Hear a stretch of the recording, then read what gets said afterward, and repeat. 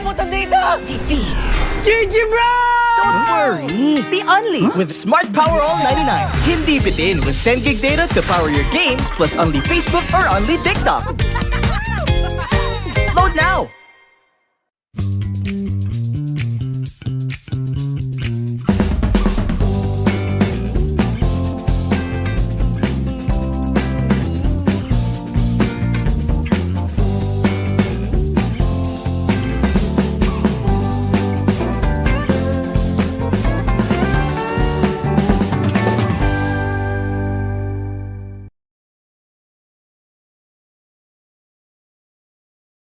Dandruff. Get triple anti-dandruff power. Supercharged with Clear. Pang-marinade, Panggisa. pampasarap, Ang daming ititimpla. Luto mo yan with Knorr Liquid Seasoning. Mula luto tong plato, sarap panalo. Luto tong plato, sarap panalo. Luto tong plato, sarap panalo. Luto tong plato, panalo ang luto mo.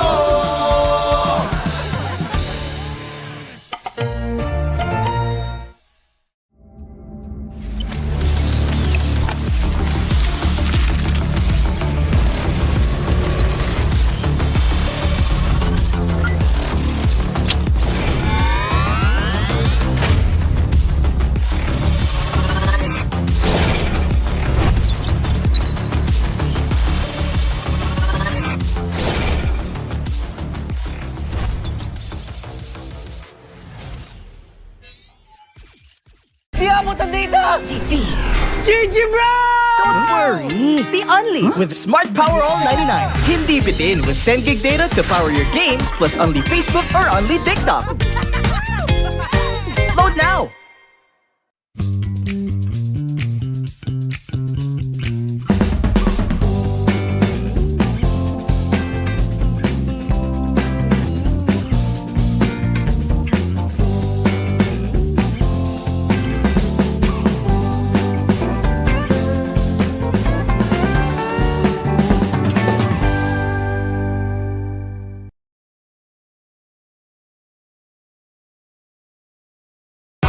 Enemy alert. Your scalp gets 1.5 times greasier, causing dandruff.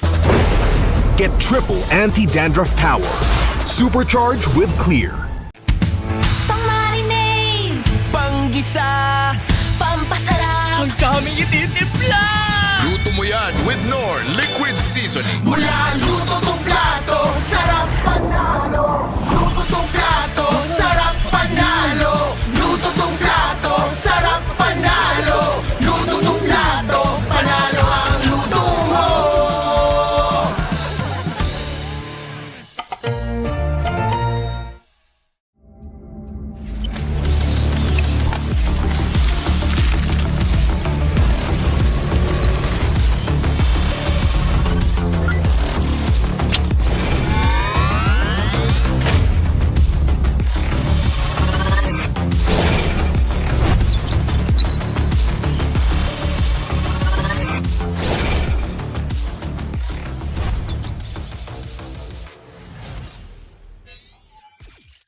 Di abot ang data! Defeat. GG bro! Don't worry. Be only with Smart Power All 99. Hindi bitin with 10 gig data to power your games plus only Facebook or only TikTok. Load now.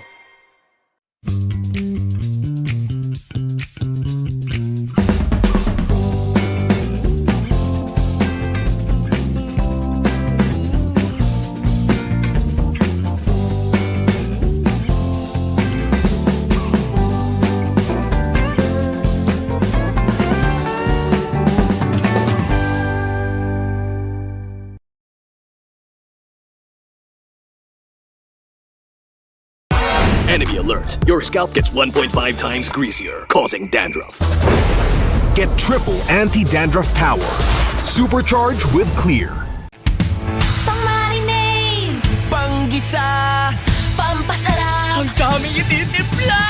Luto mo yan with Knorr Liquid Seasoning. Mula luto tong plato, sarap panalo. Luto tong plato, sarap panalo. Luto tong plato, sarap panalo. Luto tong plato, panalo ang luto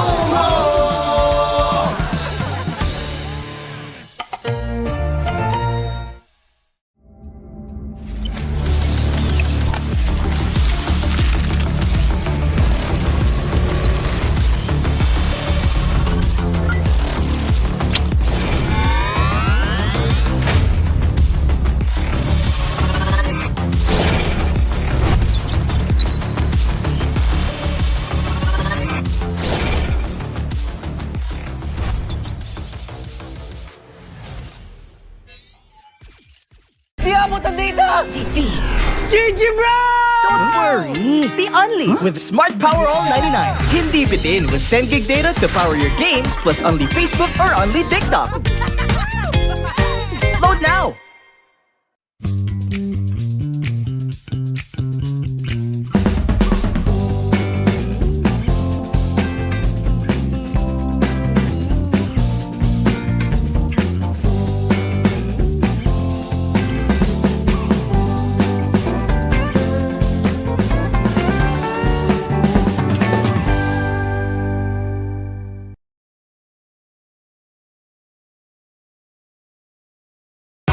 Enemy alert. Your scalp gets 1.5 times greasier, causing dandruff. Get triple anti-dandruff power. Supercharge with Clear. Pang-marinade. Panggisa! Pampasarap. Ang daming ititimpla! Luto mo yan with Knorr Liquid Seasoning. Mula luto tong plato, sarap panalo. Luto tong plato, sarap panalo. Luto tong plato, sarap panalo. Luto tong plato, panalo ang luto mo.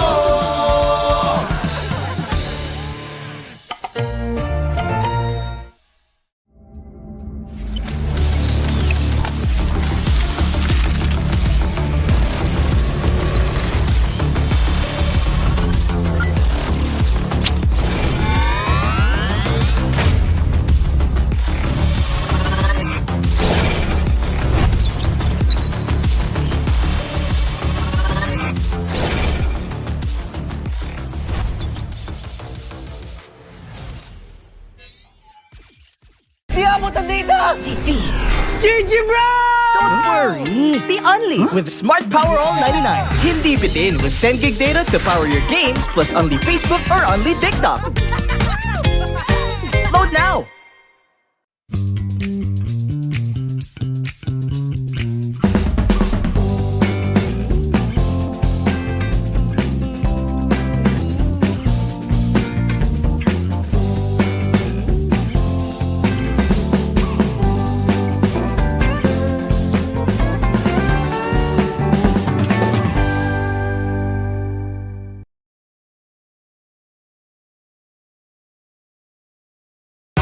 Enemy alert. Your scalp gets 1.5 times greasier, causing dandruff. Get triple anti-dandruff power. Supercharge with Clear. Pang-marinade. Panggisa! Pampasarap. Ang daming ititimpla!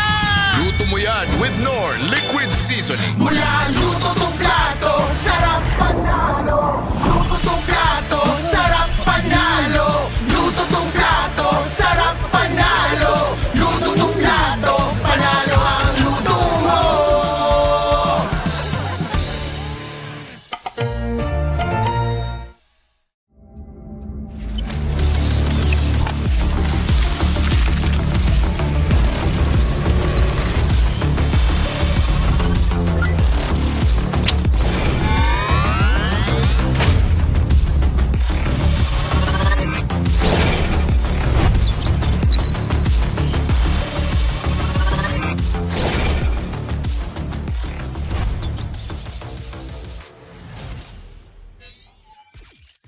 Di abutan dito! Defeat.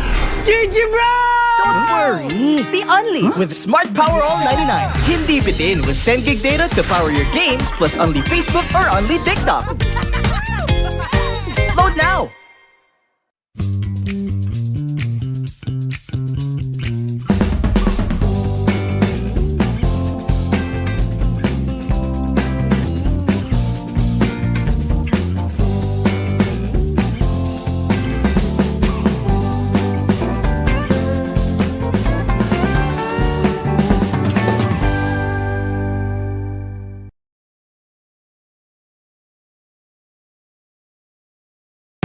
Enemy alert. Your scalp gets 1.5 times greasier, causing dandruff. Get triple anti-dandruff power. Supercharge with Clear. Pang-marinade. Panggisa! Pampasarap. Ang daming ititimpla! Luto mo yan with Knorr Liquid Seasoning. Mula luto tong plato, sarap panalo. Luto tong plato, sarap panalo. Luto tong plato, sarap panalo.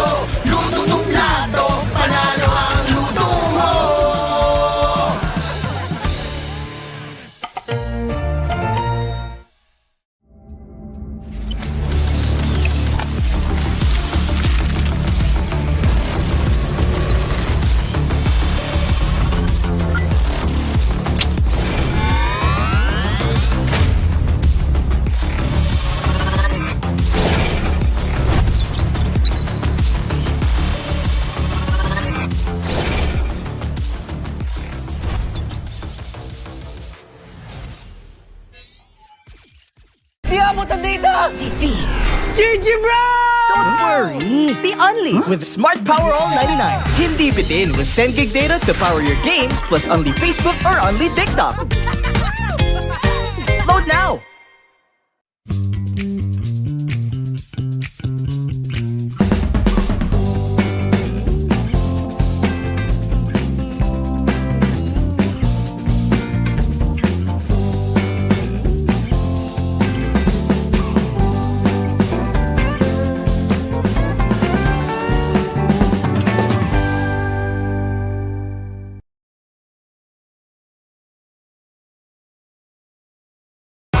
Enemy alert. Your scalp gets 1.5 times greasier, causing dandruff. Get triple anti-dandruff power. Supercharged with Clear. Pang-marinade. Panggisa! Pampasarap. Ang daming ititimpla! Luto mo yan with Knorr Liquid Seasoning. Mula luto tong plato, sarap panalo. Luto tong plato, sarap panalo. Luto tong plato, sarap panalo. Luto tong plato, panalo ang luto mo.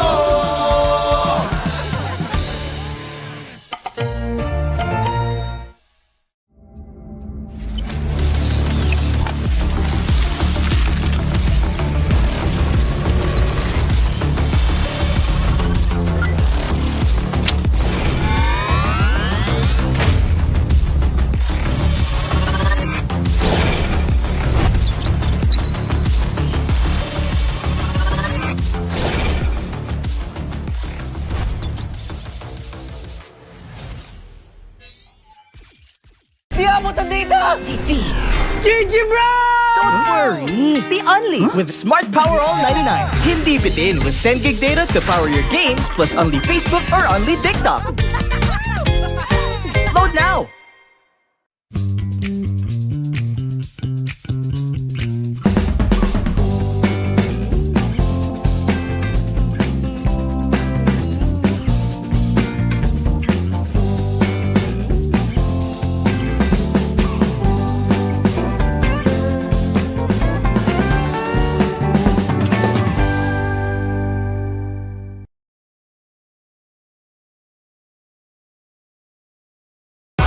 Enemy alert. Your scalp gets 1.5 times greasier, causing dandruff.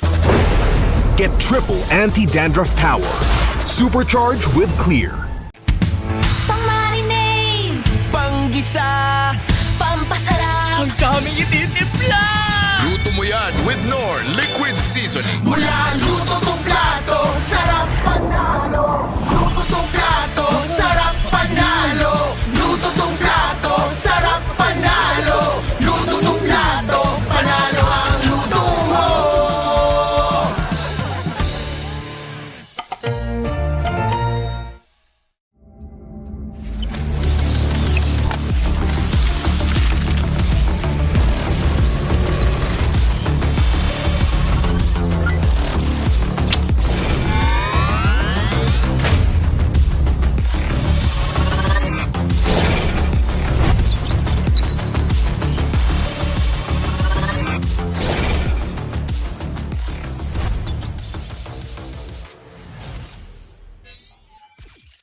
Di abutan dito!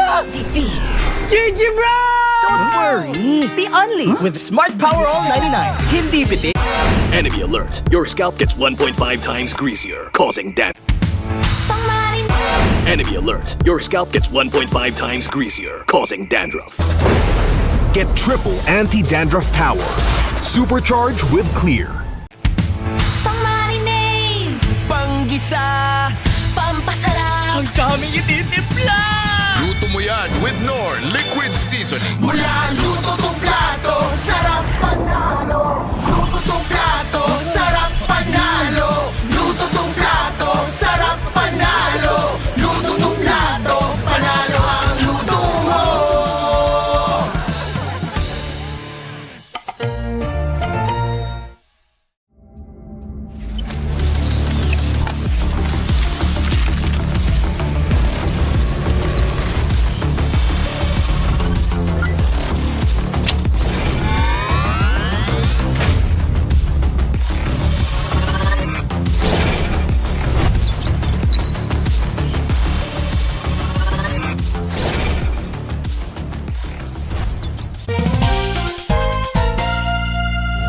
Sunod-sunod na comeback ang nasaksihan natin ngayong week. Ako nga pala si Bentings, ang maghahatid sa inyo ng MPL Hot News.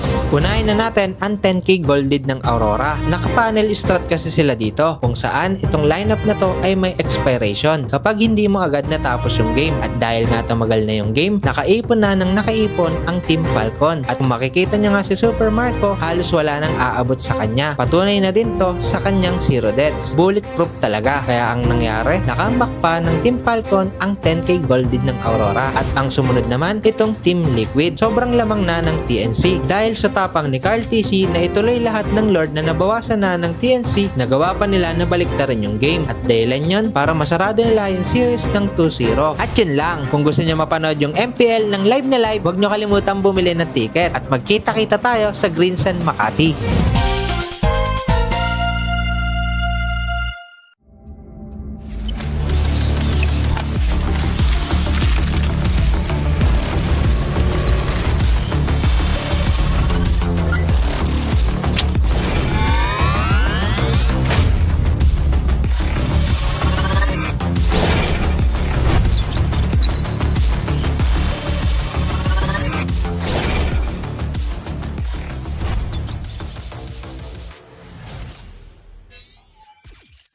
Di abutan dito! Defeat.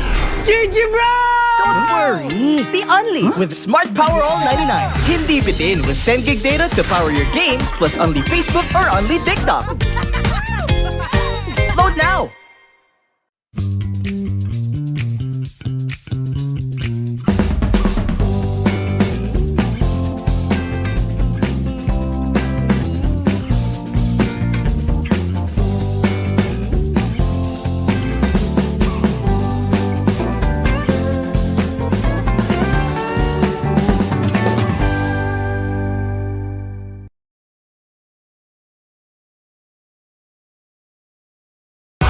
Enemy alert. Your scalp gets 1.5 times greasier, causing dandruff. Get triple anti-dandruff power. Supercharge with Clear. Pang-marinade. Panggisa! Pampasarap. Ang daming ititimpla! Luto mo yan with Knorr Liquid Seasoning. Mula luto tong plato, sarap panalo.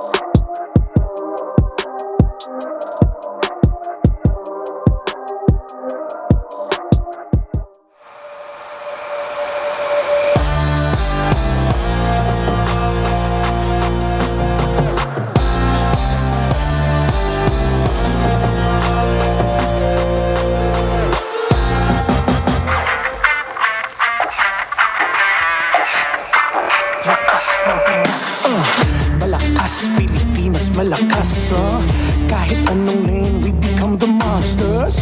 Malakas, Pilipinas, malakas face the golden sun and repping for the 3 stars. Get us to the top, no ifs, no buts. Winning any game, para to sa PINAS. Di mo matitinag aming boses sa new level. Nasa kalye man o mobile, you know I become a legend. Listen, open fire, we unite, we winners. But with pressure, like diamonds are made of. Switching the lane na parang gera. HP Racing may reset up. Kakatang buhat ni Hilda, full dome SS parang Laila.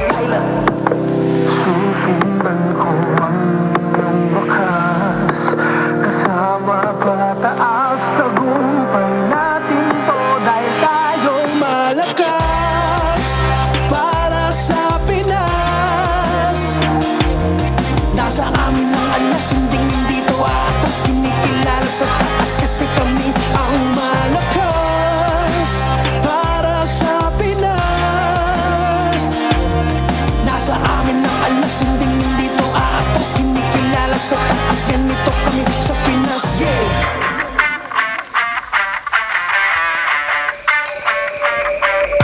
Laging MVP, no surrender, no retreat. Pag nagsama-sama, just imagine what we can achieve. Laging MVP, no surrender, no retreat. Giving 100 on my all, cause we just cannot be defeated. We are unstoppable, immune and invulnerable. Ready ang equipment, lahat frozen, mala, crowd control. Pakita on the jab, east to the southeast. Taas ang matawad, proud and loud, cause every enemy we devour. Susundan ko ang iyong wakas, kasama pataas, tagumpay natin to, dahil tayo'y malakas para sa Pinas.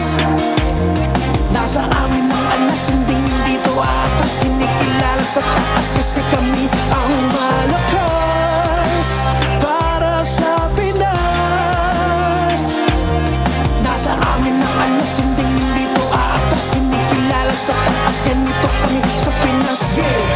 Lakas, Pinas, malakas, kahit anong tumas. Malakas, Pilipinas, malakas, face the golden sun and repping for the 3 stars.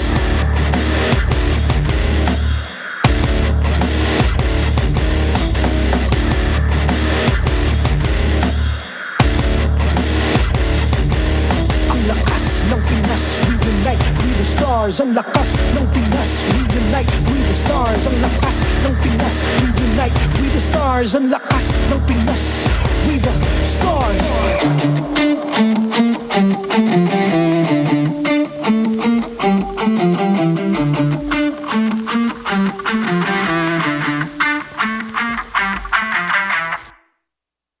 The 16th season of MPL Philippines is brought to you by the following sponsors. Infinix, the MPL official tournament phone. Infinite plays, infinite wins. Victories you can count on. Smart, the simply reliable telco partner of the MPL. BPI, the official bank partner of MPL Philippines. Mas magandang bukas, buksan sa BPI. Our partner in esports, Clear Men. Power up your dandruff-free scalp. Supercharge with Clear. And Knorr. Pang-marinade, panggisa at pampasarap, basta may Knorr liquid seasoning, kaya mong iluto yan. Don't miss any MPL action by following our official Facebook and subscribing to our YouTube channel. Follow MPLPH on TikTok for more content. Experience the lakas ng Pinas of MPLPH Season 16 action live at Green Sun Hotel. Grab your tickets now via the official MPLPH website. MPL Philippines is monitored and supervised by the Games and Amusements Board.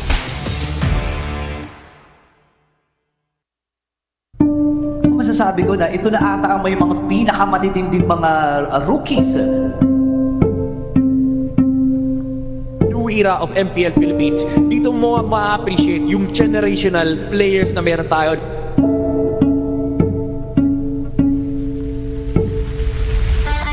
Ibang klase ang nakita natin from all of the teams. May mga nagpasiklab.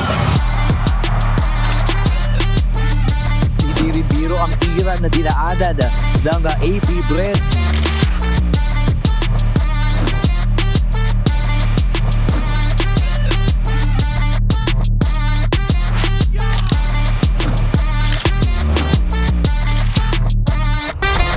Dito talaga nag-start yung new age ng MPL.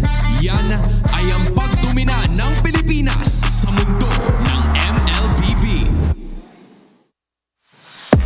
Maligayang pagbabalik, MPL Superfans. Nandito tayo ulit sa MPL Arena. And my name is Ansel Ria. And this is your very own Odin. At and ito this is ang pangalawang linggo ng MPL Philippines Season 16. You know, Odin, based on what we saw, parang ang tagal nung huling beses nating nakita. And I assume marami tayong makikita ngayon. Sobrang dami nga nating nakita nung week 1 pa lamang at itong linggong ito ay mas lalaliman natin ang pag-uusapan natin tungkol sa eras of the league. You know, you've mentioned about eras. Maraming mga teams, maraming mga players na pinagdaanan tayo at this point. And honestly, I feel like kailangan pangalanan na lahat ng mga eras na pinagdaanan natin. And I'm sure na malalaman natin at matututunan pa natin yan kasama ang dalawang serye natin para sa araw na ito. You're definitely right, Hans. At sabi nga natin, unang week pa lamang, napakarami ng teams ang nagpakitang gilas. And right now, marami pa tayong maaaring malaman sa looban ng Land of Dawn. Well, we're about to find out more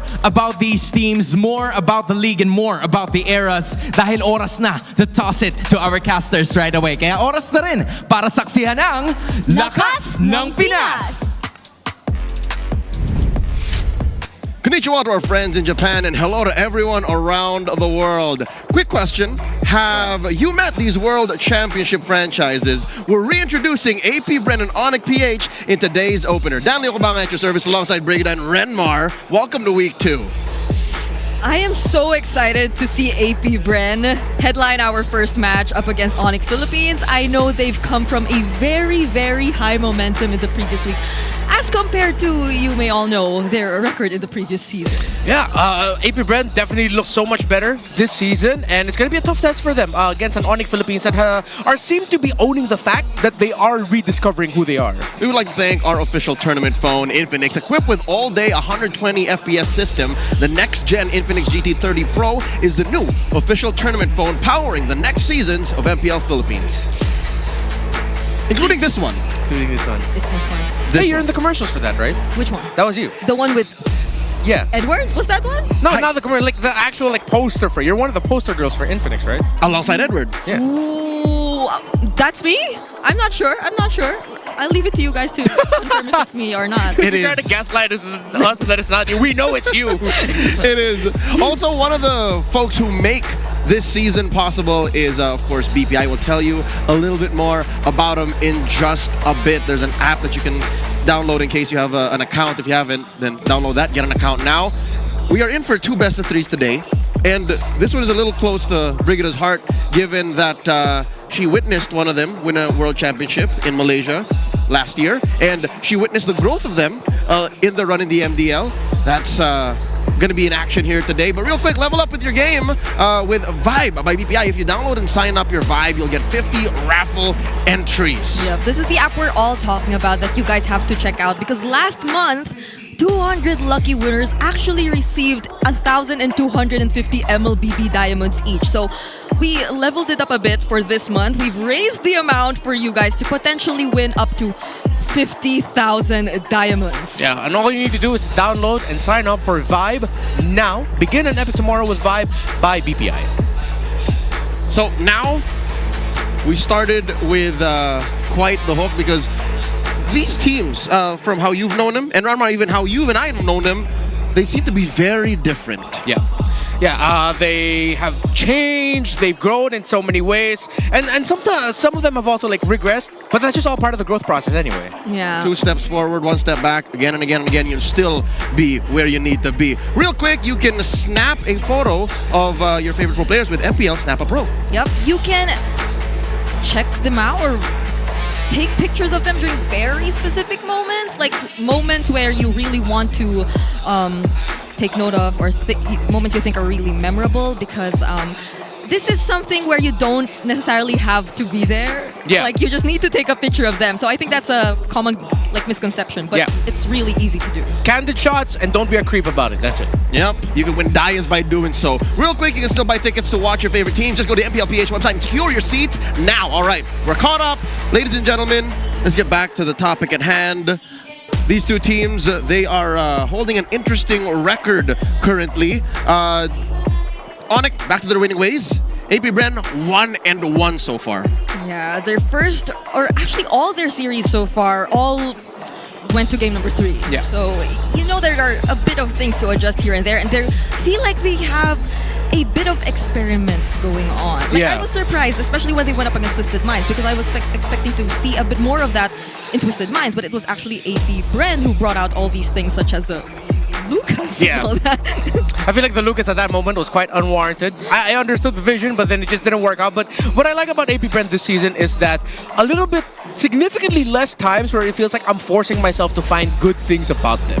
Where now it's clearly there, the good things, especially through things like what X-Nova has done in the map as the roamer for AP Brent. And it's unanimous all across the league, from talents to players, they have good things to say about members, the newer players that we have, specifically Twisted Minds. That's right, Twisted Minds has a majority MDL lineup. 4 out of 5 are players from the last season's MDL champions, ONIC 9 Lives. And here today, we will see some MDL graduates as well. Twisted Minds are not going to be in action tonight, but do note that amongst AP Bren, a lot of MDL talents there. Amongst ONIC PH, I strain to recall, I don't think they have any MDL talents. For ONIC PH? ONIC PH. Yeah, nope. None at all. None So at this is a all. good test. This is a great benchmark. Yeah, I feel like, especially for teams such as Twisted Minds, being able to really defeat Team Falcons, let's say, is already a pretty great benchmark. But for AP Bren, in the past few series that they played, it's but it's been against Smart Omega, it's been against Twisted Minds, and of course we would all like to see them go up against world caliber teams. And this is that exact moment that we're waiting for, or that we're talking about, because this is ONIC Philippines, and despite what you mentioned about them probably having a bit of crisis here and there, we cannot take away the fact that they are still the world champions. And I think the world champions are close to the top of the standings, given their sweep last weekend. We'll be showing you guys in just a bit exactly what the leaderboards here in MPL Philippines Season 16 looks like. They are second. There you are, the Twisted Minds. Yeah, they were able to sweep the defending champions of MPL Philippines, Team Liquid Philippines, who are sitting at a 1-1 standing. Of course, Twisted Minds, the plot twist of the season, still continues to grow. A lot of people online unanimously saying that, hey, we see the vision now that Twisted Minds is bringing to the table. AP Bren also, of course, after week 1, looking really good. But I think to get away from the topic just a little bit, as we are looking at the standings, Aurora and TNC have had less than stellar starts to the season. And Aurora will be in action later on tonight. And boy, oh boy, do they have quite the opposition facing them. It's a doubleheader tonight. It's Friday night, MLBB, ladies and gentlemen. We're opening up again with AP Bren versus ONIC PH. And then we're closing off strong with Team Liquid Philippines and Aurora. Yeah, I know it's a Friday night and that it is most probably very busy outside in the streets of the Philippines, but I am expecting to see our audience fill this arena once again, because Team Liquid Philippines and Aurora, I feel like this is the best opportunity for Aurora to redeem themselves later on. But of course, we're going to start things off with AP Bren versus ONIC. Yeah, and again, as mentioned earlier, I'm excited for this because it's a really good litmus test to see where exactly AP Bren is, with ONIC already saying, hey, we have some things to solve, we've acknowledged them, and we've been working on it. It's a good time to see where AP Bren is out of the table. While for Aurora, I hope we get to see an Aurora like fully awakened. I feel like we haven't seen the full potential just yet. They have only had one match, but usually one match is like a good way to see, okay, what needs to be done. And a lot of people online, and all of us here, have agreed that Aurora, it seems like they're still trying to find that chemistry with their new roamer in Light. Tis a good reality check to get O2'd in your opener. Ladies and gentlemen, these are the players you'll be seeing in action leading their squads. Aqua recently called out of retirement by AP Bren, and Super Prince, the up-and-coming face and team captain of ONIC PH. They both have quite the record in MPL. One of them, a product of the Filipino amateur scene, that's Super Prince, the young Prince Ramirez. And then Aqua, Arvin Resho, amazing at just building himself up through the years. We'll show you stats in just a bit. He had quite the run and still kept a good KDA. Yeah, I agree. And the fact that we mentioned them being the leaders for their respective squads or their respective teams in this match, it really makes you wonder, like, how does Aqua carry this name or title of being a leader? Because we all know him to be a very quiet person. I think I've been talking to his former team manager when he was also still part of RSG, that really is someone who's quiet.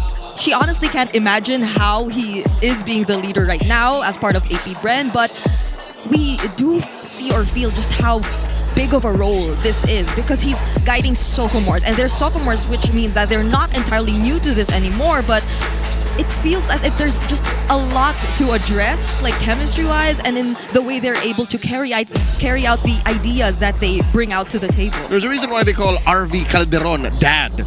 Yeah. Even when he was at RSG, they called him Dad. I never got it up until this point. Yeah, there really is just sometimes that the dads in our lives are usually like the more quiet type, right? And if Aqua's that kind of guy, if you're gonna build a team around a guy like Aqua, then you need good pieces around him, which is why with Aqua being here, it allows X-Nova to shine. But not to take anything away from X-Nova, I feel like from what we've seen from him, we've also seen like great individual plays. But the fact that you have a centerpiece in your squad like Aqua to build around to help lead the team, it again allows everyone else to shine. James Banks has looked even brighter. Lord JM, is my guy, Mr. 50-50. He's looking a little bit more 60-40 as time goes on. And if Aqua leads him in the right direction and the team follows, maybe 80-20. Yeah. Here we are, a closer look at the all-time records, highest average KDA. We are counting players throughout their all-time high career records. Players who have played more than 30 games in the league will be recorded. Look at this. Super Fritz, after his debut since season 10, #1 in the charts. Aqua, I'll tell you now, I lost track of when this man debuted, but look, he played through eras where he played for teams like Signal Ultra, teams like LPE, Eagles, and he's still #2. This is so nostalgic to see. Even Yuji, like seeing his name here. And I don't know if some of you would recall, but even formerly ONIC, Super Spider Miles. I think that's Spider Miles. Spider Miles, yeah. He's a super fam, so he is super fam, yeah. He's part of that World Championship lineup. It's the final evolution of Spider Miles. He becomes super. Yeah, but it just goes to show again, to have that stellar a record after multiple years, even few isn't on that list. Yeah. The fact Even that Marco isn't on that list. Even Marco isn't on that list. So the fact that Super Friends and Aqua have kept their game up for more than 200 games apiece, it's crazy. It's amazing. Ladies and gentlemen, we would also like to acknowledge folks watching from the TT Racing home grounds in Cape at Tagpuan in Montalban. That's the Sonic Republic. They have their own little watch party to support ONIC Philippines. And if you want to be part of the next ones, go ahead. Hit them up on these dates. There's one happening tomorrow when they face off against Aurora. So that's home grounds today, and then Cape at Tagpuan. I think they have them both. They're both, yeah. They're It's both just in different parts of the metro. Yeah. One in Taguig, the other in Rizal. Yep, they're bringing it closer to all their fans, at least for now within the metro. Like, I think Montalban is already outside. It's in the outskirts. Yeah, the outskirts of the metro, yeah. The metro, so yeah, for now, if ever you are not able to come to the MPL Arena, or if you're not able to secure your tickets, then these two venues are available for you guys. Yep, if you want to watch it with like-minded fans or not, you want to, argue about who your favorite players are and who's going to win, you can do that. We have a question for all of y'all watching, though, from at home or on your phones. Is ONIC Philippines going back to their form in Season 14? Yes? No? It depends, and why? Let us know why you answer C. Do we have an answer at the table? I have very strong opinions about this. No. I don't want to see teams go back to old forms. I want to see them evolve. I want to see them grow. So if they're going to go back to their Season 14 form, it just can't be that. It has to be what they were when they became world champs and carry the experience of that to a newer form. And we're sort of seeing that again with King Kong looking locked in after their first series, but they went through a different hero. Instead of the Joy, it's the Lancelot this time around. That's evolution. Yeah, I guess I'm going to go with it depends too if it's in a sense of dominance and the way that they're just able to really play a game which makes your opponents feel threatened whenever they're going up against them, because like other than that, I feel like they have to just adapt to what we see evolve in the meta. And we also had a very recent adjustment too, so maybe that's something they can potentially, That's a hot fix match. I'll say D, not yet. Share your answers, and we'll get to it. Ladies and gentlemen, let's welcome these teams making their way on stage. It's AP Bren and ONIC PH. It's time to kickstart the second week of MPL PH with Lord JM, James Banks, Aqua, X Nova, and Shizo. Make some noise for AP Brand!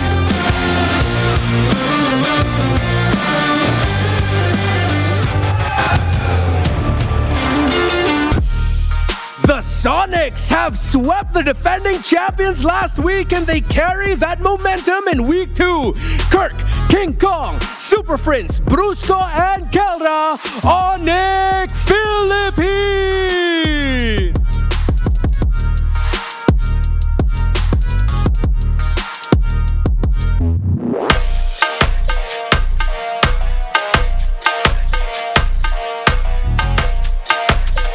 To oversee and uphold the tournament's integrity, our marshals for the match, Juvin, Chico, JJ, and Jeff.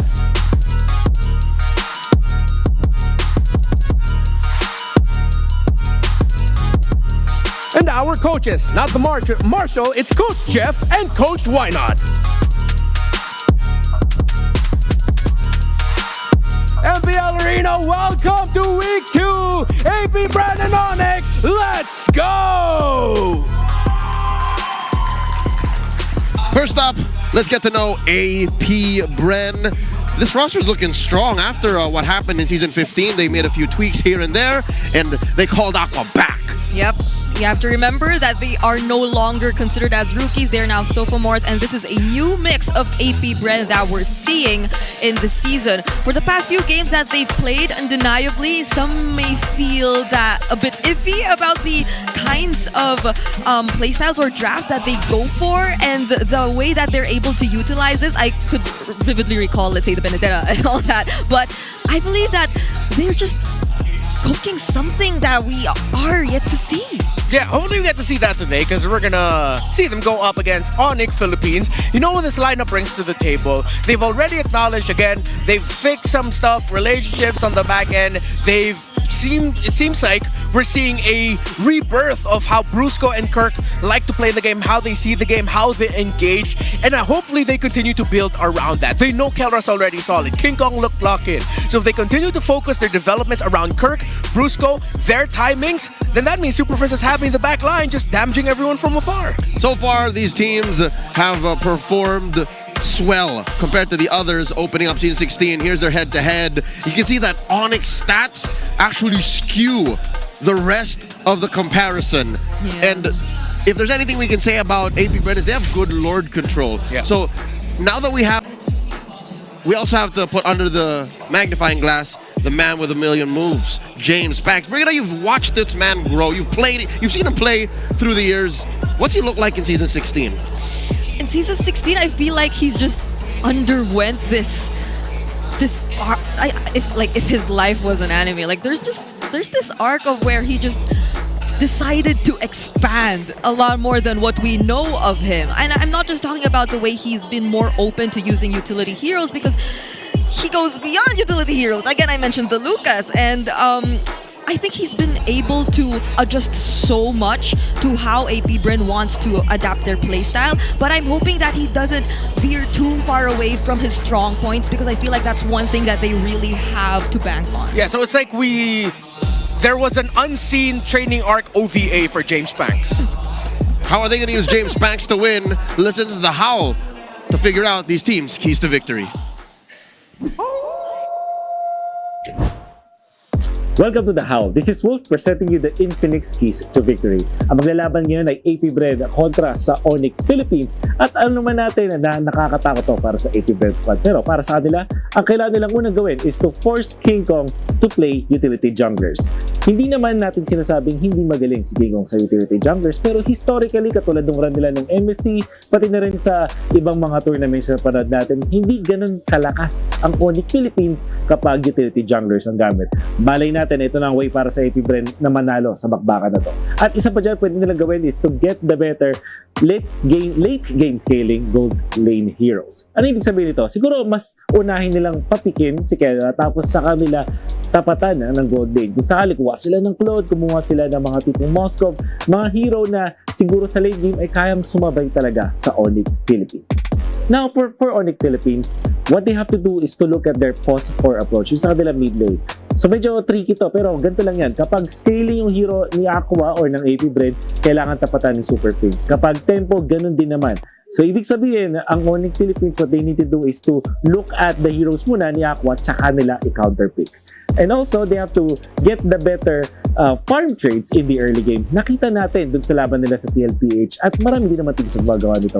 Kapag fast-paced gaming ang ginagawa ng kalaban nila, ay mas nananalo sila kapag nakakuha sila ng knockout na green camp or mga extra lanes or outer turret energy shields. Basta mas maganda yung trade na nakuha nila sa mapa, they're gonna have a better mid-game and eventually the late game. Yan ang strengths ng ONIC at yan ang pwede nilang gamitin kontra sa AP Bread. Now, let's get into the game. Thanks, Wolf. Breaking down the keys to victory in the how for AP Bren and ONIC TH. Super Prince, he deems, should step up to Aqua when it comes to their mid lane hero matchup. He reckons that they should both be scaling. Do you agree with this, Bring It Up? Because they're both very good damage mid laners. Look, they share the Selena and the Farsa. Yeah, I feel like that mostly applies especially for ONIC too, because AP Brand, the way that they are right now, it feels as if you're able to take away the lead for them, if they're even able to establish it in the early game, or if you're just able to drag it out long enough to confuse them, then I feel like that's where they could potentially crumble. So this might be a great response from ONIC Philippines if we're talking about especially mid to late game presence or decision making. Yeah, the good thing about that point though is that in the meta right now, majority of mid laners, like the ones that you're really fighting for, are so good in the early they get going, and they do naturally scale really well. Like for example, you don't usually think of Juicin as like a scaling mid laner, but imagine if that was a Juicin that got a good early game, got Sky Piercer stacks early, so that's another option you have to look at outside of the Selena Farsa trade between Aqua and Super Friends. And not to mention the whole utility jungler. That still is one of the main coin flip aspects of the game we have in the current metagame. King Kong and James Panks. We just talked about James Panks before the howl began. Going into the draft, are they, is one of these teams, based on how they end up on the sides, blue or red, will one of them try and sneak a cheeky Lancelot or Yusun Shin through? Because that seems to still be one of the main trades in the current metagame. AP Bren on the play, banning on the Fanny and the Selena, while ONIC take out the 1-1 still at large. The aforementioned Yusun Shin Lancelot trade. Arlott still out there. ONIC likes to pick Phoveus here when they open up red. Might that be the reason why they'll let the Arlott through? Yeah, lots of possibilities. I'm really looking towards the Lancelot getting rushed here by AP Brand. I think unanimously after the results of Liquid versus ONIC last week, people are in ensemble with the idea of just don't give King Kong a chance to play the Lancelot, allow him to play something like the Yi Sun-shin. Of course, because of the hotfix, did get adjusted somewhat. The early game HP that he gets and the mid to late game scaling that he gets isn't as strong as it was in the previous patch environment. So if I'm AP Brand, pick the Lancelot, take it away from King Kong, and force them to go into the Yi Sun-shin as an option. Not necessarily meaning that ONIC will pick it right away in Red 1-2. Yeah, I agree. Even though there was a bit of adjustment, it's so common to see teams not adjusting immediately right after. So I feel like the priorities in a sense, especially in the jungler trades, will still be up there. Probably the Farsa is another thing I'm looking at though, because there have been so many other mid laners that have been buffed too. And if we're talking about Aqua and Super Friends, it'll be so exciting to see them pick something other than the Farsa, since the Selena's already banned. I think that's a fair trade, because I've seen Yi Sun-shin get snubbed completely in drafts. Not Lancelot though. So if everyone goes Lancelot first, and since ONIC have banned out the Baksha, I think it's clear that Coach Why Not, Coach Hayes, they want the Farsa. They want to go Farsa X. I'd reckon Farsa Phoveus, Farsa Granger. AP Brand could also steal that away. It could also make sense as to why they would take the Fanny. Fanny's been climbing up again in the priorities for the pro scene. So if ever that might be them signaling, okay, maybe we'll pick the Farsa instead, but I would really just want to see them pick the Lancelot right away. Don't consider anything else. Yes, that means Super Prince is going to end up with something like the Farsa, but then you can go ahead and pick up the Moskov if you're AP Brand. What if AP Brand picks Kalia? What if they go Kalia? No, you pick. Then that's a Lancelot Farsa. Yeah. And then they go Yushin Shin. Yushin Shin. I Never feel mind. like That's not worth it. Yeah. Yeah. No. Lancelot Farsa is too much. yeah, Onyx gonna lose that. AP Brand is gonna lose that trade if they end up giving that up. Yeah, maybe ONIC knows that the Lancelot might come out since they've been banning out heroes that go up well against the Farsa too, so they probably accepted this. There. And then Onyx gonna end up with something like the Lancelot Kalia. Lancelot Kalea, Lancelot Phovius also being open, considering that Phovius can go pick it up here. And then if ever Onyx actually doesn't need to rush, because they could play it around, they could slot in a Hilda a little bit later on actually to put into Kirk's hands if the XP lane matchup favors it. Considering that you don't have to worry about the CC that much anymore, if ever AP Brand end up with something slower in the EXP lane and then ONIC pick up the Hilda, then it's worth it that they gave Lancelot to AP Brand. Yeah, I feel like so many people miss seeing Kirk on the Hilda, just doing his own thing. Because so far it's been the Phovius and the Padang for Kirk that he's been playing in the previous games. And we haven't been seeing much of the active roamers. Now we're gonna see it because Brusco gets his hands on the Kalea finally after always using the high loss for the past few games. So this is gonna be a bit different from the previous ONIC. I'm pretty sure they were gonna get the Farsa. Why are they leaving this open for AP Brand? I think they're just thinking about that. Because there are some teams that if they have the Kalea, they don't mind that there's a Farsa on the other side. And then you already have a Phovius that can either hold or get backline access. It's already showing though that ONIC Philippines might end up with something like the Joy later on again. It could be an option. Yeah. Or have another piece in their draft that can easily access the backline. Like a Moskov, maybe even a Surprise Claude by Kelra. Rennie, what if? I don't know if ONIC is gonna drag this out, but what if they're setting up the Kalia Loyi combo? Oh yeah, I mean they were able to bring Kyrie from Riyadh to Manila with that in and they can still do it? Yeah, they can still do it. They can slot it in later. They're up against a high loss and Juicin, so Loyi and Kalea would actually make sense for them. They get the YSS. Having the Loyi in their side means that they have a strong damage presence and crowd control presence. Yeah, I'm all in on the idea of the low Yi. You still have to consider the Farsa as an option, but I think if you have the choice, pick the low Yi more than the Farsa at this point. Yeah, so maybe take out some EXP laners that will really pose a threat to the Lu Yi, some dive heroes from AP Brand. There comes the Okay, yeah, the fact that they banned the Esmeralda, other than it being sort of a nightmare mashup for the Phovius, means that there is a chance that they're already thinking about the Lo Yi. So it's not locked in, but that's one of the potential reasons as to why you ban out an Esmeralda. Again, added to the fact that the Phovius will be sad if it's up against an Esmeralda. Yeah. Sneaky, Coach Tony. I wonder. Oh, ONIC might also just check out the condition of putting a Ruby for Kelra. So AP Brand might want to consider banning that out, as that is one of the things that you need to have to make an Yi Sun Shin jungle have a much easier time, is to have like a fighter in the gold lane. But there are teams who have flexed other ideas besides the Ruby, if I'm not mistaken. There was another, I just can't recall it right now. Liquid has put a Ruby early. But that was EXP. It was a bit that was EXP, yeah. They flexed it too. So, if that's gonna be the case though, like what are they gonna put in the mid lane too to provide a bit of help for King Kong to farm up? Because I feel like the Yi Sun Shin has been adjusted. Yeah. You might need a bit more help in the farm, but the Selena's not there. It's usually paired with the Selena. Yeah. If we're talking about that. Oh. Not even the Farsa's there anymore. So. Yeah, Selena might actually be okay. We did Oh, right, in the first phase. Oh, yeah, I mean, we did post the low Yi earlier. Yeah. So I think we're on that boat. Yeah, maybe then, I don't know if it's in the books for ONIC, but the newly buffed Lilia has been bubbling up for months now. And here she finally got the shot in the arm she needed for extra spell vamp on her Glooms. Yeah. Maybe? Because you're good against the... You do a little bit more burst compared to the Zushin. You do get against the lane and the Hylos. That's annoying against the Hylos. Right? Yeah, it would be. Although, I'm a little bit more towards the boat that Loyi just gives a little bit more crowd control. If AP Brand let it through. If AP Brand let it through. I'm pretty sure Coach Jeff watched MSC, man.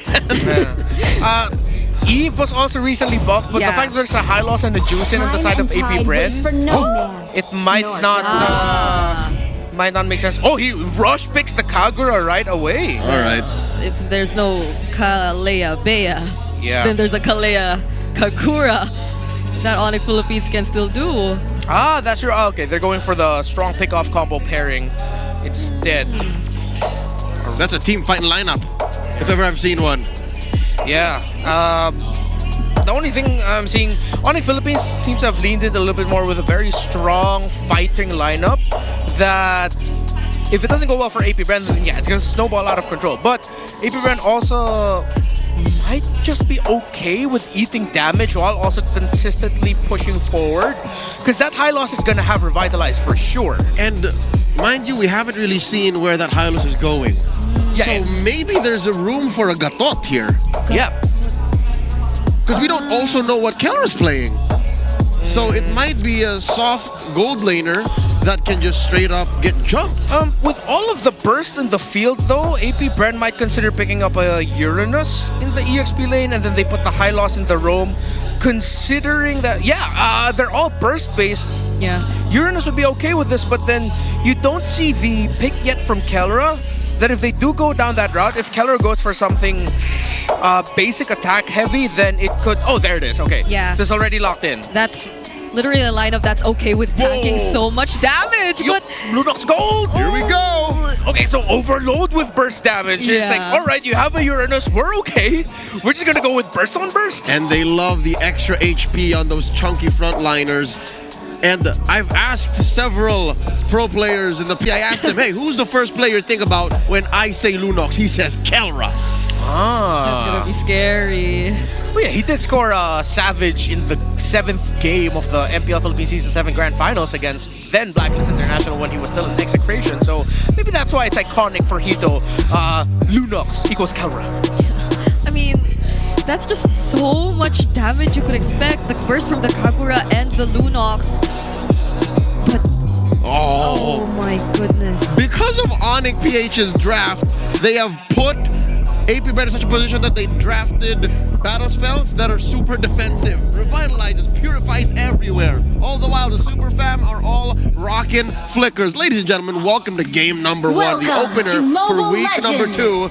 It's AP Bren versus ONIC PH. Yeah, I like this draft that we're seeing from the side of ONIC Philippines. For AP Bren, they just really need to temper their aggression, not like this, Lord J. And we saw this in MSC. He might get caught out here. He might be able to get away. Nope, not looking good. That's the first blood for Brusco. Oh my goodness. We were expecting the damage from ONIC, but indeed it will take time. So that was such an aggressive start from AP Bren here, or for ONIC. So now we'll have to be for now AP Bren, they'll have to be very patient in the next few seconds or minutes of this game. Again, I hate to be that guy, but I'm pretty sure a lot of people are like that right now in the comment section. Lord James should not have got that late. Again, we already saw that, but no point crying over spilled milk. It's now up to AP Brent to find a way to recover, because now with the Uranus dying that early means you already lose the strong presence of your lineup. Kurt got a significant amount of damage as well onto the gold turrets, meaning that he has that gold lead. And this Phoveus is an important piece of the ONIC lineup that you're gonna need to find a way to slow down his progress, because if not, then this is gonna be an easy game for ONIC to scale through. Interesting matchup in mid. Again, we don't get to see it as often since Kagura has just come back into the metagame. She does well against the Zushin. Like, you're not able to really spread out the love, as you will, as the dominant mid laner. Because look, she's at full health all this while. Zushin is at half. Oh, does get the slam on her. She's fine. Rush Umbrella Flea is so good. It is. The ability to just cleanse yourself out of it, even if you get the stacks though. Although this might not be too good for ONIC, but they're still able to find a way to fight back. X-Nova will be actually the first to fall. Fast execution, it doesn't connect. Brusco will be traded out, however, and still, James Pax, he gets to survive and get away, but they'll have to let go of this turtle, and Kirk is still going for it. Up against two, he still finds the kill on Aqua. Yeah, that's exactly what I was talking about earlier. Because of that early game start, Kirk is having a great time. He's 2-0-1, and AP Brand need to solve that Phoveus problem right away. If they're not going to answer it directly, they're going to have to trade it in another part of a map. But with how fast ONIC Philippines are rotating so far right now, it seems like they're not going to give AP Brand that opportunity. Very much represented by that mid lane matchup. AP Bren have a huge problem. Vision. They are so dive heavy that they can't see past 6 feet in front of them. And this is all the more made worse, exacerbated by the fact that ONIC can see the whole map once King Kong says it's go time.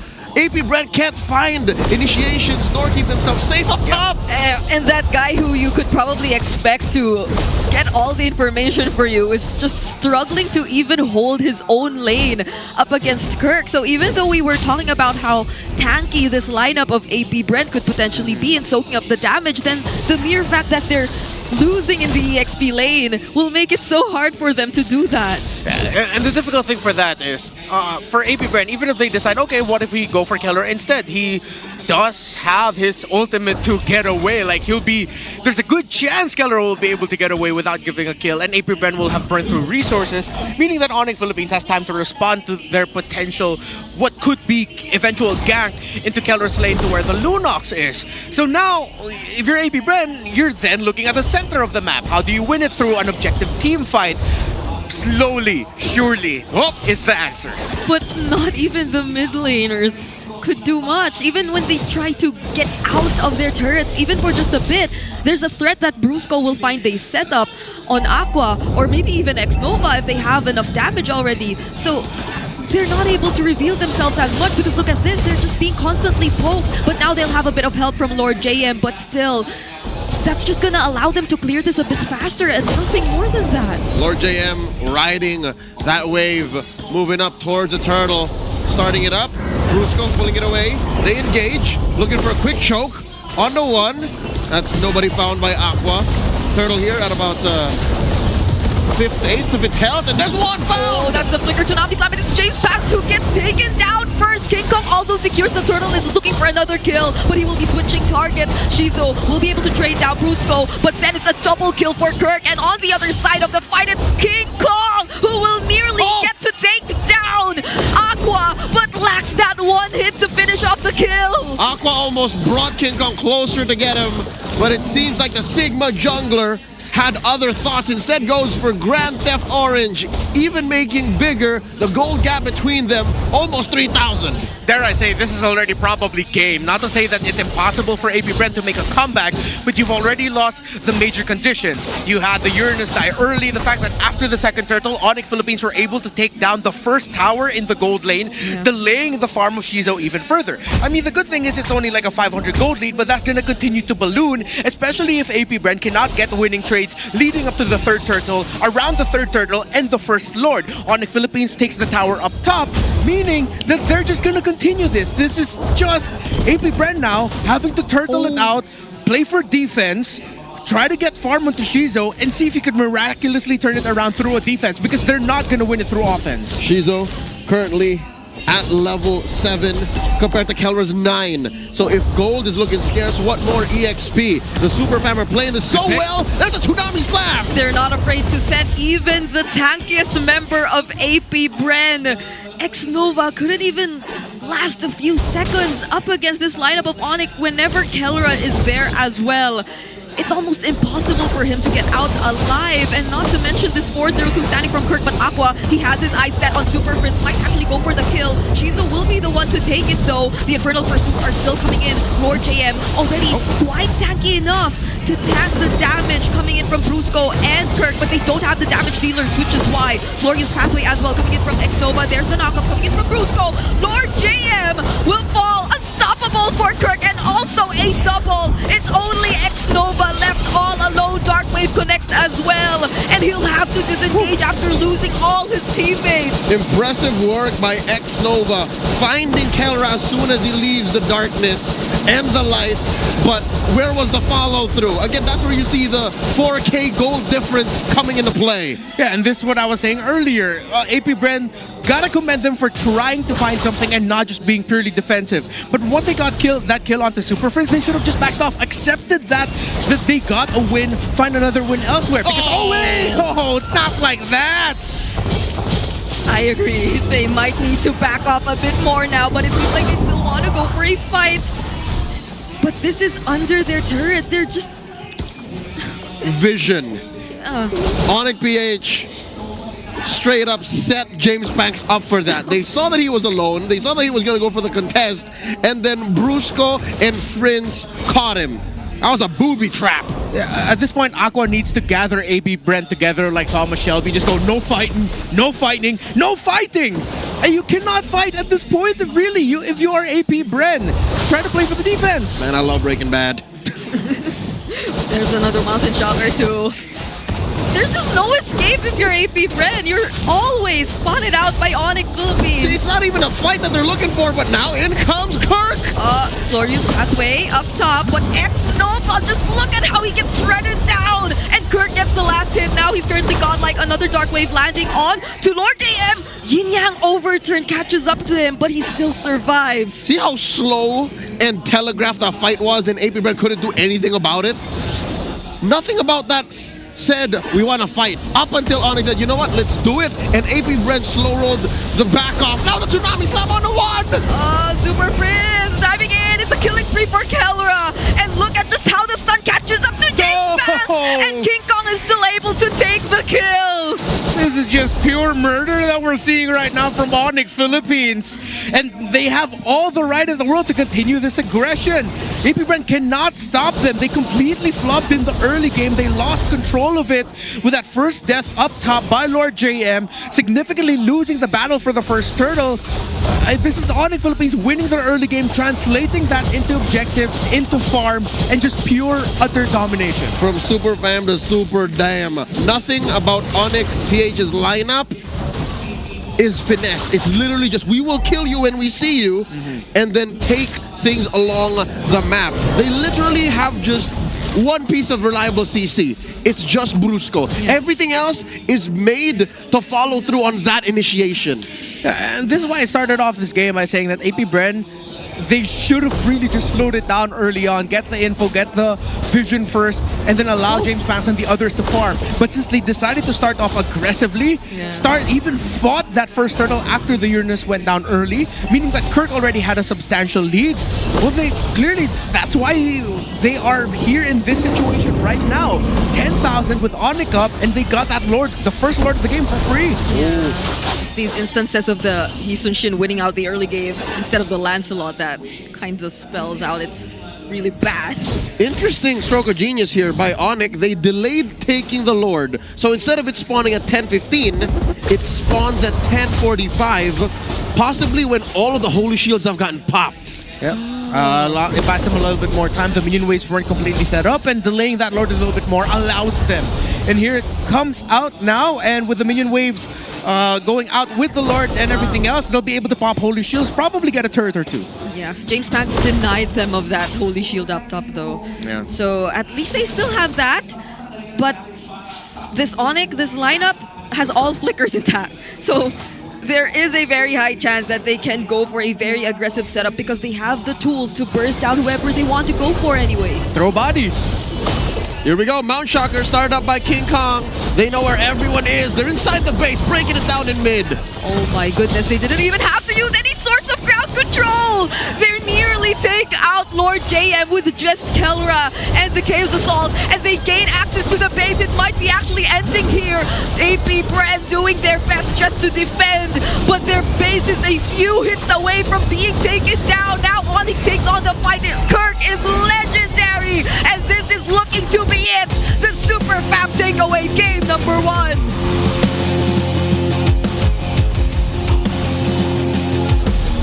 A lightning round by the Super Fam takes the first game in the series. Now, I'm wondering, what was all the Purifies for? Were they all afraid of just the Tsunami Slam? Well, they respected the fact that the combination between the Kalea and the Kagura is going to be one of the key conditions for ONIC to start building an early lead. But again, they forgot one simple thing. Just don't cut that lane in the EXP lane, man. It's the moment I saw Lord JM behind enemy lines, it was like, I've already seen this. We saw this in Riyadh. It's not going to work in Manila. Yeah, it happened too many times in Riyadh. Like, I think it was even for teams like SRG. Yep. And the like. So it's just so sad to see it happen again. Yeah, and it just goes to show how devastating it is to play in the Philippines. One error, you could even say it was a small error, but in the Philippines, it's like small errors are magnified times 20. It was a good read by the Super Fam, and this lineup that brought damage, wonton damage to the board, had it going in spades even in the opening minutes of this bout. So that's one way to start the match. Very good for Super Fam. I think trouble also was found in AP Bren's recovery, in their efforts to try and do that, because they were very, very, I don't want to say greedy, but they were taking fights and looking for opportunities where they shouldn't have, and they got punished hard by Kirk, because he would love to see you dive deep. Yeah, and you're gonna have to give all the respect to Kirk. 8-0-5 on Phobius after everything that was thrown at him. After what happened in MSC, his performance in MSC, it's good to see now for 3 games consistently, Kirk has been an absolute presence for ONIC. Undeniable. It looks like Kirk is 100% back.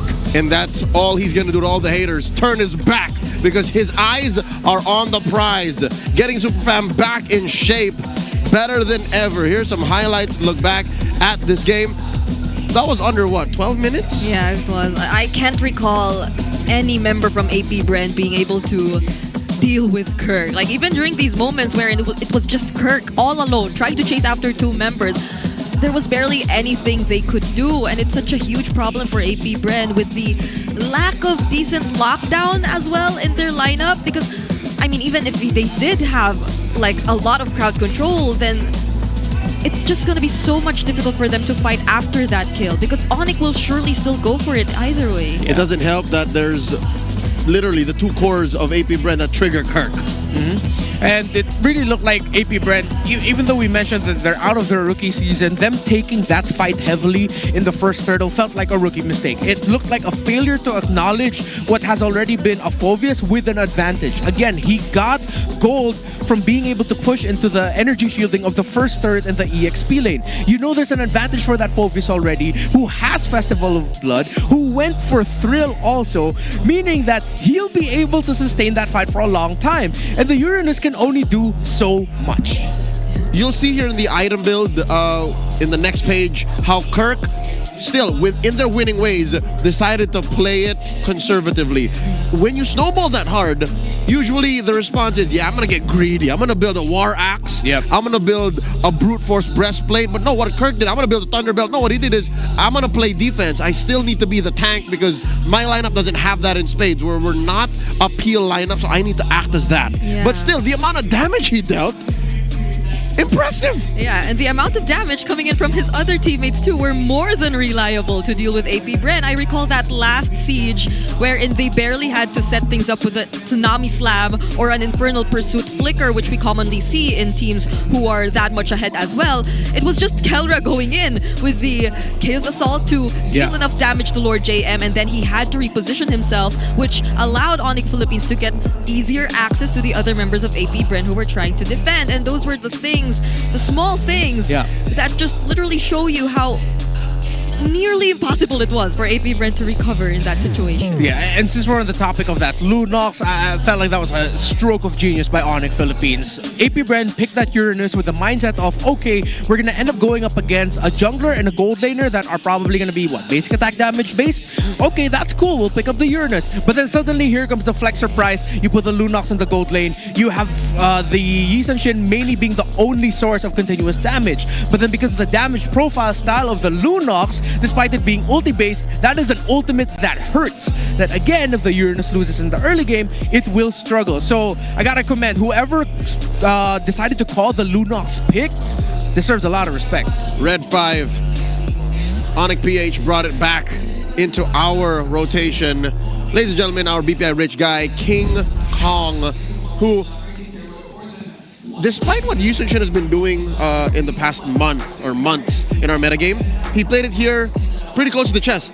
His Mountain Shockers were one of the reasons why Kelra had such a great go, and how Brusco and Super Friends were able to often find their targets is because vision. All right, go everybody if you need to. And it also tells Kirk how deep he can go, because they know where all the members of AP Brand are. Yeah, I believe the mid to late game damage was the adjustment that we saw also for Yisun Shin in the recent patch, but I just think that the quote-unquote late game came a bit too early. Yeah, exactly. for ONIC Philippines. So yeah, we haven't really felt the impact of this adjustment to the Yisun Shin just yet. No, I think what the nerf did to Lancel on Yisun Shin was to help slow down snowballs. But I think one of the major problems with these heroes is, at least for Yisun Shin, is I think Mount Shocker is just too good. The stun is painful, which we saw here now. In hindsight, maybe that's also what the Purify is used for. So now, back to the question of who are they now? What is the reintroduction to AP Bren and ONIC PH looking like? Because it's clear that ONIC PH are better than ever. They have found their place in Season 16. How about AP Bren? Yeah. Let me bring up one possible answer. They have one major change, their leadership. Aqua now calling the shots. Where did that call for Mr. 50-50 to go deep come from? Yeah, that is the biggest question, and maybe that's something that we'll be able to learn more about through the interviews that they have post-series. Hopefully we do get to find out, because clearly that became such a big and it's not just us. You could really see it in game. Uranus cut early, died early, meaning that it reduced its presence in the first turtle team fight, allowing Kirk to go crazy because Kirk was able to get farmed. Simple as that. Snowballing into everything else. And AP Bren, what Aqua said here in his quote is that they are hungrier to win and they have a lot more different things to show. Hopefully, it's more good different things, not different things that make us scratch our heads and question why they did that. Yep, I really love what Super Prince mentioned as well in the quote, because we were constantly on the topic of ONIC rediscovering themselves and trying to figure things out. And the way that he mentioned how they're just trying to be a bit more disciplined compared to before was something we have definitely observed in that previous game. Even just talking about that build which Kirk went by in that Phoveus who was snowballing. So I'm liking how ONIC is seemingly taking things one step at a time. And one more step towards victory. They're at match point. Ladies and gentlemen, let's check out the ping test, how these teams prepped for the match at hand. Okay, nasa akin, Mike. Mike, check. Gulo na ng buhok ko eh, di ko pa naayos eh. James Punks versus King Kong. ONIC versus ONIC. Paano pag nangyari ka kay James Punks? Losing your pre, sabi mo diba? Na-burning yung red ka na pre. Like I'll never know. Losing you will talk with love and love. Oh! Oh, yeah, James talaga. Nag-aapoy. Ito na. Paisa nga ya, mga kasonic. Paasi naman mga kasonic. Nag-aapoy.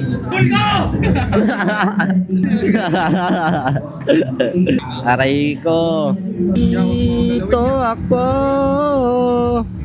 Nagdurugo ang puso. Gagalit kaya. Yan. Yan. Solid ya.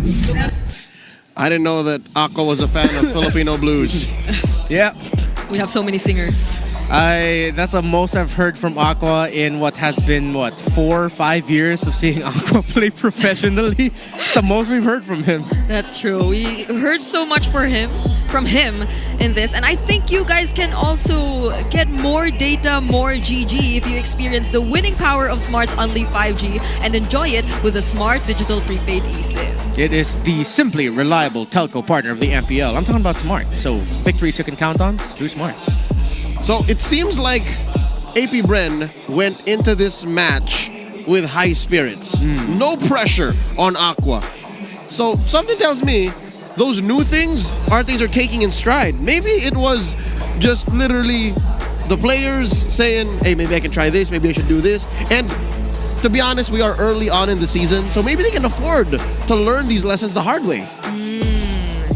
They're not so down there too in terms of standings. Yeah, I guess. they're literally number 3. Yeah. So this is something maybe new to AP Bren, especially compared to last season. Although it does feel a bit safer than their previous experiments. So I think that's also a way, or in a way, them respecting ONIC Philippines and their capabilities. It's just that it completely slipped out of their heads to be careful from the first minute onwards. So yeah, maybe they should be a bit more careful about that in the next game. Yeah, to take the heat away from AP-BRAN a little bit, looking a little bit more like ONIC, looking a little bit more at ONIC Philippines. Again, it was a good read. The fact that they decided, you know what, once we fast clear the mid lane, as we have mid lane priority, let's go up to the EXP lane, see if maybe we can, give a little bit more difficulty for the Uranus, so that you have the Phoveus Shrining. Actually, looking at how ONIC Philippines played that game, it felt a little bit like I was seeing how ONIC in Indonesia are playing the game, with visiting Lutpi a little bit more in the EXP lane, while you're leaving Skylar in the gold lane, which in this scenario, it's Kelra in the gold lane, to his own devices. So I think that's something that AP-BRAN has to look at now for this game number 2. What if we're going to be seeing something that we've already seen in Indonesia, but we're seeing also being replicated here in the Philippines? It's that they're going to actually visit Kirk more in the EXP lane, so that you look at a little bit more priority towards the EXP lane matchup. I love that you brought that up, because it's a huge question that a lot of people are asking. When ONIC PH spent a month in Indonesia to prepare for MSC, did they pick up more of ONIC's habits, or did ONIC ID pick up ONIC PH's habits? Where did this rotation style come from, going towards the EXP lane? Because it now makes more sense if you consider that it came from ID first, because Lutpi is a player that in the late game will come in clutch. He will come up from the long lane and then join the fights later on. So that means it begs the logic that in the early game, you make it up to him first. You rotate to him so he has a strong start, so he can become a bigger game changer mid-game to the late. Let's go into game number 2. The draft has begun. It's AP-BRAN versus ONIC PH. Choosing sides. ONIC decides to go red. Well, this was where they were able to bring out the surprise earlier too anyway. So, and I feel like there's a bit more leeway for them to be able to do this entire rotation we're talking about, since I feel like they're just so confident in Kelra and his ability to manage the lane. Even though they were forced to pick their gold lane last, or I don't think it was forced even, it was the decent matchup of a Harith and the Lunox. So it brings us back a bit to the past. It's not that bad of a matchup, the Harith Lunox. I think, if I recall, it's even the Lunox slightly winning it. Yeah, that used to be the old main trade. It was either Alice, Harith, or Lunox in the gold lane for most of the top tier gold laners back then in Season 7. So I like that ONIC actually decided to stay with the red side, because it forces AP-BRAN to grow and adapt and change. So they decided, you know what, maybe let's look at the center of the map instead. Maybe giving the Kalea was one of the reasons as to why we lost that early game, and why things got out of hand for AP-BRAN to handle. I still think they should lean towards a Lancelot rush. I don't want to see them fall into the trap of rushing, maybe taking away the Phoveus, but then with the CC open, maybe that's going to be something they might lean into now that they'll rush pick the CC, just so that ONIC will have to struggle a little bit if they do decide to go Phoveus again in the EXP lane. Yeah, there's an Arlot too, if ever they want to consider that. Yeah, I think AP-BRAN picking the Lancelot to start was the right step. Yes. So blue 1, Lancelot is safe. Now, does ONIC change up? Maybe they do. They go, because since Kalia's out, they go, Farsa's open now. So yeah, they do go to the CC route, but maybe I feel like this is telegraphed already. Yeah. The fact that ONIC chose the same side, they decided, AP-BRAN decided to forgo the ban of the CC. ONIC sees us coming. Let's see if AP-BRAN can pull surprises out of here to throw ONIC out of their game. What if Lancelot Phoveus, or Lancelot, or Farsa Phoveus? I might be leaning towards Lancelot Phoveus. If I'm ONIC, don't pick Phoveus. Go for something like the Lapu Lapu instead, honestly. It is open. To banish all darkness. Well, I mean, a lot of the XP laners are still open, so... Magic is my life. They picked the Harith instead. Because they know that they can't get punished by the Phoveus. They already have the CC. Yep. And again, having a gold laner Harith means that you don't need to visit it as much. It should be relatively safe. Going again to the idea that maybe ONIC Philippines are drafting a little bit more towards Kirk. The fact that you already see CC as the mashup and they're saving the EXP laner pick for later. I feel like that's even more evidence towards that idea. So with AP Bren, just pick up the Farsa now, but then accept the fact that you do want to rush the Gacha also. That means you're going to the second phase without your gold laner though. But if I'm AP Bren, just go for the Gacha Farsa now so that you already have those bases covered. We have a quick audible from King Kong as he stated again in an interview with GMA News Online. When we lost in the grand finals of season 15, I think that was worse than how we felt after losing in MSC. We got more motivated to face the reality that there was a lot more effort that we needed to put into our game and transparency. For sure, they do want to get a shot at defending their title in the upcoming World Championship. But this is a surprise. It's a Bruno Kagura pickup from AP Bren instead. I'm not so sure if you'd still feel encouraged to pick up a Farsa. Or, I mean, against the Bruno, yes. Yeah. But against the Kagura, might not be the best. With the Juicin gone, can't pick Selena either. Let's go. Maybe they'll go Eve? I will choose my own For later? Yeah. Okay, so they go for the R-Lot.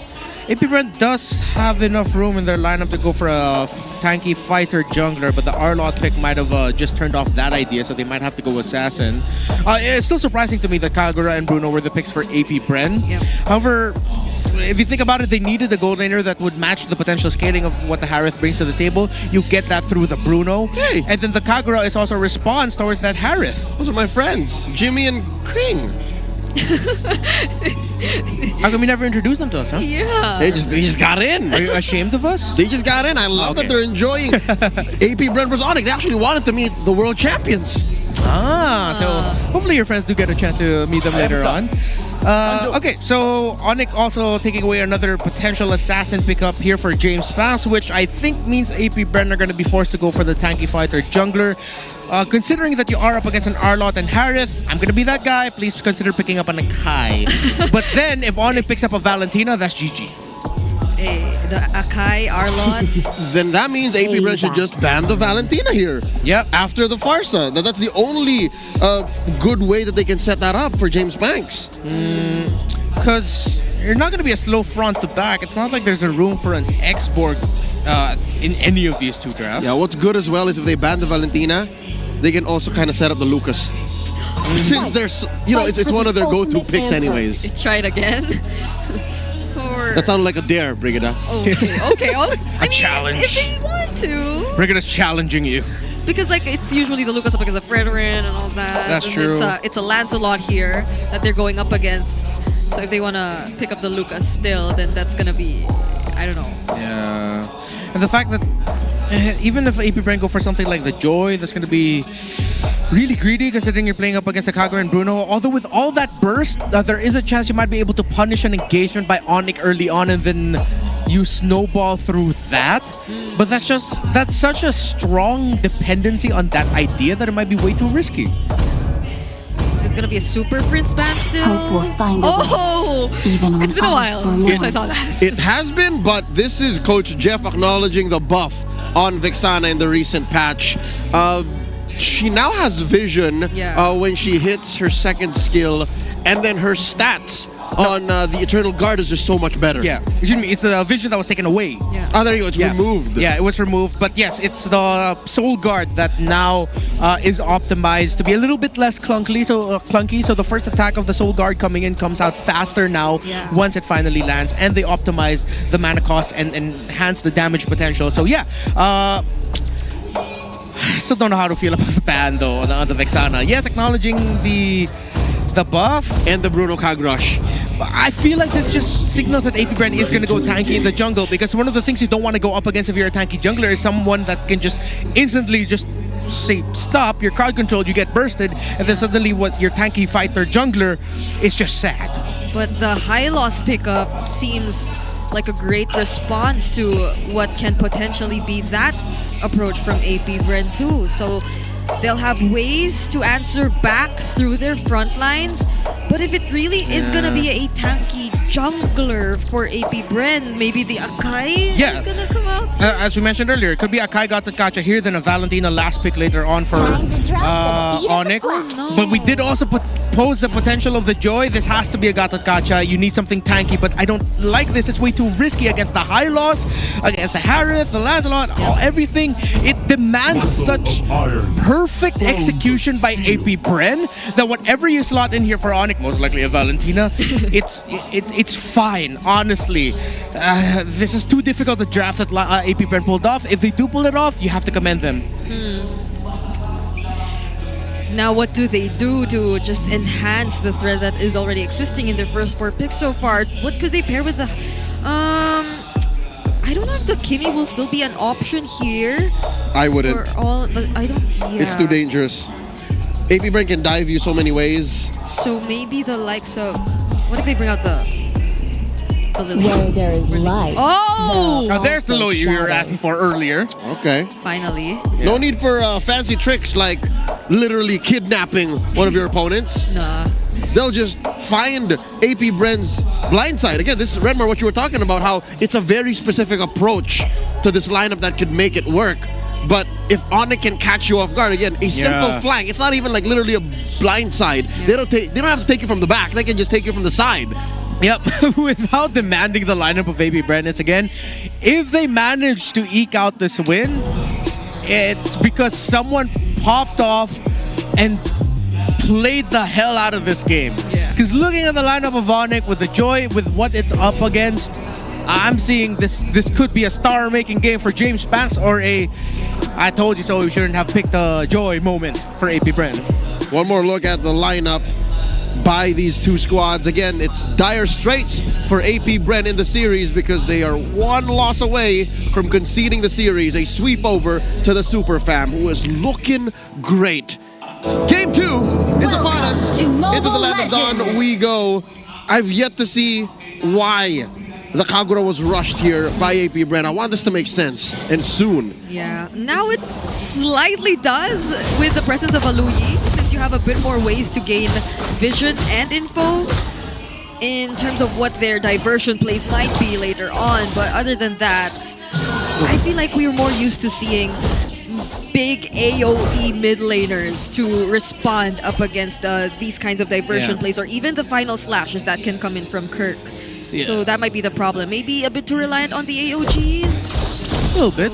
However, what I like about the Kagura pick in this regard is, again, as we saw, the Kagura did give the Harith of Shizo in game number 1 a little bit more difficulty to maneuver it, because you throw the umbrella wherever the Zaman force is, and then suddenly, wait, where am I going to dash? Where am I going to dance around? And it does have that built-in Purify that if ever you do get caught out, there's a chance for you to get away, to respond just in case you don't get bursted. You do have a flicker with it as well. So I'm still holding my opinion on this Kagura pickup. It could come out really good for them, but again, it's such a mechanically demanding lineup that they decided to play. And both teams seems to be rotating a bit more towards the EXP now. It's not just ONIC doing or going for that plan. X-Nova seems to be providing a bit more assistance to Lord JM as well. They absolutely cannot let the same thing happen all over again. And now it might actually be an opening.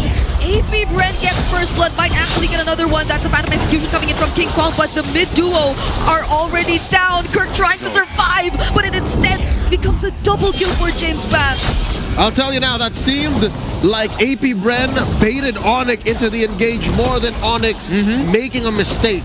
ONIC, the coast was clear for all they know, but AP Bren was ready to welcome them with open arms. Yeah, a great adjustment by AP Bren. That's exactly what we were looking for here. What they needed to get in the early game for that first turtle, they got it. So that's one condition check. Now, because AP Bren were able to do that, it's up to ONIC Philippines to try and find the answer. Because now with Aqua hitting level 4, Brusco Super Friends, they weren't level 4 just yet at that moment. Oh, wait. JM, Phantom Execution needs just one hit and he won't get away from that. Gets to use the curtain call though, but King Kong just needed to step out. Yeah, I feel like we saw that exact same rotation by ONIC against Team Liquid last week. I feel like I saw this already with King Kong on the Lancelot, with after the first turtle, once it's open, they go ahead and dive, which last week it was Sanford, now it's Lord JM. Someone put that in a clip for social media to put side by side, and I think it was roughly at around the same time earlier. So still acknowledging the EXP rotation heavy ONIC PH that we're seeing, and we see with the Harith versus Bruno, Shizo's having difficulty. Shizo forced the flicker back. X-Nova to the rescue. Gotta give credit where credit is due. The MDL graduate in X-Nova, former RQ Kaito, is doing well to actually set up these lane-to-lane, coast-to-coast rotations. AP Bren able to keep up a 500, 600 gold lead here 3.5 minutes in. There's a diversion play too, but Lord JM senses it. Will be instead trying to keep himself safe because there's an upcoming objective as well. Again, very XP heavy rotations. Renmar, you set this up in the pre-game for game number 2. ONIC are still setting it up, and I guess it just is byproduct that the turtle is in the same lane. Yeah, so put a lot of pressure there. I mean, considering what CEC brings to the table, you do want to pressure it as much as possible. And I think AP Bren are going to be giving up the second turtle of the game. They're going to slow things down, meaning that later on they might have to find a win rotation. Oh! That's a surprise coming in from Kirk, and it's Kellera who will be taking down Shizu. The EXP and the gold lane do something just to take down the Silent Kid, but they might have to let go of this turtle in exchange. The silence in the EXP lane should have been a clue, but it wasn't as ringing, as glaring, as loud as that rotation in the turtle. I think AP Bren could have sworn that ONIC was going to be there, but wait. Oh, there's another final slash. The vengeance is in for Lord JM, but that's not going to be able to save him. Super Prince picks up the kill. Kirk's a monster. 4 games in a row now on point. He just used the final slash at the bottom lane. Keller able to get away just in time from Aqua, and then he was able to join in with the diversion up top, had the final slash again, securing the kill onto Lord JM. The 2 kills we saw around the second turtle spawn, before and after, came from Kirk. Here we go. Finally, AP Bren able to push that tier 1 now bottom. They're making up for lost time. Yes, they did score the turtle, but ONIC PH have been getting big ticket kills on him, mostly in the EXP lane. Looking at these builds so far, King Kong only down about 400, 500 gold. Very respectable. But still, Lord JM, despite what's been happening to him, again, his second death happened about a minute ago, still builds the War Axe first, so he still wants to fight. Yeah, him acknowledging that he really just needs to get his curtain call up, try to get some damage through the yo-yo blitz, and then you've already done your job as a CC. Let's see what he decides to build into the defense item route. Maybe Athena Shield or Radiant Armor Rush would be good for him at this moment, because you need to survive the burst damage you're going to be getting from that low Yi most likely, who will be poking you down. Even the damage from the high loss once you get spotted out by ONIC. Lord JM is not giving up. He wants to hold down this EXP lane, set up the final turtle take for his squad. Same spot, 3 turtles in a row. AP Bren can go ahead and get this. They still have the gold advantage. Quick rotation down bottom. Again, ONIC can just turn this on a dime. They can get that diversion. Kellera makes himself visible, and here comes the diversion. They'll just want to get a bit out of the turret. HP down, but was close. But so far, it's been AP Bren who's just able to take the objective. Lord JM, though, gets caught by the final slash, but X-Nova in the middle of 5 members gets to land the AOG and allows James Pass to actually secure the retribution. Aqua picks up a kill as well, but Kellera takes down Aqua, and X-Nova left all alone. It's a double kill for Kellera. 100% turtle take rate for the Hive, but ONIC punish and still win fights. Nobody saw that, Kirk. That's fine.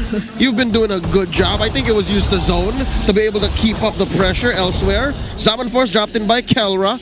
ONIC just can't convert as quickly, though. Like with all the things in life, you need balance. If you're going to get hella highlights, give us at least one low light to clown on. But yeah, Kirk has been stellar. He's 0-1 and 5. The rotations of ONIC Philippines are sharp around the diversion of the low Yi. And let's look at the CC. Yeah, still at the war. Still going for a BFB. Okay. Already a Husk loss for the Bruno. Shizo not that far off in terms of the gold against Kellera. AP Bren are still most definitely in this, but I think they're getting somewhat outplayed by all of the fast rotations that ONIC can do in the map. That even though AP Bren can dance with ONIC when it comes into the team fights, into the skirmishes, they're losing the macro game little by little. Yeah, I think the final slash is disrupting so much for AP Bren. And speaking of, once again, we are about to see a pickoff coming in from ONIC as they take down Lord JM and potentially a turret as well. But there's a flicker from Super Prince keeping him safe. And AP Bren will try to defend this as much as they can. They don't let go of that tier 1 turret. ONIC PH wanted to sledgehammer their way through a fight even without their minions. They send over Brusco, but no one falls. Down bottom though, great slow push by James Panks, leaving that siege minion. ONIC have to respond. This is such a close game that neither team is clearly the beatdown. Yeah, we did say that the lineup that AP Bren brought to the table means a lot of legwork is going to come through from James Panks. And it's not just in the team fights, it comes into the macro as well. How much is he pushing the side lanes whenever AP Bren are deciding to commit S4 towards one side when you don't really see where the other members of ONIC are. So all you can do as James Panks is to actually just push out the side lane, see if you can push out get some vision from ONIC. Force a response, Kirk again! There you go again, and the burst damage will it actually make it? Kelra takes the kill. AOG landed by X-Nova and James Panks from behind will actually get to spot Kelra. Currently on his killing spree and also picks up a double. Shizu as well takes the kill for himself. That's 3 members taken down from the Super Fam. Devastating flank by James Panks. He takes the Super Fam from the back. No one saw him coming. X-Nova with the taunt to set it up, and it was just the perfect timing. I think ONIC Philippines are looking at what AP Bren did there and say, hey, that looks kind of familiar. In the mid lane, though, Super Friends doesn't get to diversion away. He gets caught by James Panks under the tower. We said it, we set it up, and James Panks met this challenge head on and said, I will take it. 5-0-3 for the man with a million moves. Super Prince was cutting that close. He risked it. He played at the knife's edge and got cut. ONIC now to defend against his lord. It's marching down bottom. King Kong doing just what you could when you're down this bad against a team like AP Bren who found their footing, split pushing. It's not too late. It's not as bad a situation, but James Panks is snowballing out of control. Yeah, and it's great to see AP Bren just realizing that they can't be as reactive to all these setups that are done by Kirk, because for the most part it's always been the final slash. But once they were able to find their footing and decide that they too can have a decent response, mainly through that backline or that flank by James Panks, things took a completely different turn. This is easier said than done, Brig, because maybe, let's say, if Kirk switches over and changes his priorities and tries to take down James Panks, or at least answer to him, then that leaves up a huge resource for the Super Fam. Then what do you do with the final slash? Do you use it to sweep away this buzzing little Leonin? So many questions for them. See how they're going to answer it. I feel like ONIC need to slow down the pace in the regard that they have to save some ultimates for the entry of James Panks now. And so ONIC are trying to see if they can dish it out through macro. It's going to get balanced out up top. Lord JM sees the members, but they actually already committed the diversion to get back into the spot. No clear gold advantage. This game is honestly way too close. It's just a matter of who gets to execute a little bit better. And so far, because of the little things that James Panks, X-Nova, and what even Shizo has been doing in the team fights, it's been AP Bren who's been winning these crucial trades that ONIC Philippines, I think they're surprised by the fact that AP Bren are trading so well around the team fights and have been trading well through macro. I think it comes down to the fact that AP Bren drafted a better fighting lineup. Again, it was a very specific kind of fighting, how it would flourish in a match against ONIC and how way they drafted, but the fact is, AP Bren have done this thousands of times possibly in scrims, so the fact that they found the needle's eye and threaded that through to get into this dominant position means the Super Fam have to all the more be careful. Oh, but they do set up a great push down bottom, almost even took down that inhibitor. I think that is them already being a bit more conservative though. Playing more around the macro than trying to take AP Bren head on in terms of the team fights, because we've been putting so much emphasis to the team fight capabilities of AP Bren, but that's not even with Shizo making his presence felt as much yet. So that means the best is yet to come for AP Bren. The Bruno hasn't really popped off, but at this point, Shizo has items, so ONIC also need to check the Bruno. You check the Bruno, you check the Joy. Oh, conceal by Nova. And don't ONIC let respects X-Nova it. taunt you. Okay. Could have got, he almost got it raw. Yeah. Wait, now he gets taunted. King Kong gets taunted, but he has enough damage. Nova? Forces the AoE out defensively. Huh? And Aqua's already down very, very low. ONIC regained control of the Lord. Okay, X-Nova played with fire. And he got burned. And now they're sending back two of their mid lane duo. And this is, they're fighting back. You have to force it. They can actually fight back. There's no final slash, but the damage coming in from cover and the massive execution to secure the Lord. ONIC win that fight for now, but will AP Brent be able to fight back? Shizo still going on with the free hits, but it's a disengage by AP Bren. Oh, heartbreaking rookie mistakes. X-Nova. He showed himself too early, took all that damage. Aqua decided to help cover, but then King Kong, who was in the shrub that was unchecked because X-Nova was going to the purple buff, that is anticlimactic and heartbreaking to see from the side of AP Bren. But then you see the veterancy for ONIC, smelling blood in the water right away, responding to it perfectly. The moment they brought down the Gatakacha and the Kagura low, they said, you know what, let's fight for this Lord. Even though AP Bren also looked at Kirk's missed final slash. Another kill, by the way, for ONIC Philippines. They found Lord JM in the middle. AP Bren need to get their marbles back together here because they are falling apart. I'll tell you now, Renmar, that first check by Nova after the conceal, already something was amiss. King Kong forced to use his whole kit to get away. And now in mid, there's the Glorious Pathway dropped in. Finally, ONIC are in the base, up 4K. There has to be some way AP Bren finds separation between these waves and the rest of the super fam, because I think ONIC see an end angle. AOG! Two-man final slash set, and Shizu's the first to fall. Now they lose their damage, and it's gonna be a sweep for ONIC Philippines. 2-0 for the super fam, making quick work of AP Bren under 15. AP Bren drafted the lineup that demanded perfection in micro and macro. And the moment where they slipped in the Lord dance, that's where they got taken out. Great call by ONIC to just say, you know what, let's play that 50-50, even though Kirk missed that final slash. For a while it was pristine. Yeah. For a while it was porcelain. And then it started to show cracks, and I'd hate to say it, but there has to be better communication between the mid trio. Yeah. James Banks wasn't ready for it. X-Nova and Aqua, they came back from the retreat and then rushed into a fight that they weren't ready to face. GG, well played. The AP Bren, the super fam, are in great shape. Yeah, I like how Keller took some even more time there to what seemingly looks like giving a bit more words of encouragement for James Banks. It was a good showing. Yeah. The errors that AP Bren showed here are definitely fixable. They could have won that game number 2 to force a game number 3, but what happened there in the end, definitely you can work on.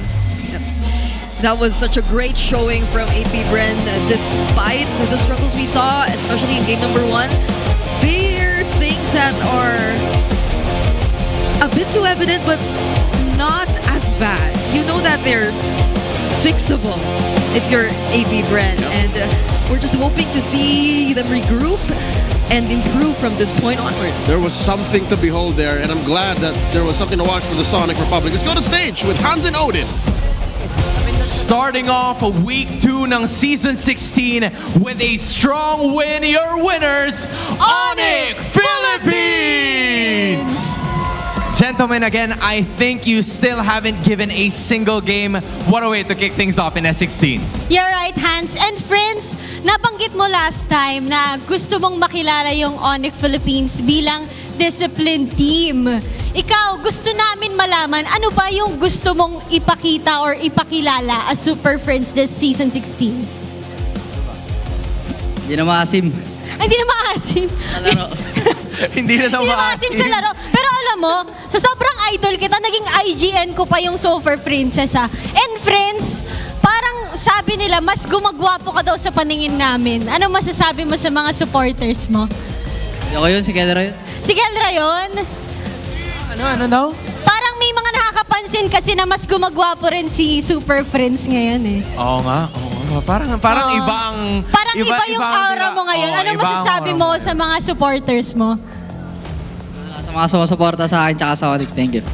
Wow. You know, we're talking Rosy about... chicks ah. Ano daw? Nag-rosy chick siya. Oo nga, I like it. You know, the confidence is there, but the humbleness also is. I want to know more about this specific, you know, moment na meron kayo. Sige, friends, you can keep that mic dahil itong tanong na to ay para sa'yo rin. Considering na ito, ang dami ng mga bagong players, bagong teams na nagpapakilala ngayon dito sa MPL Philippines, you know, APBR was composed of at least one of those new rookies na pumasok ngayon. What do you think of the new players? What do you think of the season 16 rookies na ngayon nandito sa liga? Do you feel like they're gonna be a major threat to ONIC Philippines? Anong i-expect namin? Tingin ko sa sa mga rookies ngayong season matatapang sila Matatapang sila. And I guess we're gonna keep it at that, right? Because right beside me is the person that I need to ask this time. King Kong, you know, reality-wise, it was such a solid game para sa inyo. Nakita namin yung developments all throughout. You were able to say, sabi nga ni Prince, hindi na siya maasim. Ikaw, ano bang dapat namin nasahan ngayon mula kay King Kong? Mas hindi maasim kay Super Friends na playstyle. So patanggalan ng asim to. Sino pinakamaasim sa ONIC PH ngayon? Si King Kong.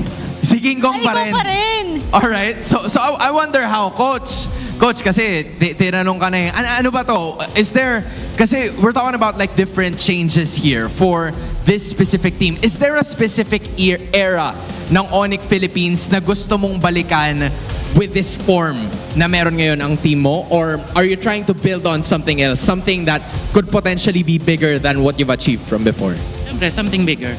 Pero kung meron man, gusto kong balikan yung prime hate. Yung prime hate? Yung support niya lang si Kyrie. Yung? Support niya lang si Kyrie. Yung Siya yung carry nun Siya ang carry ni Kyrie? Oo nga Mage ni Kyrie. Oo nga pala. Hate, alika. Babalikan daw natin yung era na yun. Odin, nandito na. Kailangan nating i-highlight ang carry ni Kyrie during that Gushon? time. Anong meron sa Gushon mo? Ano daw meron sa Gushon mo? Mahina lang yun. Top 1 Philippines daw. Nagbe-burst yan 3 seconds. Ano? Nagbe-burst yan ng 3 seconds. Ano masasabi mo sa Gushon? Ano masasabi mo sa Gushon ni Hate? Number-burst ng 0.5 seconds. Ito ba? Dito to yun. Winner si Record ng 0.1 second. Ano pa? Sobrang bilis ng kamay. Ano pa? Sobrang yummy ng Gushon niya. Ang dami nilang sinasabi. Odin, tapusin na natin doon. Once again, your winners, ONIC Philippines! The Sonics, Odin, are still undefeated. Makikita kaya natin ang Gushon ni Hate. Malalaman natin sa mga susunod na linggo. Excited ako dyan, Hans, at talagang sinimula nila ang linggo ng napakagandang laban. Pero bago tayo lumipat sa iba nating mga laban, ibalik muna natin sa ating casters. Can confirm, King Kong is not wrong. Gushon's hate is hate's Gushon is yummy. For those of you who don't know, there was a time wherein yes, Hate was the jungler and his mage was Kyrie. I can recall as far back as season 7 of MPL Philippines. That was their configuration under ONIC PH. But it's good to hear that the Super Fam are in such high hopes and good spirits that they can joke around like that on stage. Yeah, that was the Super Fam we all missed seeing. Because when they were kind of going through a slump, it felt like they were a bit more serious and they weren't able to joke around as much. But I feel like Kirk can afford to, laugh a lot more after this. Yeah. Like, just be a bit more carefree because he deserves this MVP title. Yeah, 100% kill participation. This is why we're saying Kirk is 100% back. Missed final slashes aside, you count the things he did right, and he did a lot more things right. He was present for every single kill that ONIC Philippines delivered in this game. And it wasn't just in the moments where it was, okay, it's 5v5 time. It came in the moments early on where it was laning, where it was trying to put more pressure into Lord JM. It was the surprise rotations to the bottom part of the map so that Shizu gets taken out. Yes, that meant that ONIC had to forgo winning objectives, but they were getting kills. This kill came just 20 to 30 seconds after the kill onto the Bruno in the gold lane in the bottom. Yeah, that was my favorite. When I saw the EXP and the gold lane down bottom. Yeah. Just to take that kill up against Shizu. And it almost felt as if Shizu found it difficult to get back in this game. Like, it was so hard for him to find the right opportunities to just keep throwing out the damage without all those disruptions coming in from ONIC Philippines. I think it's a series-wide problem, more than just in this game, because if I remember, even in the first game, his Harith, that's a signature Harith, by the way, couldn't really do much. Maybe it's also a byproduct of the draft, because look, Kirk went back-to-back MVP, and both heroes were meant to punish whatever Shizu was playing. So the silent really was silenced here. I'm hoping that they can solve that, because they got a couple more bouts to go through in this weekend. AP Brand just tonight isn't their night. Yeah, this could be the game that Kirk finally gets to shut down all the haters and doubters. That's 2 series, 4 games straight where Kirk just looked really good. Again, we talked about it heading into the series where it looks like we're seeing a rebirth of Kirk and Brusco and how they play together, the communication, and it is on point. And add to that another layer. ONIC Philippines are still playing very well around the low Yi off Super Friends. So now if you're AP Bren, I feel like what they have to go back to into the drawing board as they set up for their next matches for this week and then for the weeks moving forward is really just iron out a lot of the communication and the timings of when to get vision for X-Nova and Lord JM. And those aren't errors that demand so much to fix. You can fix that in a week's worth of scrims. Yeah, it's just really being more vocal, communicating a bit more, especially when it really matters. And specifically, I'm talking about, I guess, the mid to late game decision making, because I did mention it previously too, that I feel like those are one of the things that AP Bren definitely has to address moving forward. It's the way that they're able to be a bit more decisive in what they want to do, or maybe not even decisive, more connected, I'd say, especially when it comes to those parts of the game, because when it does drag out to that moment, then you see the veterancy of ONIC and whoever they're going up against come into play instead. And that's what led King Kong to be our BPI rich guy in the efforts of AP Bren to roam the map and set up plays to, you know, push their advantage forward. King Kong was just split pushing. King Kong was just taking care of the long lane, and he was farming up. That's why he got 900 plus gold per minute. Yep. Also have to commend King Kong for winning that retribution battle in the end, because that was a 50-50. James Pans was there. He was healthy enough to be able to win that retribution battle, but at the end it was King Kong who won it, so also have to commend him for that. On-point mechanics for the young Cyrek Perez. A lot of conversation online was also talking about how maybe the meta isn't going King Kong's way, but he's proven that if he can get his hands on the Lancelot or the Yi Shin, then the haters can just shove it up their feeds, because it's clear that the Super Fam are back. Yeah, not even the hotfix can take away Yeah, the no, I mechanics think from... That's fact. That the hotfix did very little to change Lancelot Yi Shin. Yeah, They're still number 1. Yeah, the dynamics of him are still pretty there. I think it was just, instead of it being a straight up nerf, it was more of a rebalancing, and desperately needed rebalancing as well. But I think we're gonna look at the numbers a little bit closer with a week's worth of competitions that we're getting all over the globe, and then maybe just a little bit, we might get another hotfix on top of the hotfix onto Lancelot, because I did not feel that hotfix today. Not at all. It's all their fault. Like, why we're getting all of these adjustments, it's all their fault. So if you guys love playing these heroes in rank, then you feel the difference, you know who to blame. I love that Lancelot is back in the metagame. What is it, 2 to 3 months ago, where people were saying, "Oh, Lancelot's not real," you know? It was ONIC who first brought it in the playoffs of season 15. More than Carl TZ, more than it was always ONIC. And here it is now, nerfed and still very strong. Let's go ahead and listen to the mic check here of this match to get a little more insight about ONIC's win.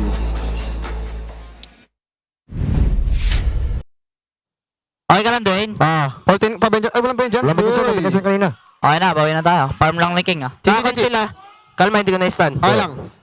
Tali tayo, Dwayne. Dito, Dwayne. Okay, sasabayan kita lakad, Dwayne. Laban lang. Kahit mamatay dyan, mamatay. Harap lang. Huwag kang karap, pre. Start ka, Joy. Yo, pre. Nastan ko. Nice. Ito muna. Bumers na. Bruno. Ngayon lang sa akin. Walang burst ka, Gura. Tingin. Bruno. Nice, Kurt. Nice. Clean. That is... Nice, Kurt. I find it difficult to find the words to describe it, because it's both succinct, descriptive, and just very chill. Yeah. And I think we may be seeing here a little bit of a glimpse as to what could have been the communication holes for ONIC recently, especially during MSC, is that a lot of the early fights a lot of the clips we kept hearing the same theme of like, no one's backing out. Just believe, just fight. Force it. Go for it, force it. That was the theme present in every single clip that we saw. Yeah, it's just always making sure that your teammates know you're there or that you can still fight, and they also know when to back out or when it's no longer right for them to proceed with it. So it's nice to see that after all they've been through, they're slowly getting back there, and maybe a bit of a throwback to what we asked before we entered the series. So, this is a new version, maybe. Are we saying that old ONIC, the ones we saw in MSC, were all about fighting? They really liked fighting and forcing things. I wonder where they got that. But now they seem to be clean, and they are found their form. Glad to be part of this, to witness the Season 16 form of ONIC PH in action. Congratulations once more. But for now, let's go ahead and look back at what happened in that best of 3 and revisit the keys to victory and ONIC PH's efforts to check out all the boxes. Here, once more, is the how. We'll be on break after this.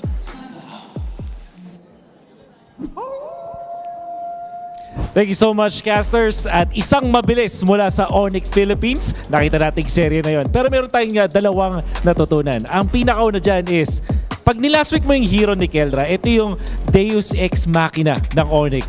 Kung ano nga ba ibig sabihin Deus Ex Machina? Parang ano to, sa anime, ito yung bigla nang lalabas yung bida na sobrang lakas na lang niya, or ito yung sa mga superhero movies na meron bilang superpower na mahahanap ang isang team at tatapusin na nga yung kwento. That's what we felt with Kelra being the last big Lunox para sa side ng ONIC Philippines. Alam natin na si Kelra mismo isa sa mga lagi namang win conditions ng ONIC Philippines, pero iba din talaga pag naka-lane counter niya yung kanyang katapat. For example, Lunox versus Harith, a tale as old as time. Ngayon dahil sa existence ng Yisan Shin, pwede na natin makita ang katulad ng Lunox dun sa may gold lane, kung saan directly na one hit niya yung isang Harith, panalo dito sa lane, at pagdating sa late game, kahit yung high loss ay napapatumba na niya. Ito na nga talaga yung malaking headache sa kahit sinong makakatapat ang ONIC Philippines kapag na last pick yung hero ni Kelra at shoot na shoot sa draft. Ngayon, nakita rin natin na yung map trades ang pwedeng maging bentahe ng ONIC Philippines kapag natatalo sila sa first turtle. This happened in the previous series, and kahit naman dito sa kontra sa APBR, nung natalo sila sa first turtle, nag-farm sila at naghanap sila ng mga maliliit na mga jungle creeps or mga minion waves na bigla na lang sila nakakabawi when it comes to their farm. Tapos makakakita pa tayo ng maraming beses na ganyan mula sa ONIC Philippines. Tingnan natin kung makabawi ang APBR sa mga susunod, but for now, ONIC Philippines na ang talagang nasa taas ng ating scoreboard. But apart from that, meron tayong aabangan. It's going to be TLPH going up against Aurora. Nako po, inaabangan na talaga itong matchup na to. So, wag na wag kayong aalis dahil magbabalik ang MPL Philippines Season 16.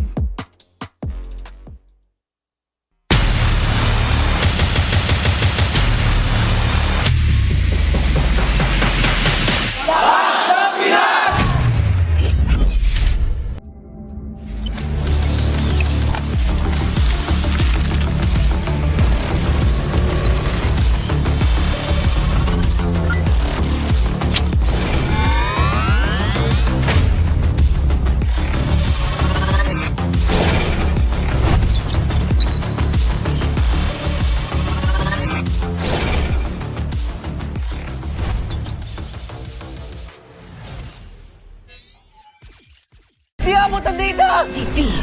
GG bro! Don't worry! Be only with Smart Power All 99. Hindi bitin with 10 gig data to power your games plus only Facebook or only TikTok. Load now!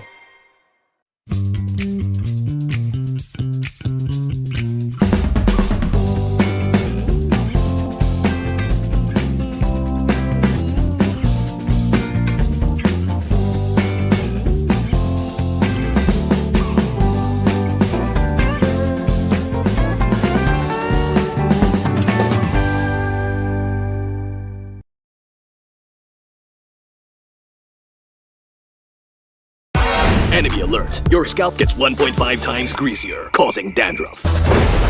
Get triple anti-dandruff power. Supercharge with Clear. Panggisa, pampasarap, ang daming ititimpla. Luto mo yan with Knorr Liquid Seasoning. Mula luto tong plato, sarap panalo. Luto tong plato, sarap panalo. Luto tong plato, sarap panalo. Luto tong plato, panalo ang luto mo.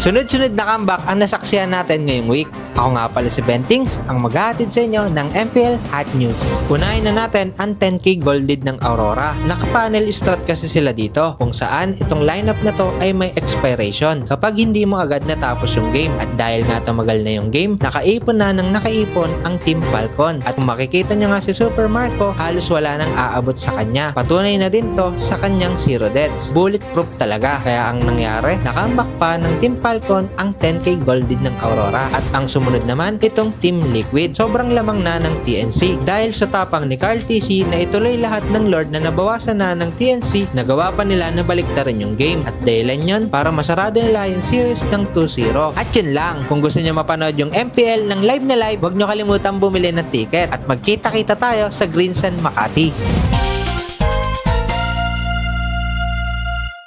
Okay, nasa akin, Mike. Mike, check. Gulo na nga ng buhok ko eh, di ko pa naayos eh. James Punks versus King Kong. ONIC versus ONIC. Paano pag nangyari ka kay James Punks? Losing your pre, sabi mo di ba? Na-burning yung red ka na pre. Like I never know, losing you, not really loving now. Oh! Oh, yeah, James talaga. Nag-aapoy. Ito na.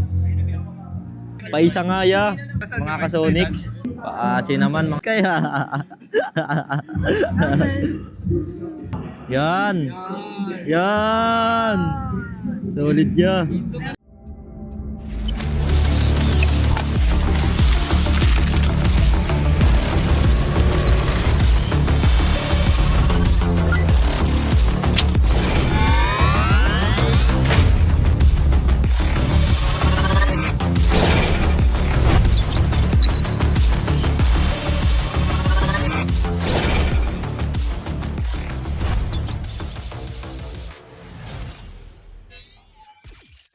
Di abutan dito! Defeat! GG bro! Don't worry! Be only with Smart Power All 99. Hindi bitin with 10 gig data to power your games plus only Facebook or only TikTok. Load now!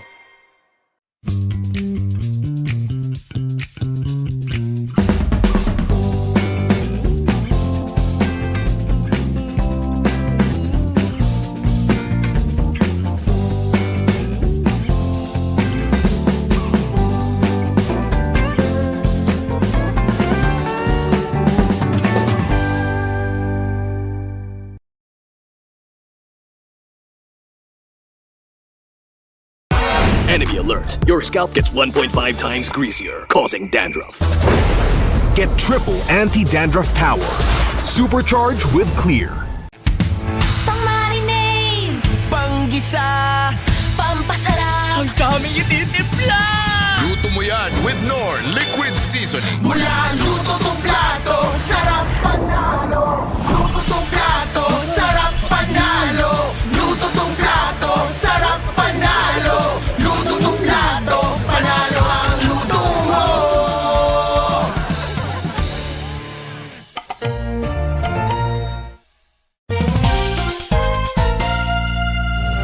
Sunod-sunod na comeback ang nasaksihan natin ngayong week. Ako nga pala si Bentings, ang maghahatid sa inyo ng MPL Hot News. Unahin na natin ang 10K gold lead ng Aurora. Naka-panel strat kasi sila dito, kung saan itong lineup na to ay may expiration kapag hindi mo agad natapos yung game. At dahil nga tumagal na yung game, nakaipon na ng nakaipon ang Team Falcon. At kung makikita nyo nga si Super Marco, halos wala nang aabot sa kanya. Patunay na din to sa kanyang 0 deaths. Bulletproof talaga. Kaya ang nangyari, nakambak pa ng Team Falcon ang 10K gold lead ng Aurora. At ang sumunod naman, itong Team Liquid. Sobrang lamang na ng TNC dahil sa tapang ni Carl TC na ituloy lahat ng Lord na nabawasan na ng TNC, nagawa pa nila na baliktarin yung game. At dahilan yun para masarado nila yung series ng 2-0. At yun lang, kung gusto nyo mapanood yung MPL ng live na live, huwag nyo kalimutan bumili ng ticket at magkita-kita tayo sa Green Sun Makati.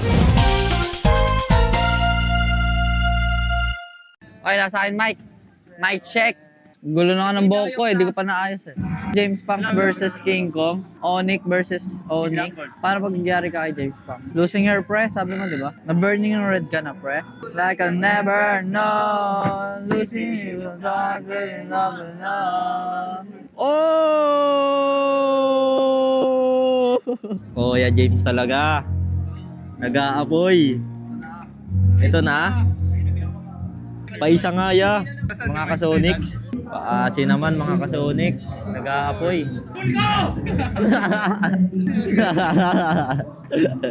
Aray ko. Dito ako. Nagdurugo ang puso. Gagalit kaya. Yan. Yan. Solid ya.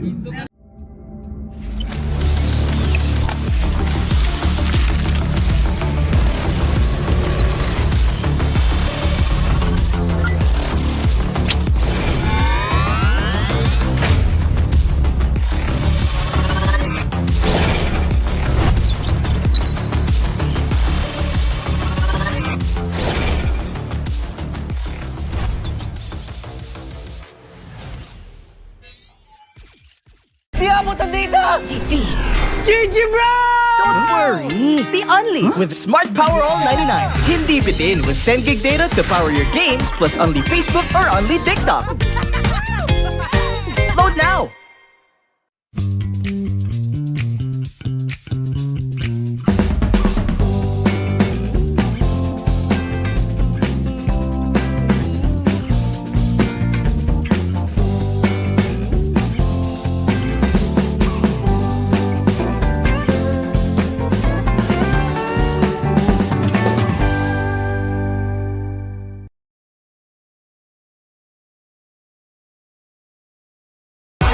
Enemy alert. Your scalp gets 1.5 times greasier, causing dandruff. Get triple anti-dandruff power. Supercharged with Clear. Pang-marinade! Panggisa! Pampasarap! Ang daming ititimpla! Luto mo yan with Knorr Liquid Seasoning. Mula luto tong plato, sarap panalo! Luto tong plato, sarap panalo! Luto tong plato, sarap panalo! Luto tong plato, panalo ang luto mo!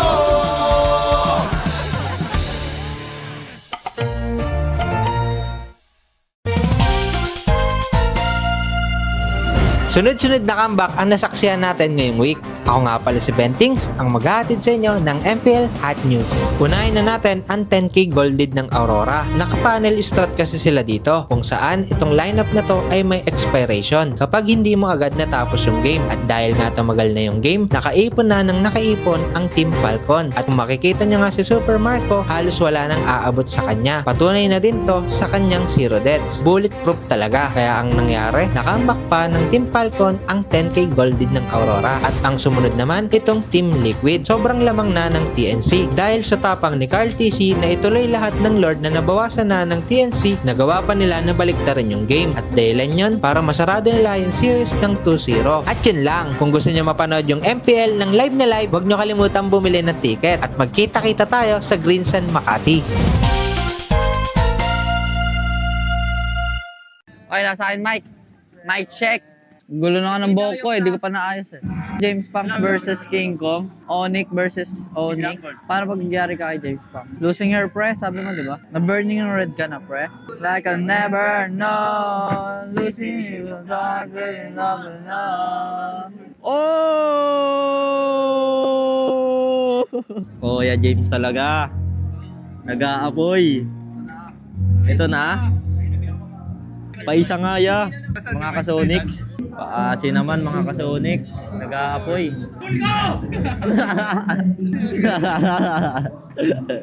Aray ko. Dito ako. Nagdurugo ang puso. Gagalit kaya. Yan. Yan. Solid ya.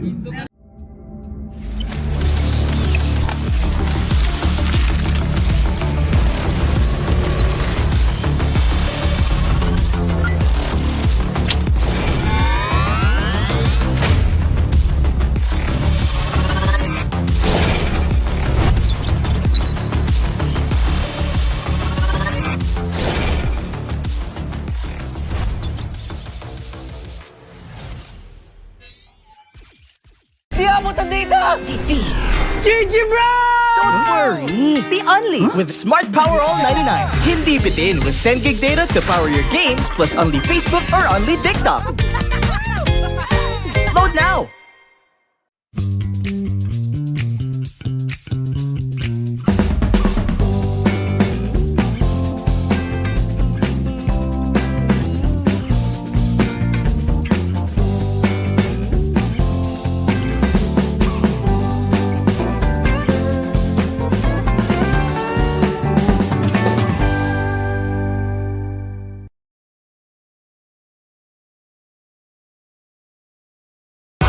Enemy alert. Your scalp gets 1.5 times greasier, causing dandruff.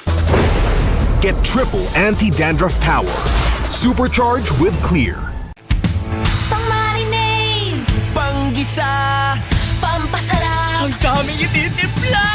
Luto mo yan with Knorr Liquid Seasoning. Mula luto tong plato, sarap panalo! Luto tong plato, sarap panalo! Luto tong plato, sarap panalo! Luto tong plato, panalo ang luto mo!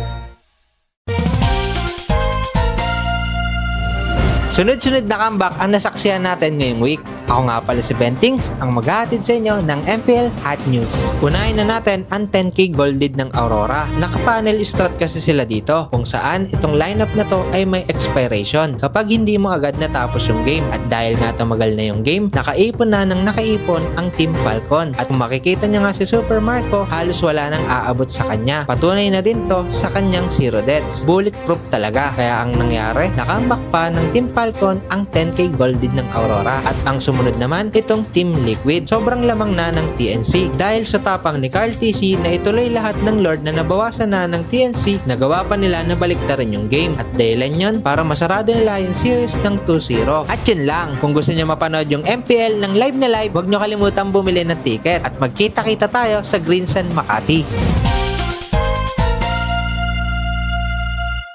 Okay, nasa akin, Mike.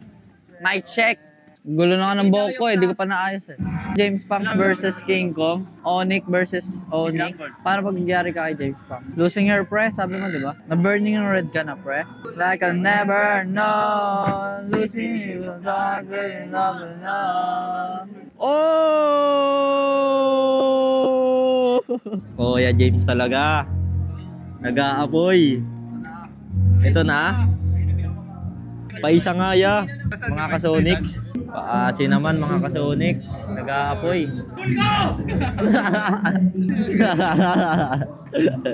Aray ko. Dito ako. Nagdurugo ang puso. Gagalit kaya. Yan. Yan. Solid ya.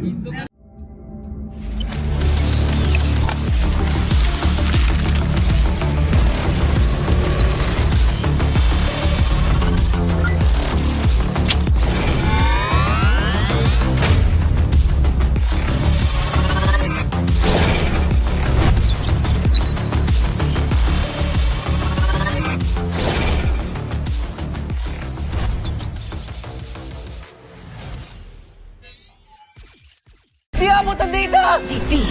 GG bro! worry! The only with Smart Power All 99. Hindi bitin with 10 gig data to power your games plus only Facebook or only TikTok. Load now!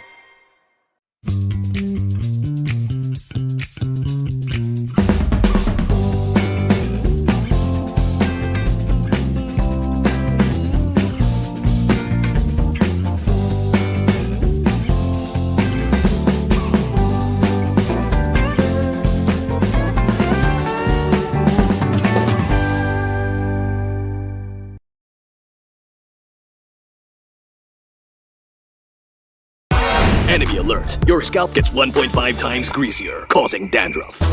Charge with Clear. Pang-marinade! Panggisa! Pampasarap! Ang daming ititimpla! Luto mo yan with Knorr Liquid Seasoning. Mula luto tong plato, sarap panalo! Luto tong plato, sarap panalo! Luto tong plato, sarap panalo! Luto tong plato, panalo ang luto mo!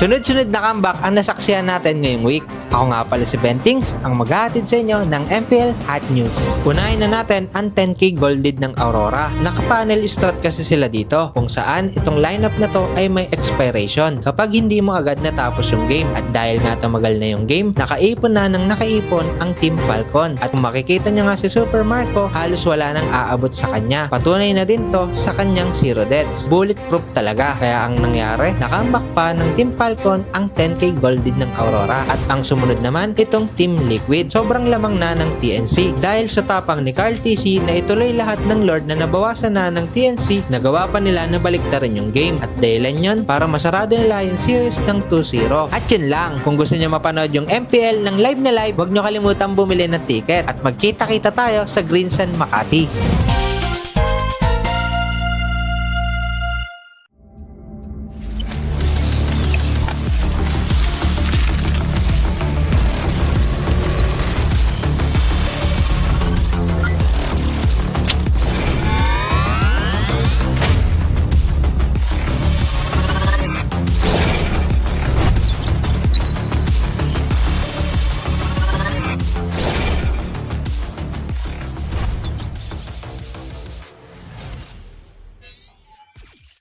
Di abutan dito! GG bro! Don't worry! The only with Smart Power All 99. Hindi bitin with 10 gig data to power your games plus only Facebook or only TikTok. Load now!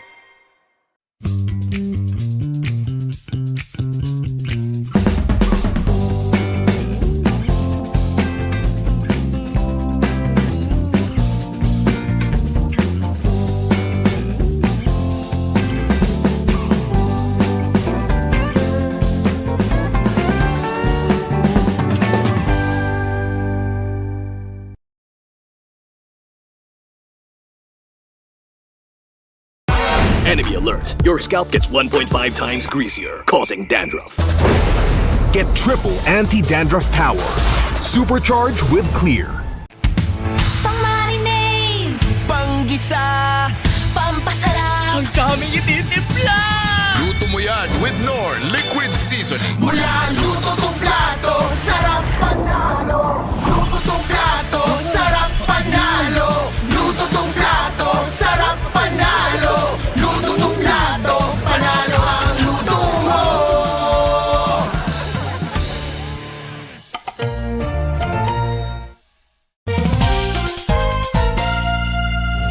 Sunod-sunod na comeback ang nasaksihan natin ngayong week. Ako nga pala si Bentings, ang maghahatid sa inyo ng MPL Hot News. Unahin na natin ang 10k gold lead ng Aurora. Naka-panel strat kasi sila dito, kung saan itong lineup na to ay may expiration kapag hindi mo agad natapos yung game. At dahil nga tumagal na yung game, nakaipon na ng nakaipon ang Team Falcon. At kung makikita nyo nga si Super Marco, halos wala nang aabot sa kanya. Patunay na din to sa kanyang 0 deaths. Bulletproof talaga. Kaya ang nangyari, nakambak pa ng Team Falcon Falcon ang 10k golded ng Aurora. At ang sumunod naman itong Team Liquid. Sobrang lamang na ng TNC dahil sa tapang ni Carl TC na ituloy lahat ng Lord na nabawasan na ng TNC, nagawa pa nila na baliktarin yung game. At dahilan yun para masarado nila yung series ng 2-0. At yun lang, kung gusto nyo mapanood yung MPL ng live na live, huwag nyo kalimutan bumili ng ticket at magkita-kita tayo sa Green Sun Makati.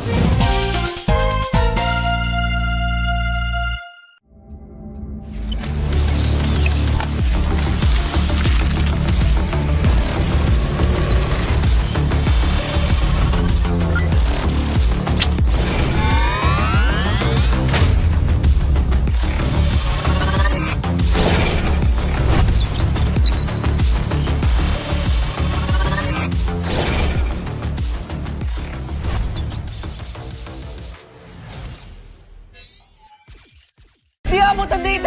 Defeat! GG bro! Don't worry! The Only with Smart Power All 99. Hindi bitin with 10 gig data to power your games plus only Facebook or only TikTok. Load now!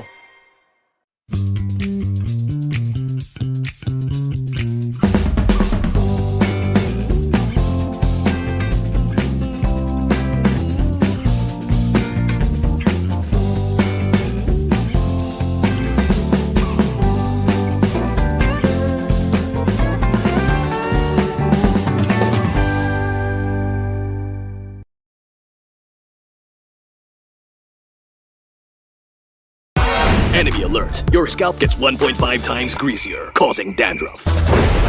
Get triple anti-dandruff power. Supercharge with Clear. Pang-marinade! Panggisa! Pampasarap! Ang daming ititimpla! Luto mo yan with Knorr Liquid Seasoning. Mula luto tong plato, sarap panalo! Luto tong plato, sarap panalo! Luto tong plato, sarap panalo! Luto tong plato, panalo ang luto mo!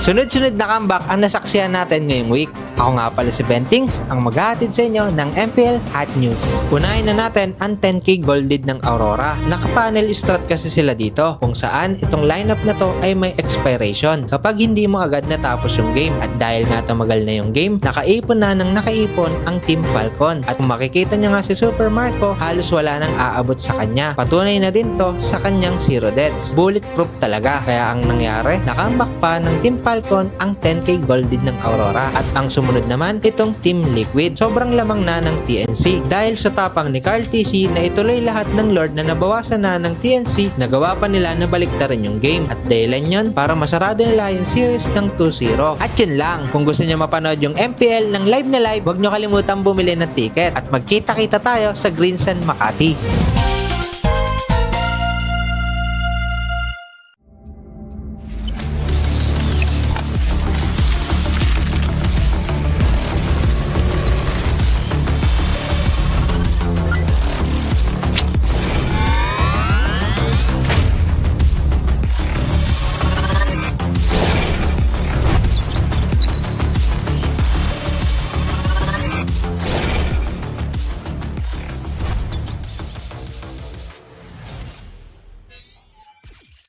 Di abutan dito! Defeat! GG bro! Don't worry! The Only with Smart Power All 99. Hindi bitin with 10 gig data to power your games plus only Facebook or only TikTok. Load now!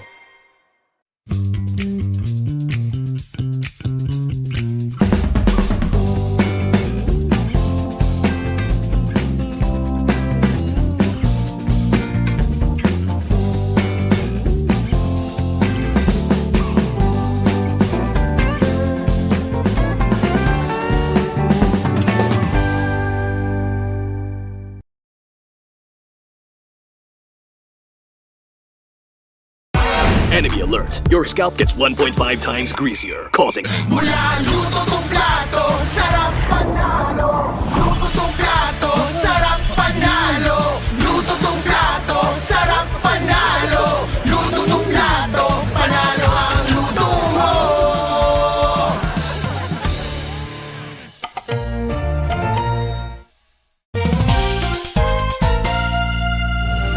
Sunod-sunod na comeback ang nasaksihan natin ngayong week. Ako nga pala si Bentings, ang maghahatid sa inyo ng MPL Hot News. Unahin na natin ang 10k gold lead ng Aurora. Naka-panel strat kasi sila dito, kung saan itong lineup na to ay may expiration kapag hindi mo agad natapos yung game. At dahil nga tumagal na yung game, nakaipon na ng nakaipon ang Team Falcon. At kung makikita nyo nga si Super Marco, halos wala nang aabot sa kanya. Patunay na din to sa kanyang 0 deaths. Bulletproof talaga. Kaya ang nangyari, nakambak pa ng Team Falcon ang 10k gold lead ng Aurora. At ang sumunod naman, itong Team Liquid. Sobrang lamang na ng TNC. Dahil sa tapang ni Carl TC na ituloy lahat ng Lord na nabawasan na ng TNC, nagawa pa nila na baliktarin yung game. At dahilan yun para masarado nila yung series ng 2-0. At yun lang, kung gusto nyo mapanood yung MPL ng live na live, huwag nyo kalimutan bumili ng ticket. At magkita-kita tayo sa Greensun Makati.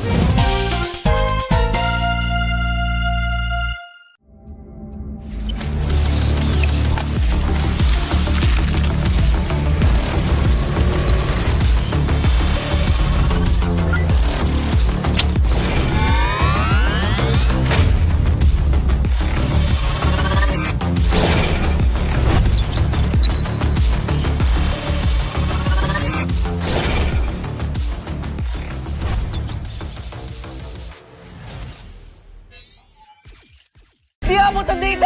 Defeat! GG bro! Don't worry! The only with Smart Power All 99. Hindi bitin with 10 gig data to power your games plus only Facebook or only TikTok. Load now!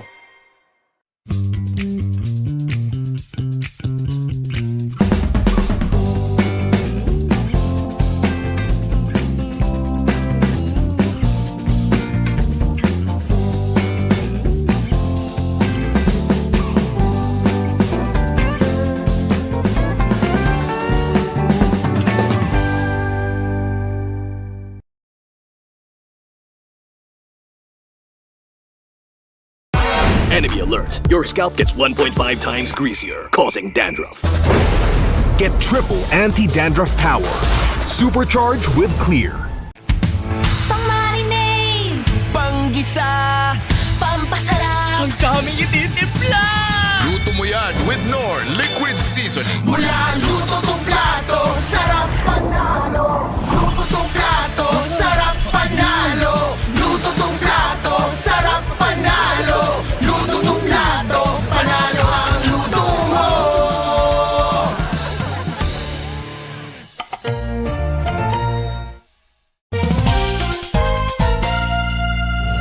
Sunod-sunod na comeback ang nasaksihan natin ngayong week. Ako nga pala si Bentings, ang maghahatid sa inyo ng MPL Hot News. Unahin na natin ang 10k gold lead ng Aurora. Naka-panel strat kasi sila dito, kung saan itong lineup na to ay may expiration kapag hindi mo agad natapos yung game. At dahil nga tumagal na yung game, nakaipon na ng nakaipon ang Team Falcon. At kung makikita nyo nga si Super Marco, halos wala nang aabot sa kanya. Patunay na din to sa kanyang 0 deaths. Bulletproof talaga. Kaya ang nangyari, nakambak pa ng Team Falcon ang 10k gold lead ng Aurora. At ang sumunod naman, itong Team Liquid. Sobrang lamang na ng TNC. Dahil sa tapang ni Carl TC na ituloy lahat ng Lord na nabawasan na ng TNC, nagawa pa nila na baliktarin yung game. At dahilan yun para masarado nila yung series ng 2-0. At yun lang, kung gusto nyo mapanood yung MPL ng live na live, huwag nyo kalimutan bumili ng ticket. At magkita-kita tayo sa Greensun Makati.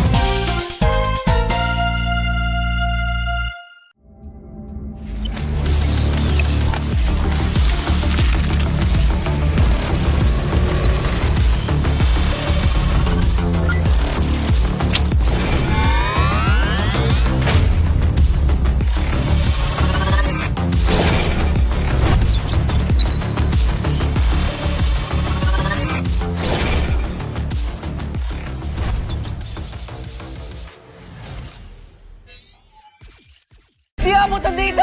Defeat! GG bro! Don't worry! The only with Smart Power All 99. Hindi bitin with 10 gig data to power your games plus only Facebook or only TikTok. Load now!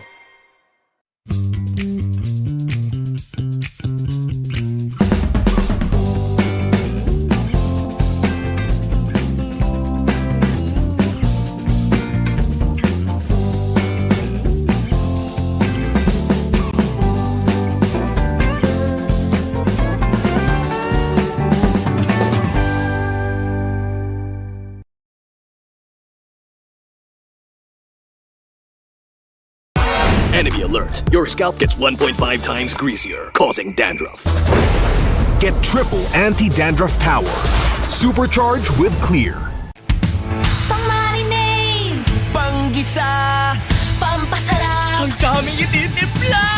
Luto mo yan with Knorr Liquid Seasoning. Mula luto tong plato, sarap panalo. Luto tong plato, sarap panalo. Luto tong plato, sarap panalo. Luto tong plato, panalo ang luto mo.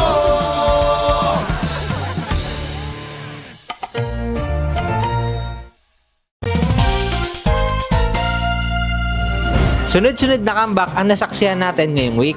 Ako nga pala si Bentings, ang maghahatid sa inyo ng MPL Hot News. Unahin na natin ang 10K gold lead ng Aurora. Naka-panel strat kasi sila dito, kung saan itong lineup na to ay may expiration kapag hindi mo agad natapos yung game. At dahil nga tumagal na yung game, nakaipon na ng nakaipon ang Team Falcon. At kung makikita nyo nga si Super Marco, halos wala nang aabot sa kanya. Patunay na din to sa kanyang 0 deaths. Bulletproof talaga. Kaya ang nangyari, nakambak pa ng Team Falcon ang 10K gold lead ng Aurora. At ang sumunod naman, itong Team Liquid. Sobrang lamang na ng TNC. Dahil sa tapang ni Carl TC na ituloy lahat ng Lord na nabawasan na ng TNC, nagawa pa nila na baliktarin yung game. At dahilan yun para masarado nila yung series ng 2-0. At yun lang, kung gusto nyo mapanood yung MPL ng live na live, huwag nyo kalimutan bumili ng ticket. At magkita-kita tayo sa Greensun, Makati.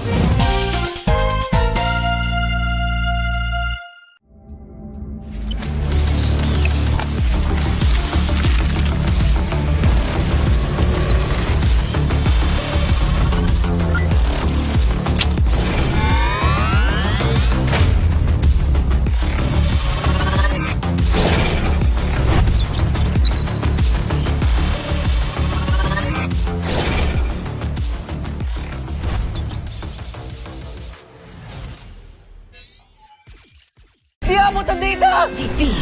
GG bro! 99, hindi bitin with 10 gig data to power your games plus only Facebook or only TikTok.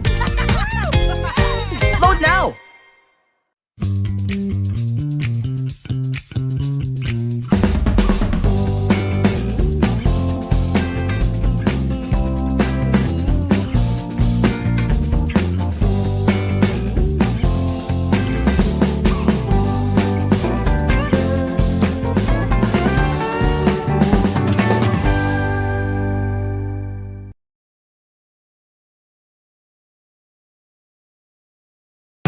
Enemy alert. Your scalp gets 1.5 times greasier, causing dandruff. Get triple anti-dandruff power. Supercharged with Clear. Pang-marinade, panggisa, pampasarap, ang daming ititimpla. Luto mo yan with Knorr Liquid Seasoning. Mula luto tong plato, sarap panalo. Luto tong plato, sarap panalo. Luto tong plato, sarap panalo. Luto tong plato, panalo ang luto mo.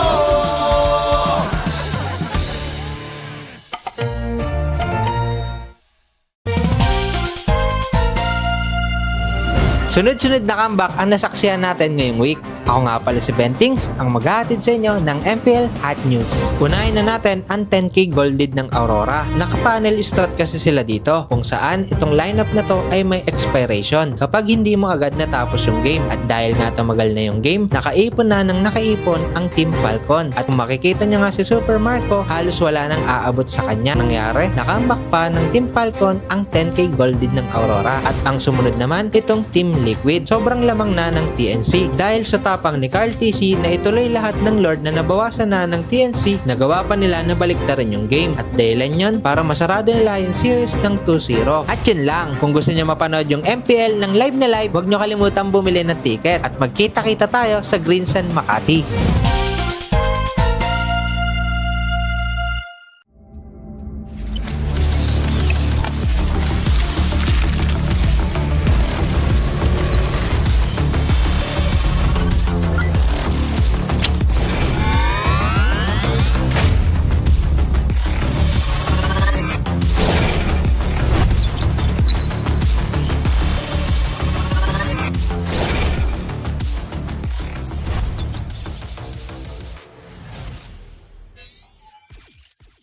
abot ang data!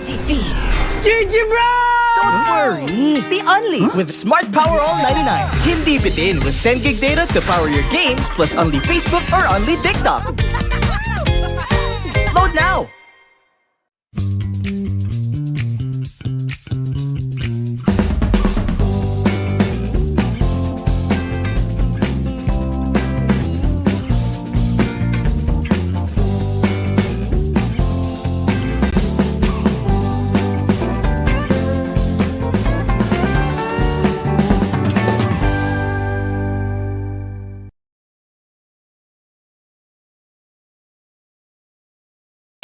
Enemy alert. Your scalp gets 1.5 times greasier, causing dandruff.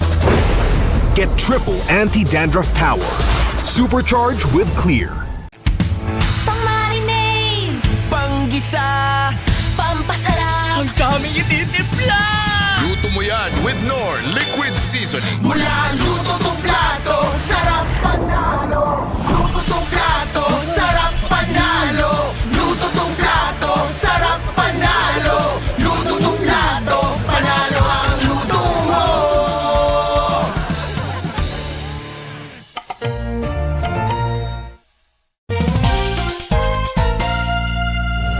Sunod-sunod na comeback ang nasaksihan natin ngayong week. Ako nga pala si Bentings, ang maghahatid sa inyo ng MPL Hot News. Unahin na natin ang 10k gold lead ng Aurora. Naka-panel strat kasi sila dito, kung saan itong lineup na to ay may expiration kapag hindi mo agad natapos yung game. At dahil nga tumagal na yung game, nakaipon na ng nakaipon ang Team Falcon. At kung makikita nyo nga si Super Marco, halos wala nang aabot sa kanya. Patunay na din to sa kanyang 0 deaths. Bulletproof talaga. Kaya ang nangyari, nakambak pa ng Team Falcon ang 10k gold lead ng Aurora. At ang sumunod naman itong Team Liquid. Sobrang lamang na ng TNC dahil sa tapang ni Carl TC na ituloy lahat ng Lord na nabawasan na ng TNC, nagawa pa nila na baliktarin yung game. At dahilan yun para masarado nila yung series ng 2-0. At yun lang, kung gusto nyo mapanood yung MPL ng live na live, huwag nyo kalimutan bumili ng ticket at magkita-kita tayo sa Green Sun Makati.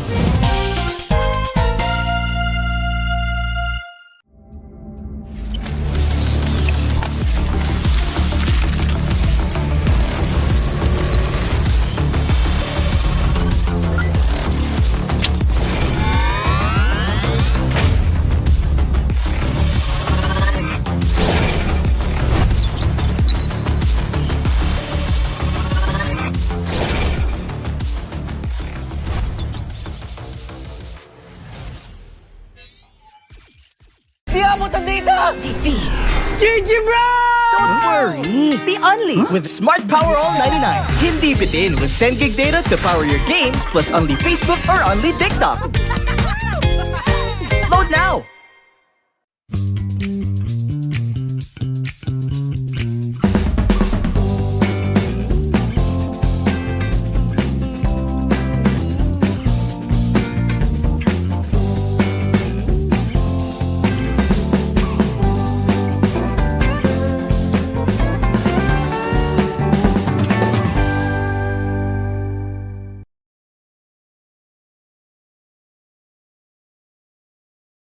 Enemy alert. Your scalp gets 1.5 times greasier, causing dandruff. Get triple anti-dandruff power. Supercharged with Clear. Pang-marinade! Pang-gisa! Pampasarap! Ang daming ititimpla! Luto mo yan with Knorr Liquid Seasoning. Mula luto tong plato, sarap panalo! Luto tong plato, sarap panalo! Luto tong plato, sarap panalo! Luto tong plato, panalo ang luto mo!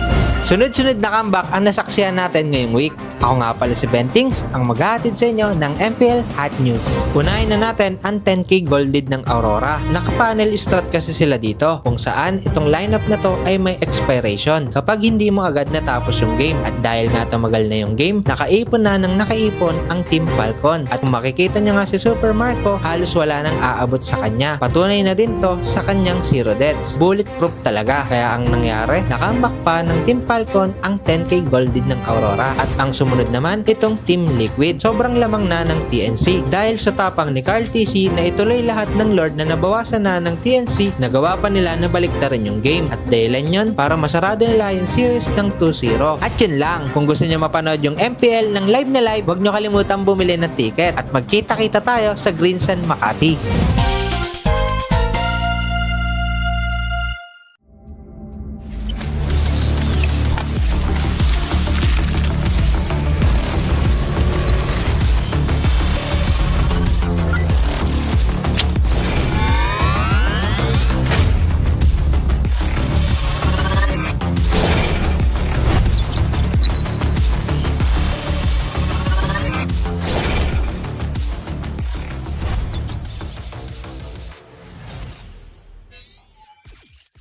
Di abutan dito!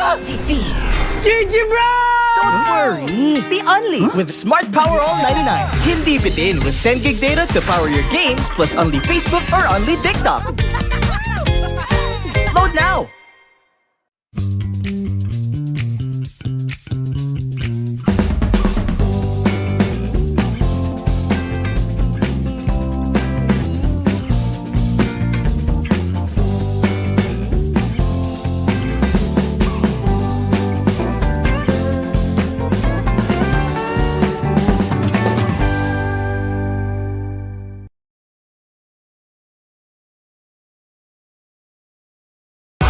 Enemy alert. Your scalp gets 1.5 times greasier, causing dandruff. Get triple anti-dandruff power. Supercharge with Clear. Pang-marinade! Panggisa! Pampasarap! Ang kami ititimpla!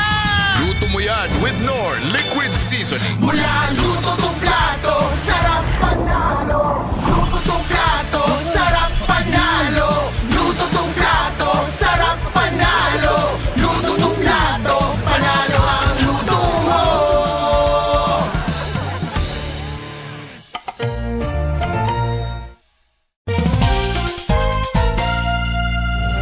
Sunod-sunod na comeback ang nasaksihan natin ngayong week. Ako nga pala si Bentings, ang maghahatid sa inyo ng MPL Hot News. Unahin na natin ang 10k gold lead ng Aurora. Naka-panel strat kasi sila dito, kung saan itong lineup na to ay may expiration kapag hindi mo agad natapos yung game. At dahil nga tumagal na yung game, nakaipon na ng nakaipon ang Team Falcon. At kung makikita nyo nga si Super Marco, halos wala nang aabot sa kanya. Patunay na din to sa kanyang 0 deaths. Bulletproof talaga. Kaya ang nangyari, nakambak pa ng Team Falcon ang 10k gold lead ng Aurora. At ang sumunod naman itong Team Liquid. Sobrang lamang na ng TNC dahil sa tapang ni Carl TC na ituloy lahat ng Lord na nabawasan na ng TNC, nagawa pa nila na baliktarin yung game. At dahilan yun para masarado nila yung series ng 2-0. At yun lang, kung gusto nyo mapanood yung MPL ng live na live, huwag nyo kalimutan bumili ng ticket at magkita-kita tayo sa Greensan, Makati.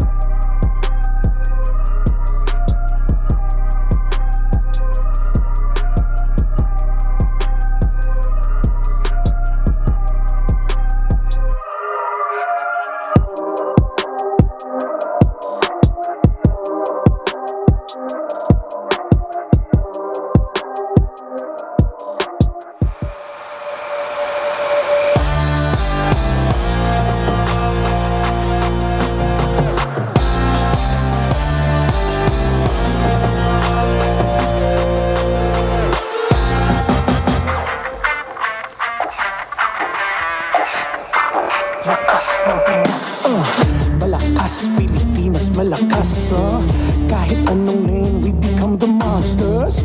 Malakas Pilipinas, malakas face the golden sun and repping for the 3 stars. Look at us to the top, no ifs, no buts, winning any game para to sa PINAS.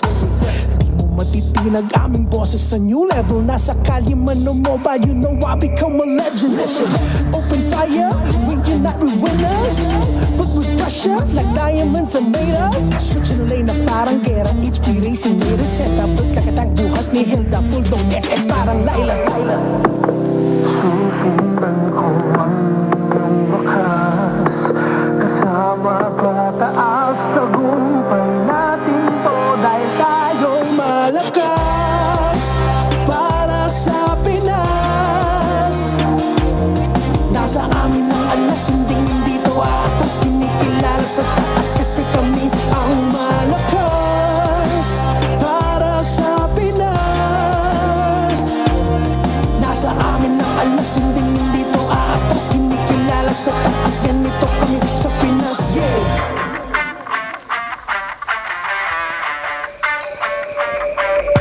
Laging MVP, no surrender, no retreat. Pag nagsama-sama, just imagine what we can achieve. Laging MVP, no surrender, no retreat. Giving 100 on my all, cause we just cannot be defeated. No retreat. We are unstoppable, immune and invulnerable. Ready ang equipment, lahat frozen, mala, crowd control. Pakita on the jab, east to the southeast. Taas ang matawag, proud and loud, cause every enemy we devour.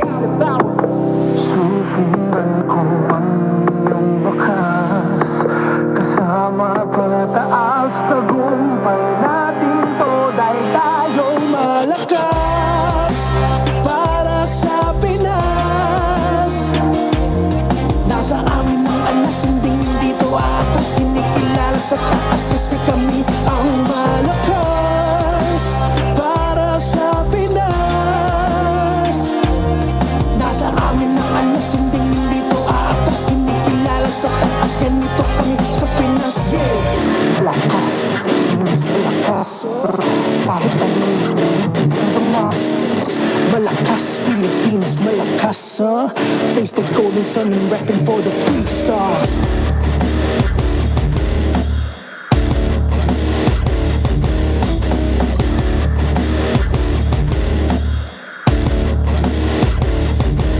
Ang lakas ng Pinas, reunite with the stars. Ang lakas ng Pinas, reunite with the stars. Ang lakas ng Pinas, reunite with the stars. Ang lakas ng Pinas, with the stars.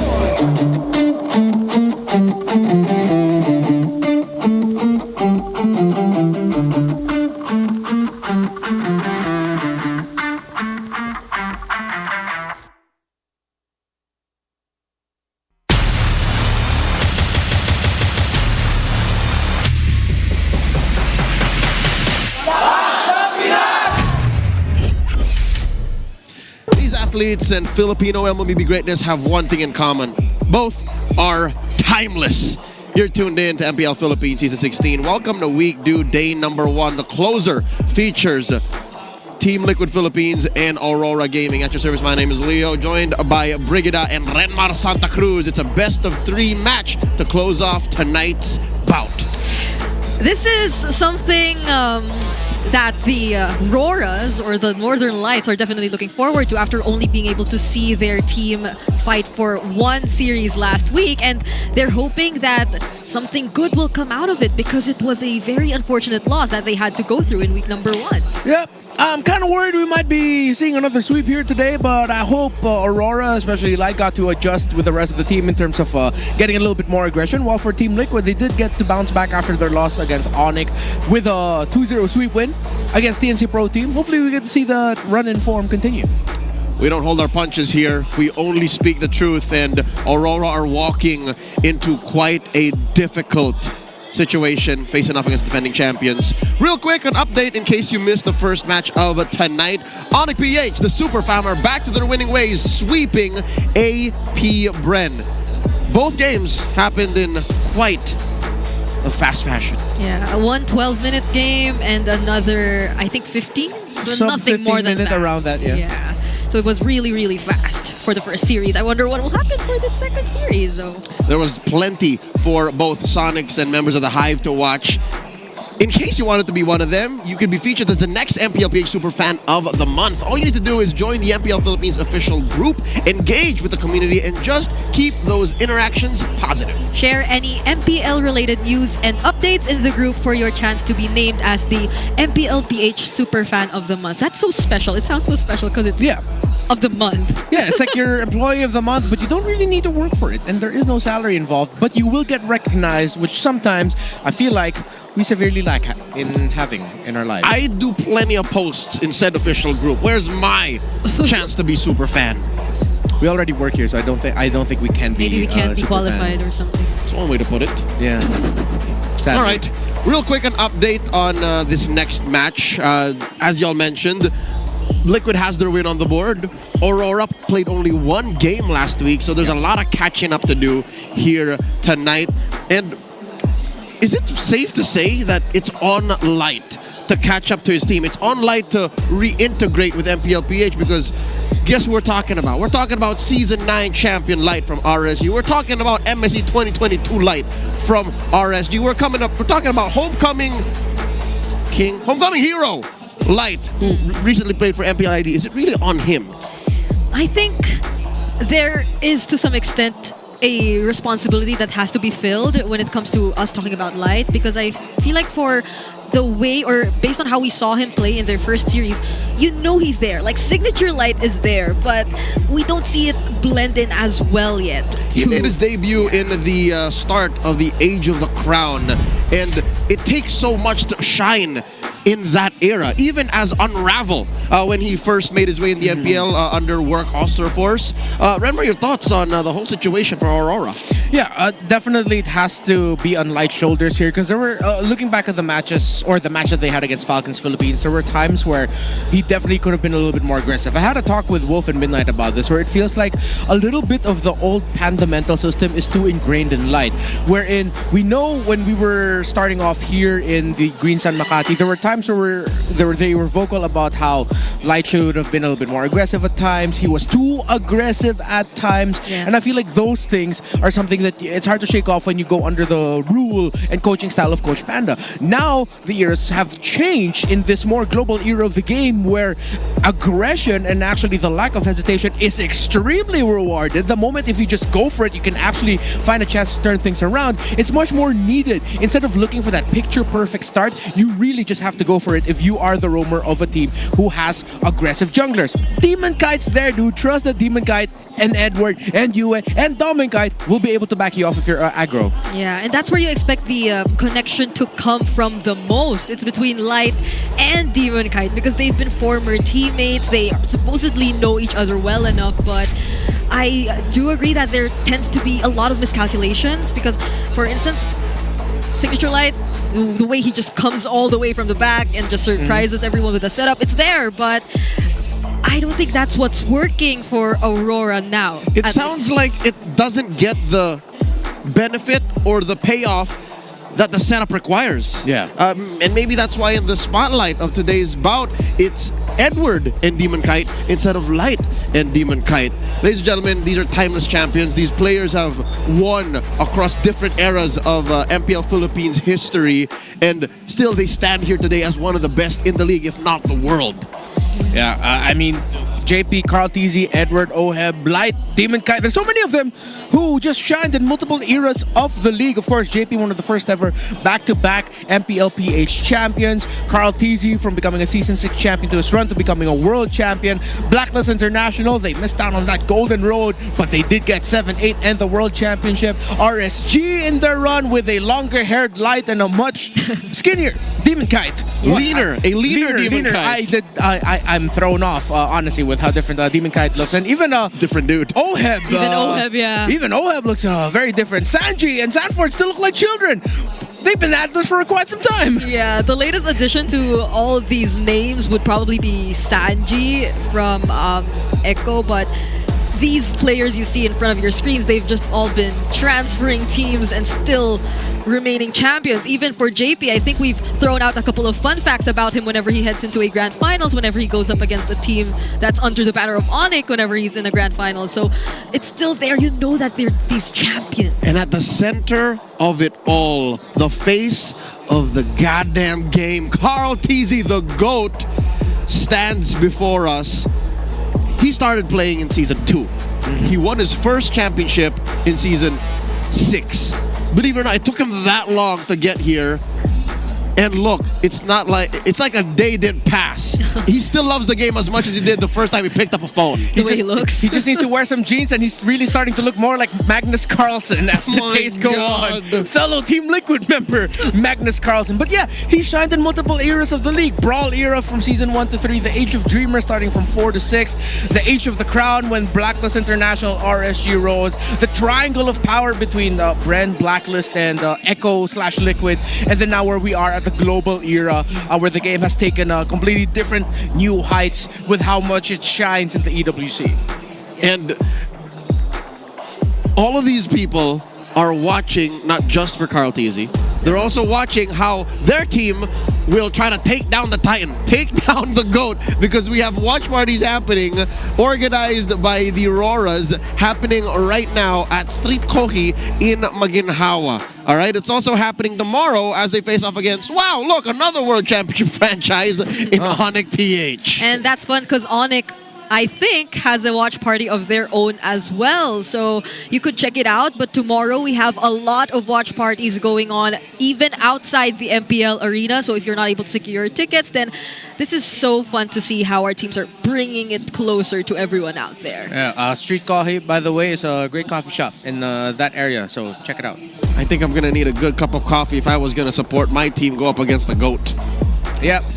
You're gonna need it. And again, especially with everything that we've discussed for Aurora. I mean, what I like about Aurora, though, is the shades of what they could be are already evident, even in that only series that we've seen them. Yeah.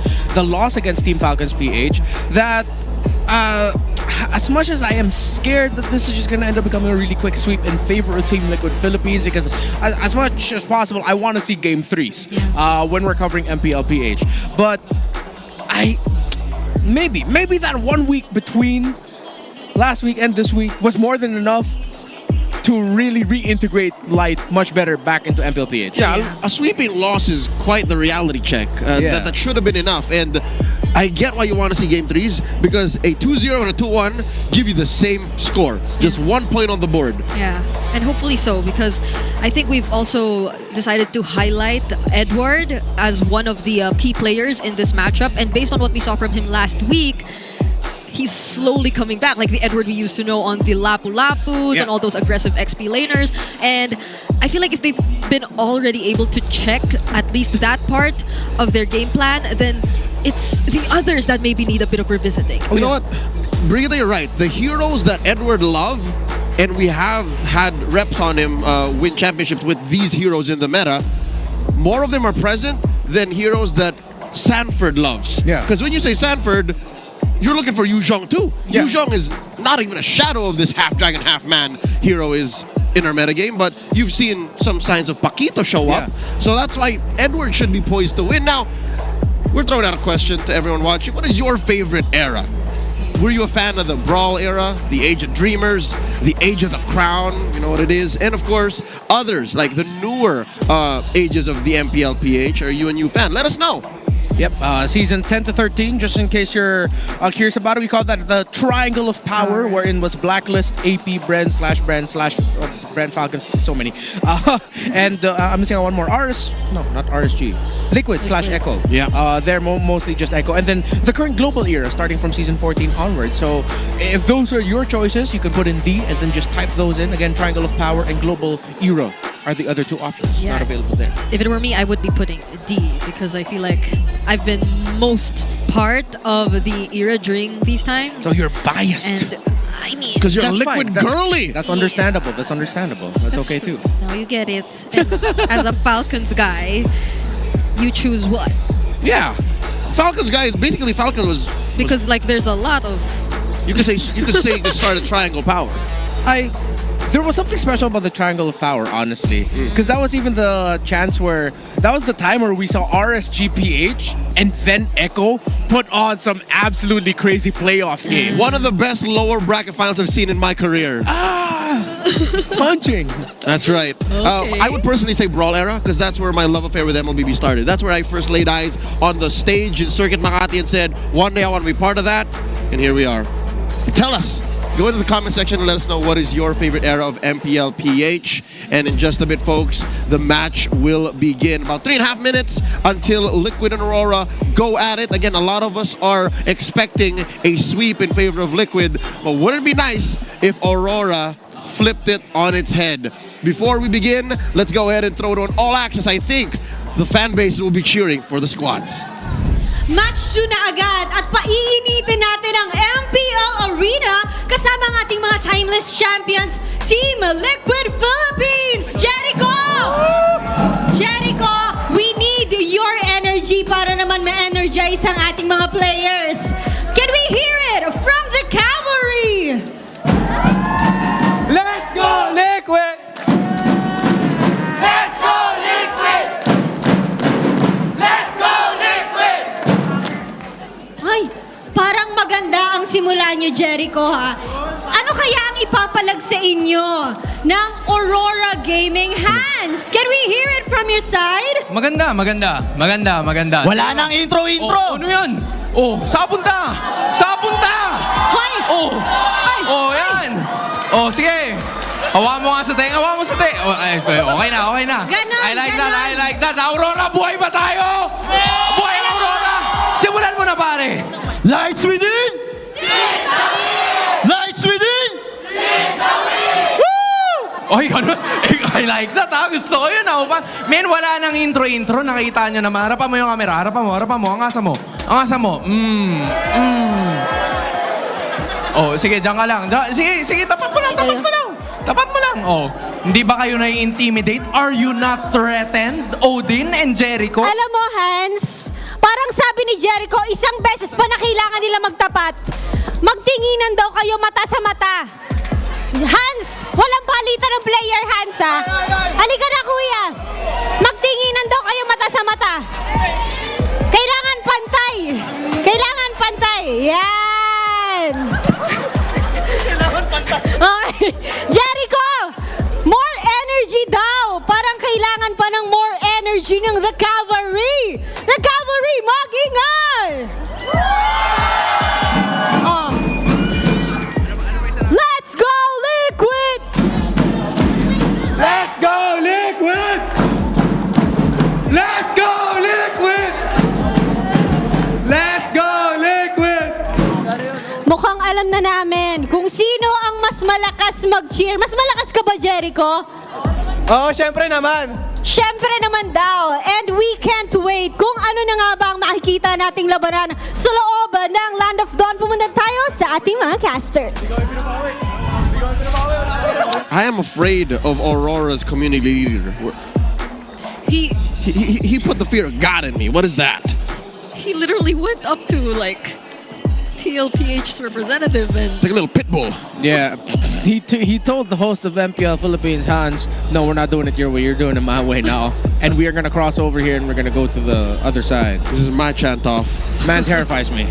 And I hope that empowers Aurora going into this bout, because again, in case you were listening to the prior discussion leading up to said chant-off, Aurora are underdogs. Aurora had one hell of an opener, got swept by Falcons. Falcons got swept elsewhere, if you know what we're talking about. But tonight, they're facing off against one of the Titans of MLBB, the defending champions of MPL Philippines. This is going to be one hell of a best of three. I've gotten word that the teams are just about to walk in on stage. Did you get a sight of what Liquid is like? As a Liquid girlie, what do they look like stepping into the bout? I actually feel a bit worried myself, like, not gonna lie. I know we have so much expectations about this entire potential sweep, but there's a part of me, it's maybe a gut feeling, but I also feel slightly worried that this might not go exactly the way we expect. I'm gonna say this now, as the true Liquid girlie on the table. 2-0 Team Liquid. No, I'm kidding. No, I'm feeling what she's feeling.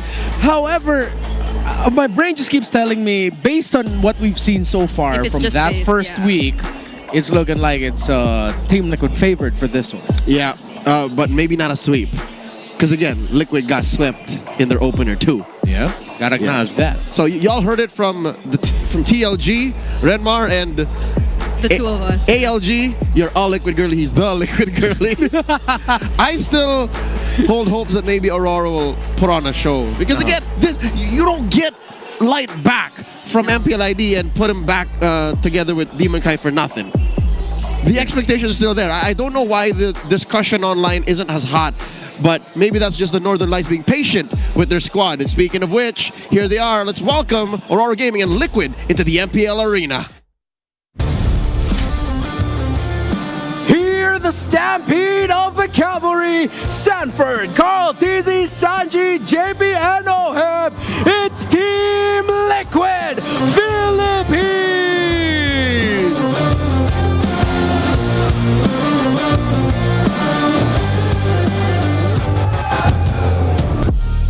On the other side, the light that refuses to fade. Edward, Demon Kite, Yue, Light, and Domin Kite. It's Aurora!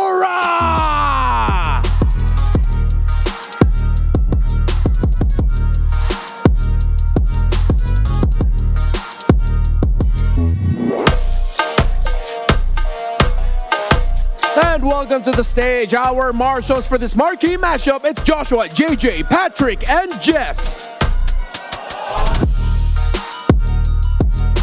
And the coaches, Coach RC and Coach Master the Basics. All right, MPL Arena, you know what to do. Make some noise!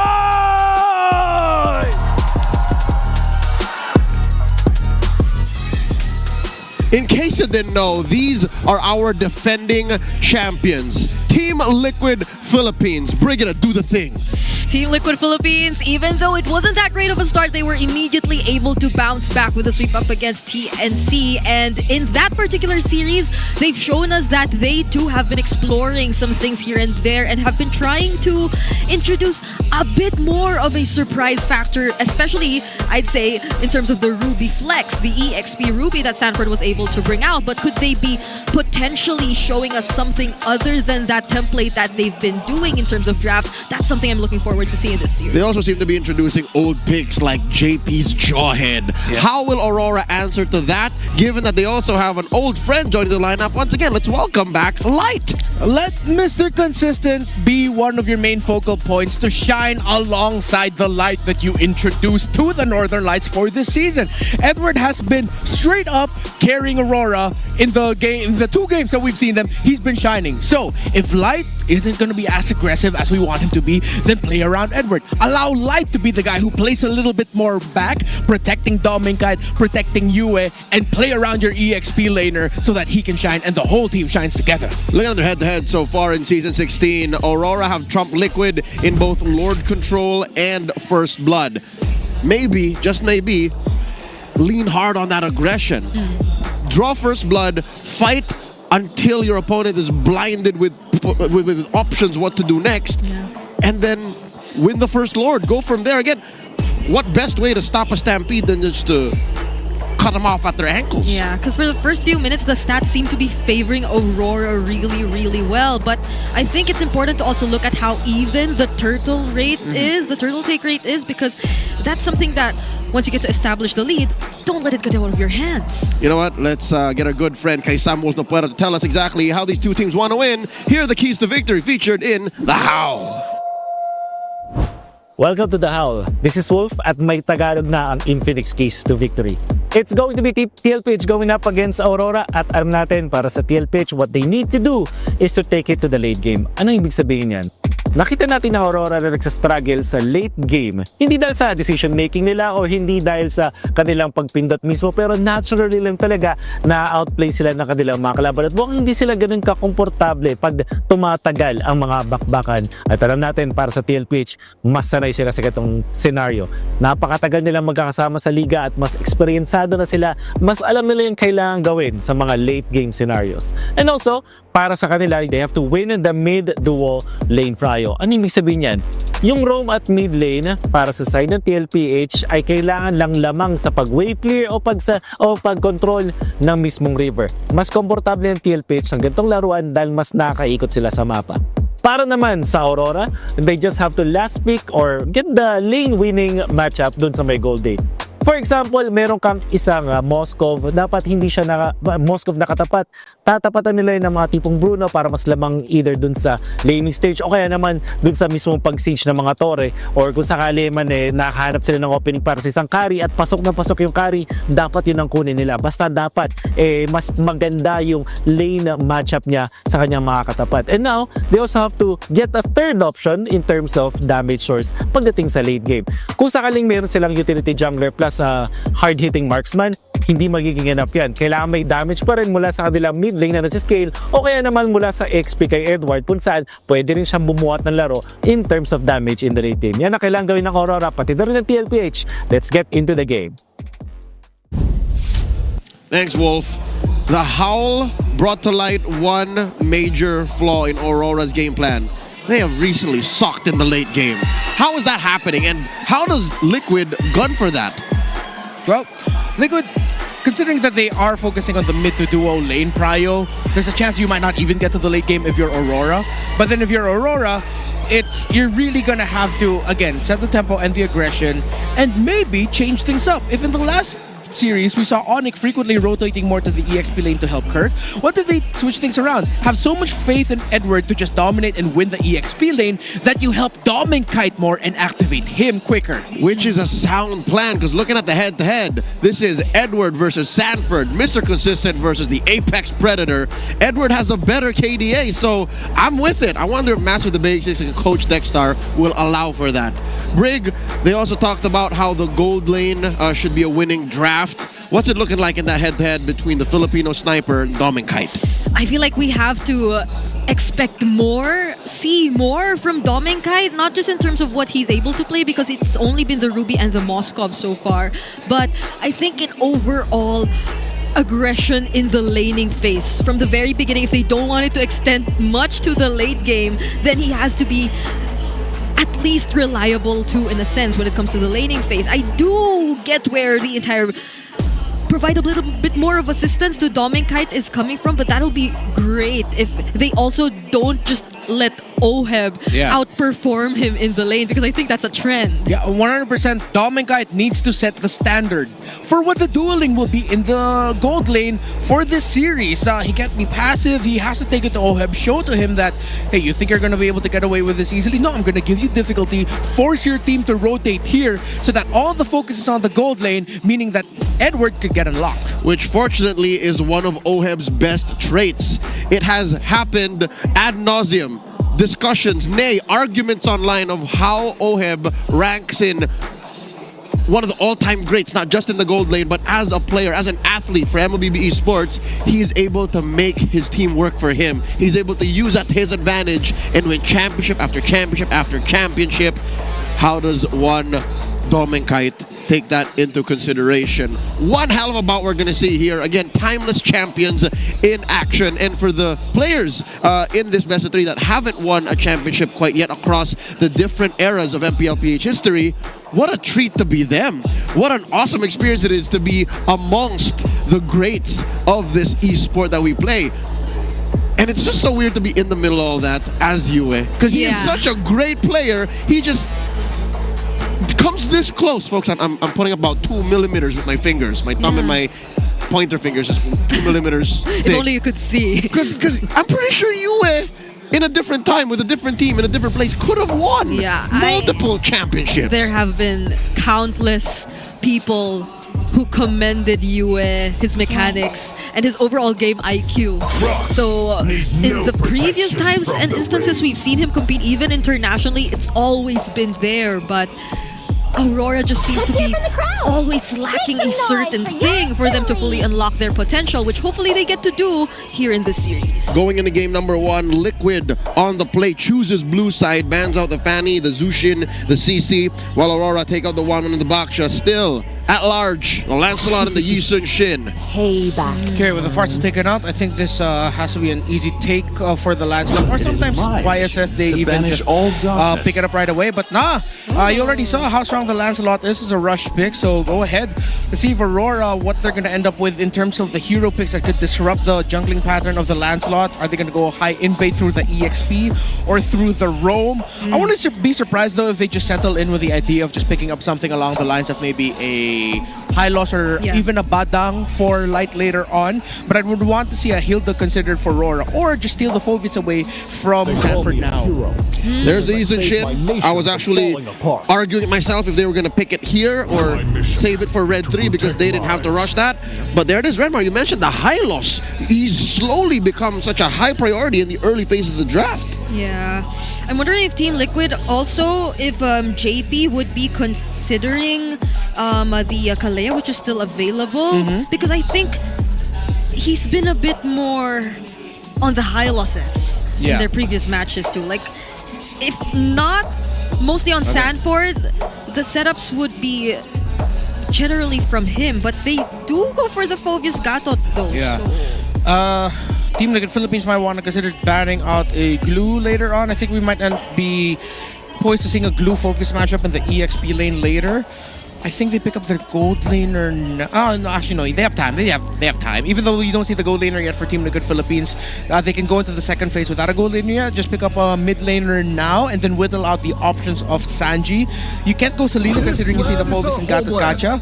But yeah, it's not the mid. It's actually the EXP that they go for. So it's a Lapu Phoebus mashup we'll see instead. Interesting. So the Lapu high loss is gonna be the front for Aurora. We still don't know where the damage is gonna come from aside from the Yi Sun Shin, but now they could probably make sure that they get the winning gold lane matchup if they're gonna be picking next. And if they're able to ban out the heroes they don't want to go up against here. Yep, they can protect Red 5 all they want and maybe even finesse in a weird pick like we saw in the first series of the night. The Lunox in the gold lane. If it has to come down to that, Lo Yi is taken out of the equation. Here's what we're waiting for. Mid laners from both sides. In the IESF broadcast happening this week, Team Indonesia started to bring back Aurora in mid. Aurora the hero. Are we going to have to come down to that? Especially against Aurora Gaming. Look, that's a very dive-heavy comp. An Aurora would be great to put a stop to that. Sorry, an Aurora for Aurora? No, an Aurora for Liquid. For Liquid? Stop the high... It's telegraphed, like how deep Aurora can go. So, to put up a frigid breath in front of that. Yeah, that'd be great, but I'm leaning a little bit more towards if they're gonna go for something niche, well, pick up the Valir instead with a Lapu Lapu and Hylos there. Although I do see the vision of the Aurora. Ice and fire. Considering that you do have the passive as well to burn out anything that, let's say, Edward goes in a little bit early, commits a Bravest Fighter, the passive of the Aurora gets popped, the Aurora gets away, you kind of waste also the efforts of Edward for trying to take down Sanji. But there's still a lot of top-tier mid laners available on the board. The recently buffed Vexana that we saw get banned earlier is also an option later on for Team Liquid Philippines that could stop the high loss and the Lapu Lapu from getting closer. The Eve as well. And the Eve. The Eve puts up a great kill box that Aurora's lineup has to go through the hard way or out of the hard way. One more ban for Team Liquid. That's a lot of mid laners, man.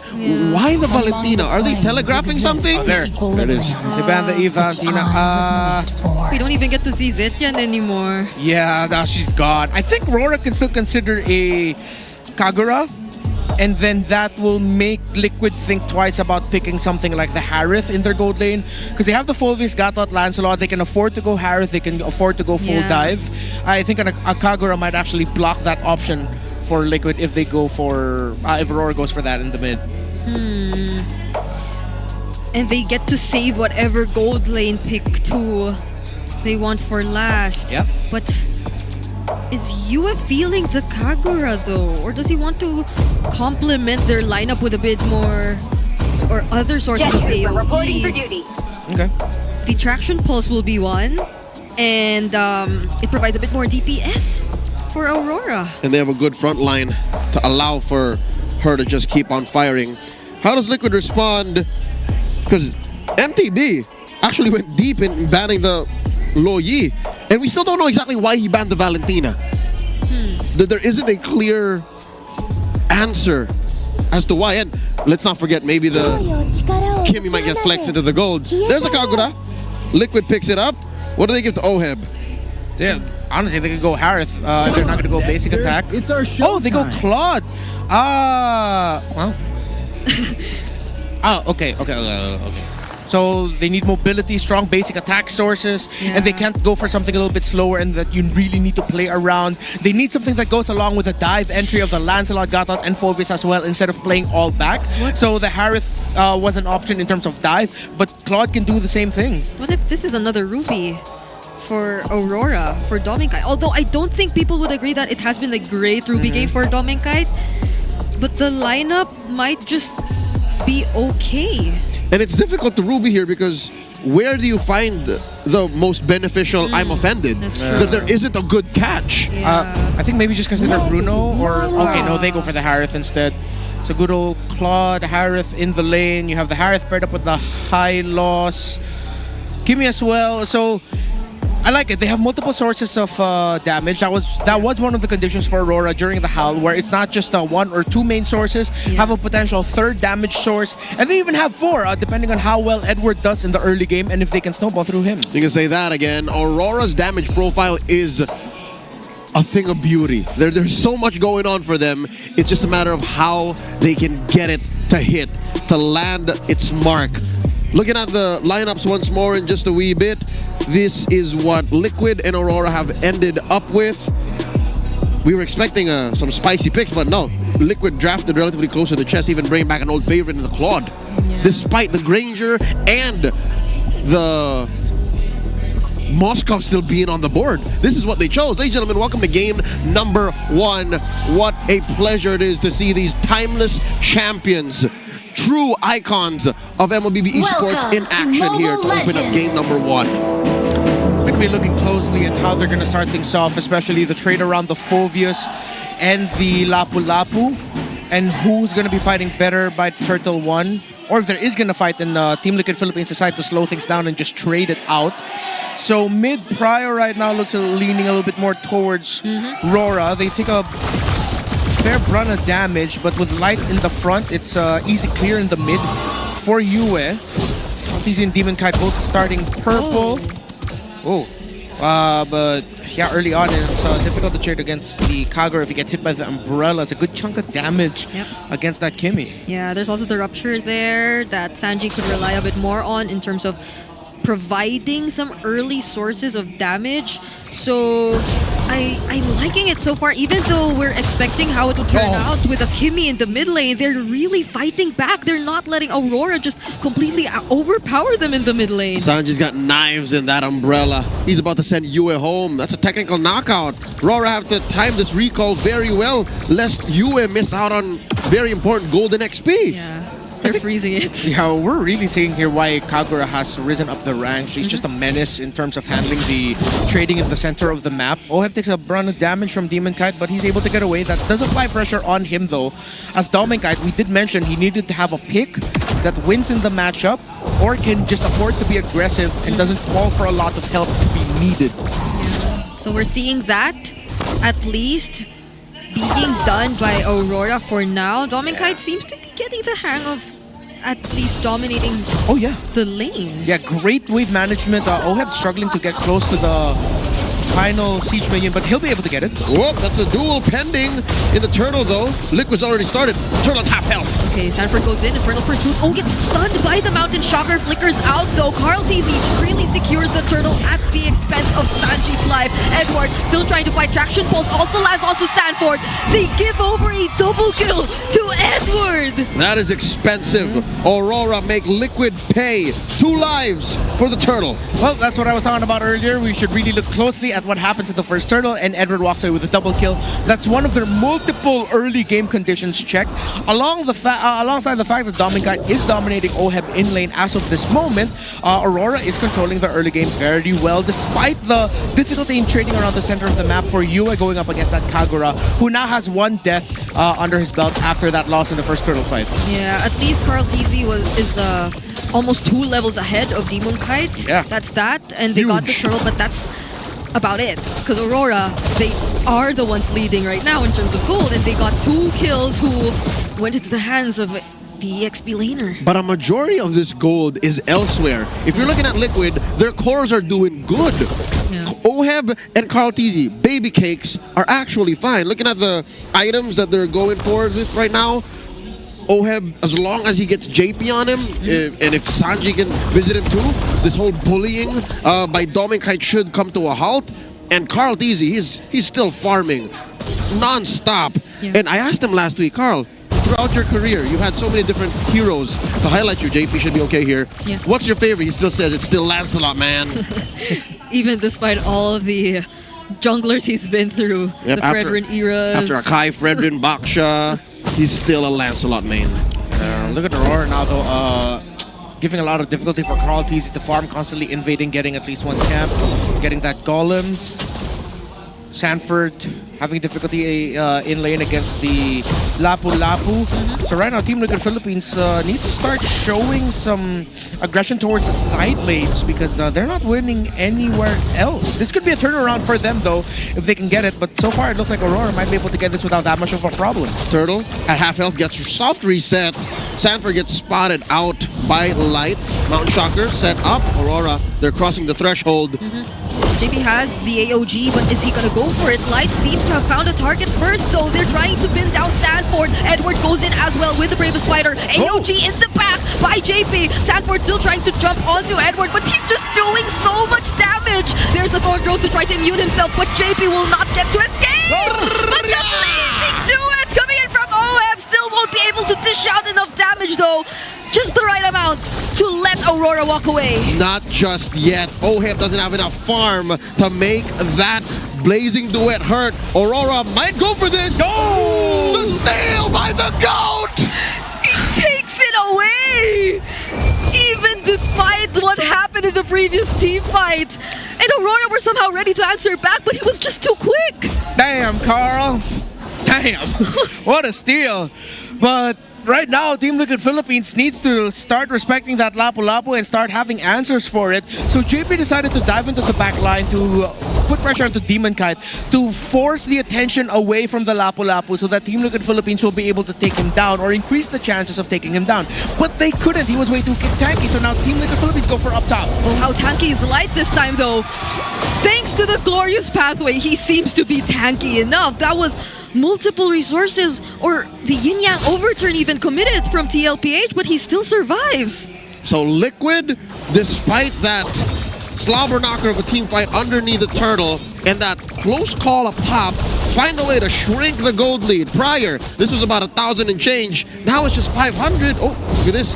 Demon Kite able to buy time in the bottom part of the map. Yep. Sanford and Sanji, Sanduo looking to clean house, but it's too late. I think that's a push turret down bot. Yeah, they just tried to look for the kill because they knew that tower's going to be a lost cause anyway. So with how RORA has been fighting, seems like they take the suggestion that we put up earlier, wherein Light would get vision, but the main aggressor and frontliner is actually this Lapu Lapu, who is holding. He built for the War Axe. He has the belt with him. Did get the tough boots though, so that's one of the reasons why he's able to fight a little bit better and a little bit smoother because of that extra little bit of crowd control reduction that he has. Call it a carry Lapu Lapu. Damage XP laners have been on the up and up in recent weeks of this metagame. How can RORA ride this into a winning position? How can they avoid the late game entirely so that they can secure a win in game one? Turtle spawning in just a couple of seconds. Upper part of the map. Light here, looking to buy some space for the Northern Lights. And RORA sets up amazing push here up top. Yep. Gonna get quelled by Liquid. I just want to say I really appreciate how Demon Cat has been playing this game. He's been non-stop rotating. He's always present for macro and micro. Yeah, the objectives are definitely gonna be the factor here for Aurora, but then it seems like the one who gets bursted down first is Edward. They respond immediately to what needs to be done, and Carl seems to secure the amazing duet coming in from Oheb, potentially taking down Light. JPAOG doesn't land, and somehow they still get to walk away. Just uses the taunt onto you instead, and the follow-up follow-up from Sanji is gonna be enough. The moment the formation breaks, Edward, again, it was supposed to be Light first, let Edward follow up later. It got broken, and the next thing you know, Edward is the one who gets taken out first, and Team Liquid Philippines win a team fight with the Lapu-Lapu going down quick. In the middle, there was a big trade between JP and Dominkite, but JP able to survive it. The chef truly is JP's son. Oh my God, he just stood there waiting. The communication between this mid duo is unbreakable. Liquid now up by almost 1,000. Carl TC dashing on through 3, through 4. Ooh. Carl, what are you doing? He tried to take on everyone, but will he get to escape this though? Yep. There's nothing left to dash on, but he's still alive. And he's still back to split pushing that minion wave up top. He sent the 4 of them back. That is a maestro in action. Carl TZ, for the better part of a decade, has mastered this hero. He's fallen in love with Lancelot, and still to this day in his career, plays it like it's the first day he's ever touched this hero in the jungle. 700 gold now, almost 1,000. Liquid are up. What happened to that lead by Aurora? Well, we saw as long as their formation gets broken down real quick, if it's Edward the one who's going down first, alongside Light going down quickly, it's not good. Okay, there's a conceal from JP. The taunt doesn't land, so Dominkite might survive this, and he will! There's the Glorious Pathway as well. AOG out, coming in from JP. Sanford might be in a very dangerous spot, and he gets punished instead. The sidestep from Edward, he gets the stun OHEB, and now they take him down as well! That's way too many resources spent by Liquid to try and pick up Dominkite, and he gets away with it. The punish by Aurora, 2 down. Oh my goodness, Carl TZ still wants to go for it, but he might just get taken down as well by Dominkite. Oh my gosh. Overheat. And Aurora make it straight through to the Lord. What a response. Edward, man. That sidestep landshaker stun onto OHEB to predict where he would be to secure the kill onto that Claude. And the miscommunication by Sanford to go in when Team Liquid were already on the way out. He wanted to get that kill on Dominkite, but at that point, Light with the perfect save, committing the ultimate and the revitalize to make sure that Dominkite got away. Rora put Liquid in a defensive position now. Liquid have to clean the house. There's a Lord marching up top, waves down, but mid. The only real place where Liquid could say that's at equilibrium. We don't even have to commit much to that. But that's what Rora's taking advantage of. They're synchronizing these waves. Massive push by the Northern Lights. They're taking down the tier 2 up top. Liquid have to really get farm on OHEB. He's not quite as powerful just yet. Is he at least on his... Wow, not yet his 3rd item! Yeah, doesn't have the full Trinity just yet. Went for the DHS Golden Staff. Didn't go for the Corrosion side just yet. Decided to go for DHS first so that he has a little bit more sustain. And with all of the HP scaling on the side of Aurora, it was the right decision. JP already has the Blade Armor, so that might come in the clutch, especially up against what Demonkite can bring to the table in terms of damage. All right. If OHEB, there you go, locks in the Swift Trinity, then maybe that's enough of a power spike for Liquid to try and find something else. Because again, this is just sub 2,000 ahead. Even more so, to add to that, Sanford just needs to communicate better with the team if he's going to go or not. And if the team decides to back, he needs to back as well. He cannot tell the team, hey, we fight because I want to fight. Yeah, Carl TZ already used his Retribution. Might just actually get the kill on Edward first again, though. But could they accomplish that? Because it seems like Sanford is struggling to tank their damage. Yue just going in for the free hits, but the Blazing Duet, it already has the damage we're looking for now. JP also trying to go for the zone, and Sanford doing a great job at zoning out Yue. But JP gets punished, and Dominkite finds Sanford. Sanji and OHEB will just try to look for another kill, but Yue flickers in and will pick up a double! Kiel falls! Carl TZ was too low. He decided to go for his purple first and miss out on a majority of that fight. Liquid bit off more than they could chew. You are popping off in this game, and this is what you get when you have a lineup that has multiple options for carries versus a lineup that is waiting for one carry to be online. Even though they could get kills on the Lapu-Lapu, on the Harith, you still have the YSS and the Kimi to deal with. So this is the difficult spot that TLPH is at now. Sanford, yes, he's jumping on people's heads, but he's not doing a lot of damage. He's sustaining and holding on to the team fights. The presence of Light now with the Revitalize, who has the anti-Karas, reducing the extra damage that Sanford can dish out as the Phobius, has become a massive pain in the Apex Predator side. Yeah, the damage from Aurora is just too spread out. Yeah, you have too many things to deal with if you're Team Liquid that even though this drags on, Aurora's fine with it. Best said in the song by the recently engaged Taylor Swift featuring Boys Like Girls, 2 is better than 1. They're waiting for Oheb. He can only do so much. You have Demon Kite and Domin Kite, the Kite brothers, are calling the shots. Given Domin Kite died, you still have Yue to answer back, picking up that concentrated energy. I'm surprised that this is still a dance. I'm surprised that Aurora aren't steamrolling through Liquid, who should have been shook by that engagement down bottom. It's really tough for Oheb too, because every time he goes in and uses the Blazing Duet, there's someone waiting for him. Edward is waiting on a land shaker. He's worried that he's going to get stunned immediately the moment Light gets close enough to that Claude when he decides to enter. And when that Claude gets stunned, that's it. You're done. And your Wind of Nature can barely do anything here because you're mainly up against magic damage dealers in the Oheb, the Harith. Whoa! Oh, they get to bring Sanford down to half HP though. Edward already goes in, might just actually go for the kill. Thornroy's just too immune, but the Yin Yang overturn committed won't deal enough damage. AOG just to get out to safety, but could this be the disengage for TLPH? Because Sanford still goes in! He decides to go into fight because the Blazing Duet is going to provide some follow-up, but Dominkite answers right back. Carl Teasy gets to find Edward, but that's gonna be about it. It's a triple kill for Doming, and JP's down as well. Saji only left alone, but Dominkite won't let him go. It's a maniac. The chef got cooked. They overloaded the Kagura with options, and they wiped them out. Aurora in the base. That's it. This is Aurora for game 1. Redmar, you might be right. A week of hard work in the boot camp might have been enough to get Aurora back on track. They draw first blood in this best of 3. All the conditions we asked for Aurora, they checked perfectly. Early game, it was a bit here or there, but they overloaded Team Liquid with options to deal with. That every time Liquid would find a win, it seems like it wasn't actually a win. They had 2 more pieces to deal with, 2 more damage dealers to deal with, and the entry of Oheb every time. That last sequence, that big Blazing Duet, was stopped immediately by Light going, nope. Yeah. And then he gets popped. And the burst damage from Dominkite. Like, he couldn't last 2 or 3 basic attacks from Dominkite.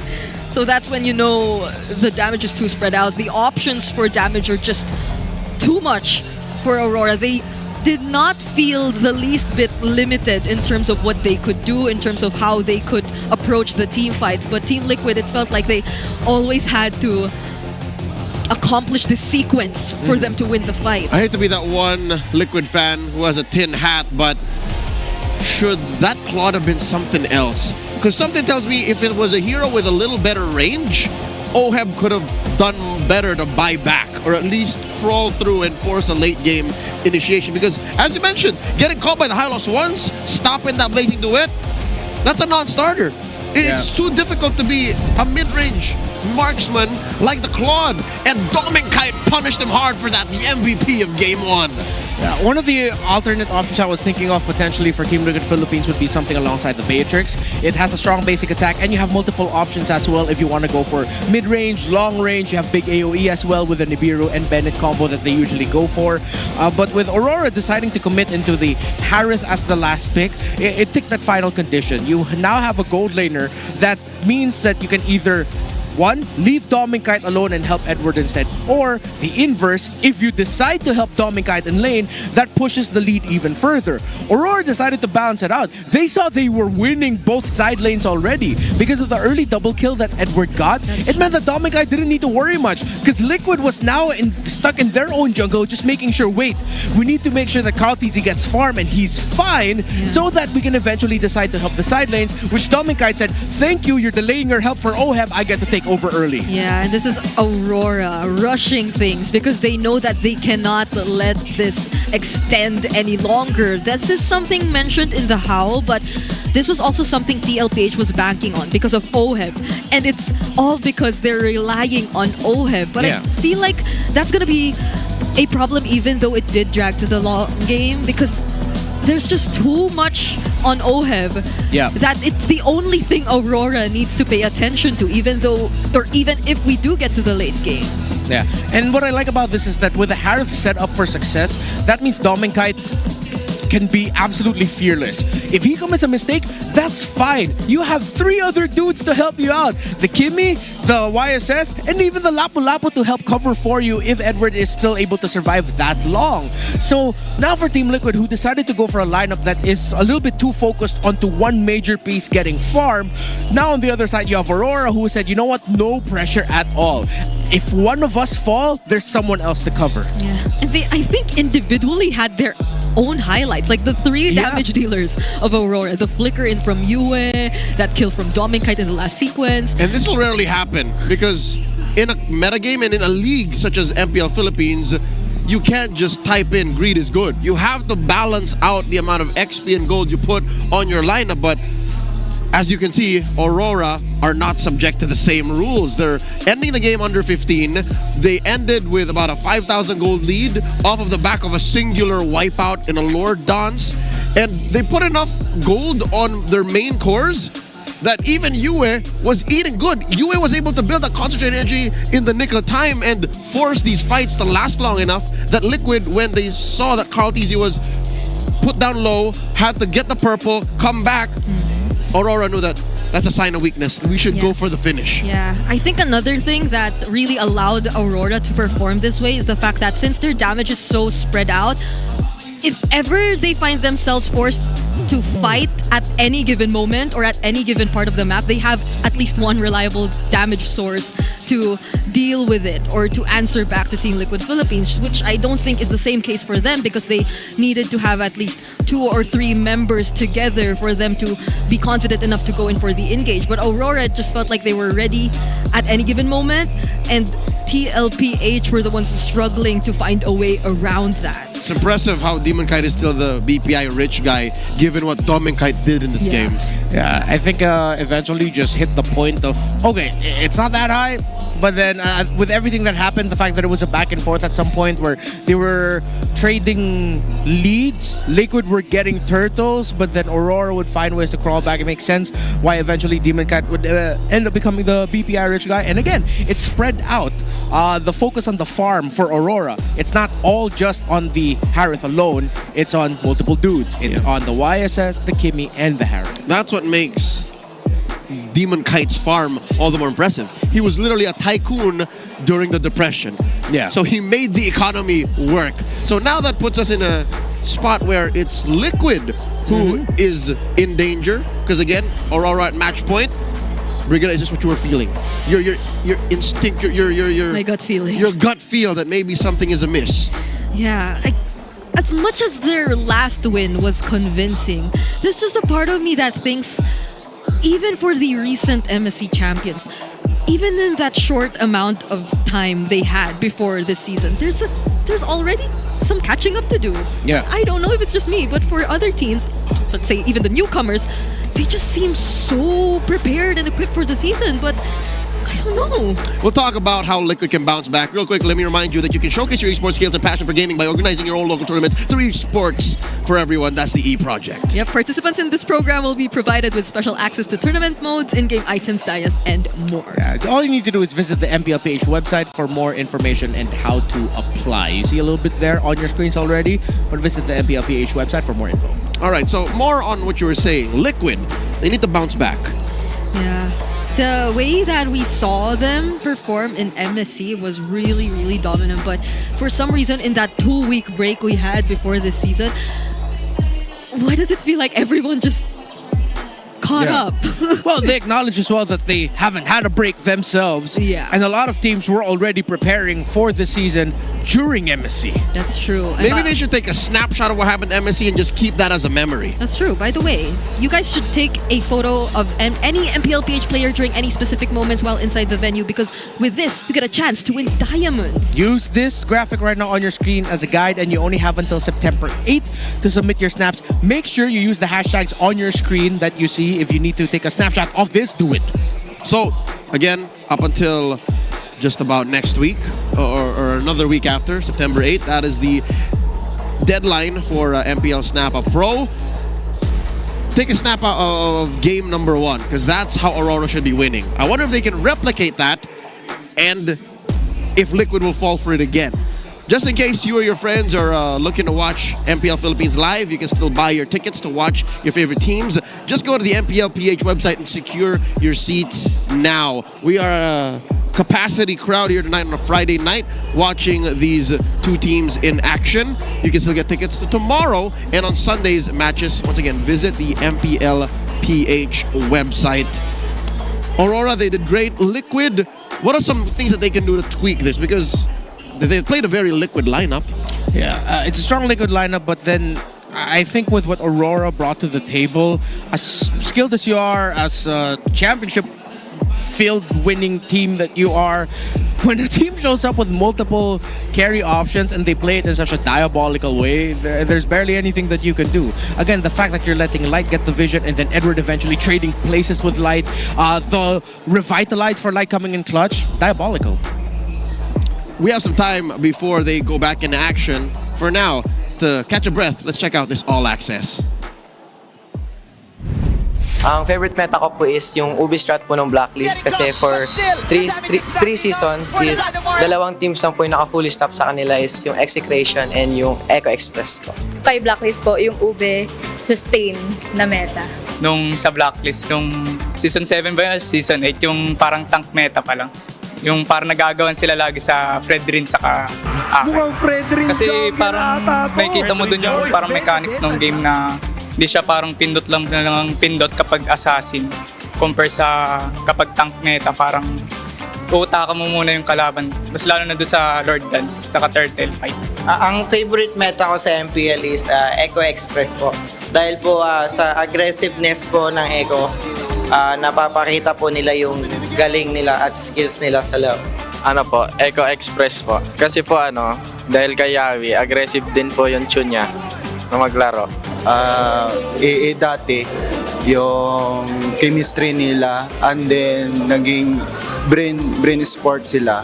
And then, pinaka-idol ko talaga doon si Carl Easy nung nasa brain sport pa siya dati. Ang favorite meta ko yung last lineup ng Omega dati. Tapos ngayon si Chuck nung nasa TNC na siya, so nandito ako para sa kanila. Kasi parang siya, unpredictable, ganun. I like that our super fans actually named their favorite era alongside the play style that was relevant at the time. Yeah, we heard all sorts of playstyle from the Ube Express to the I mixed it. The Ube strat and the Echo Express. Yeah. So those were like a lot of what was mentioned. I'm surprised to see one who really went all the way back though to the era of the Brawl era. Kane, and Coco and all that. It's been such a long time since then. Yeah, the game has really grown and changed, and look how quickly it has grown and changed as well. Although we have already seen shades of what Aurora has brought to the table with a multiple carry. At that point, it was double carry. Now it's a triple carry setup that they bring to the table. That, yes, when you just have so many options to deal with as the opposing team to that lineup, there's really only so much you can do, man. Especially if the roamer is dropping down revitalizes at the perfect time. Even though Light was just there going like, sandbag, I poke this Claude, I heal you guys, stand around me. Dude, he did that. He did his job perfectly.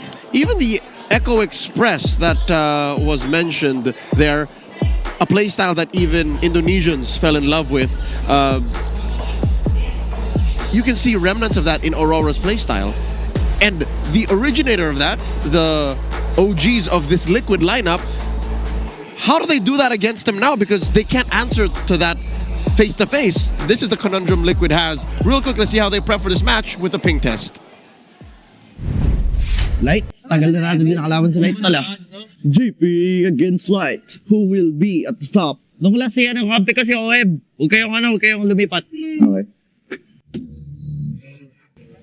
I got all I need, you know, nothing else can beat. Oroy. Pagupit, Ma'am Mekard, pagupit. Yun, buzzcut. Buzzcut tayo 5. Buzzcut. What do you think? What do you think, Kelwan? Are you down, bro? Are you for real, guys? Ako masabi. Oy, ikaw na yan. Kaya mo na yan, Brad. Meron komenta rito. Ano luto ang gwapo, sarap panalo. Dubi-dubi-du, bidu-bidu. Pwede yata Ay, gagi, walang kape si Dad. Paano to? Alipin ng kape. Wala akong pake pag wala akong kape. Yun! Sarap gisado. Nagluto ang gwapo.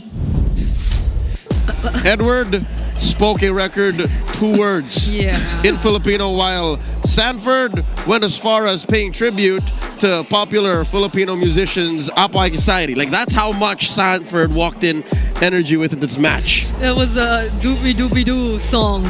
I don't even know the title. That's the title. The Doobie Doobie Doo? Yeah. That's the title? That's the title of that song. Okay, so you guys can search it if you want to check out whatever song he was singing, because he sang, I think, 2 or 3 songs. Yeah. One was K-pop, one was that, and then another I could not identify anymore. A TikTok song, maybe. Yeah, well, Edward straight up admitted, I got nothing to say. I mean, I'm sorry, I got nothing to say. That's what he said. But he's letting his actions speak louder, though. Yep. That game he played on the Lapu-Lapu. Yeah. Now I get why Coach Tic Tac, a couple seasons back, said, hey, when I say Lapu-Lapu, who do you think of? He didn't say Sanford. He said Edward. Now I get why it's prioritized. Yeah, that's something you always have to watch out for in a Lapu-Lapu Phobius matchup. Who gets the better start around Turtle 1? If not Turtle 1, Turtle 2. Because if you get a double kill or kills early on for those two, and then you can see their impact right away, then it will translate for the next 5 to 6 minutes of the game. Something that Aurora was able to do significantly better. And then just play around. So if Liquid are really are hard set on taking those early fights, and Edward has a pick like a Lapu-Lapu, they're gonna have to respect it and be careful. If they go all in and give a double kill early to Edward again, they're not gonna go far, man. Here's game number 2.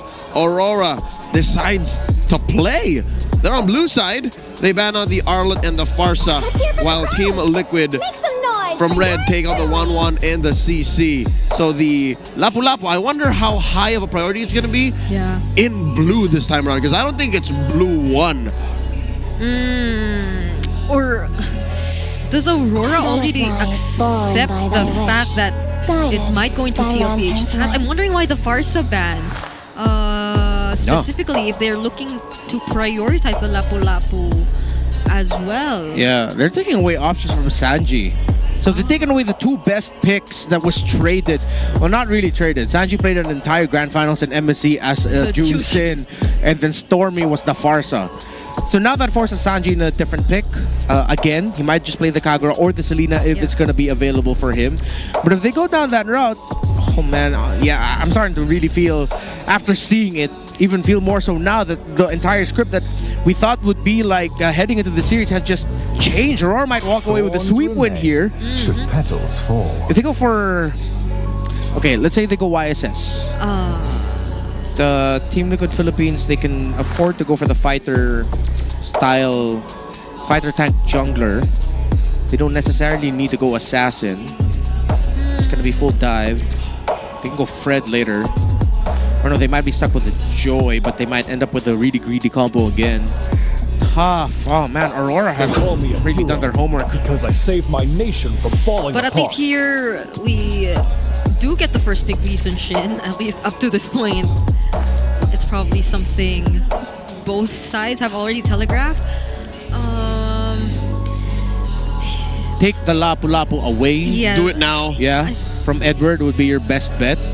But then you're going to have to watch out again what we mentioned earlier. Lunox is a gold possibility now. You can end up with a multiple carry. Are you going to take away the Kimmy? Because it looks like Aurora might just pick up with the Kimmy in the first phase already. Or the Selena?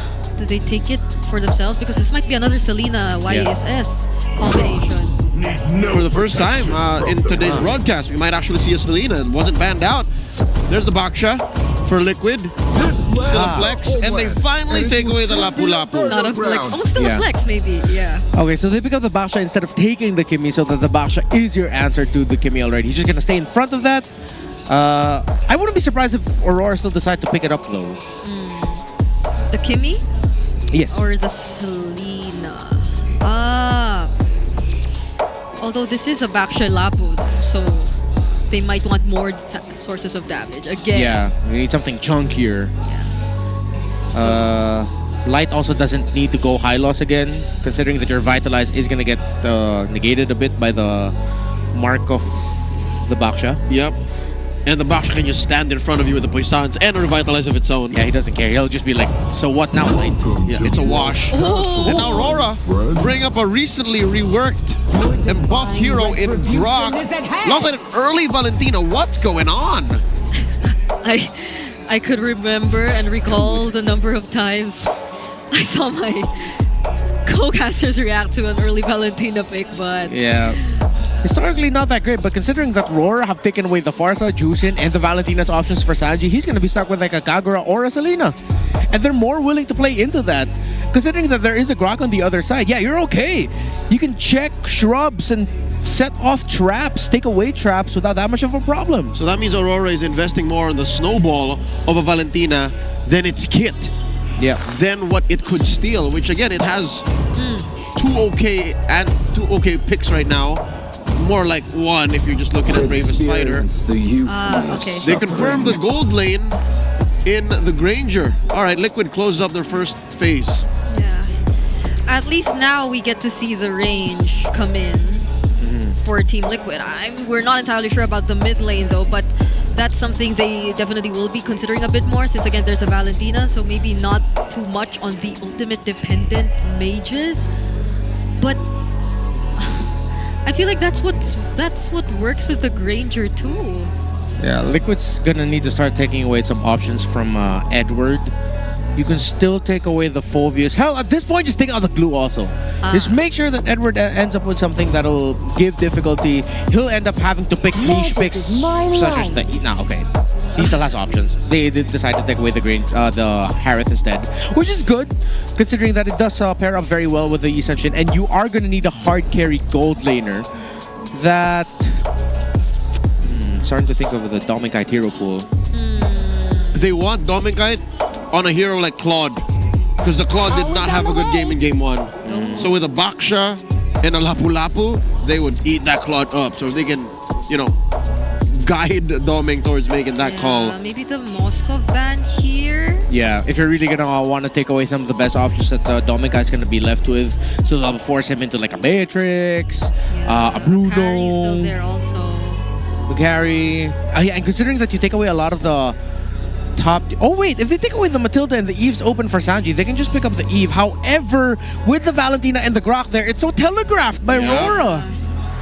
Just like how they're forcing these easy to catch and DPS based marksmen for Dominkite, they're also doing the same on the other end. They're forcing Sanji on a losing matchup. I am vengeance. And what if this becomes another Sanji ban too?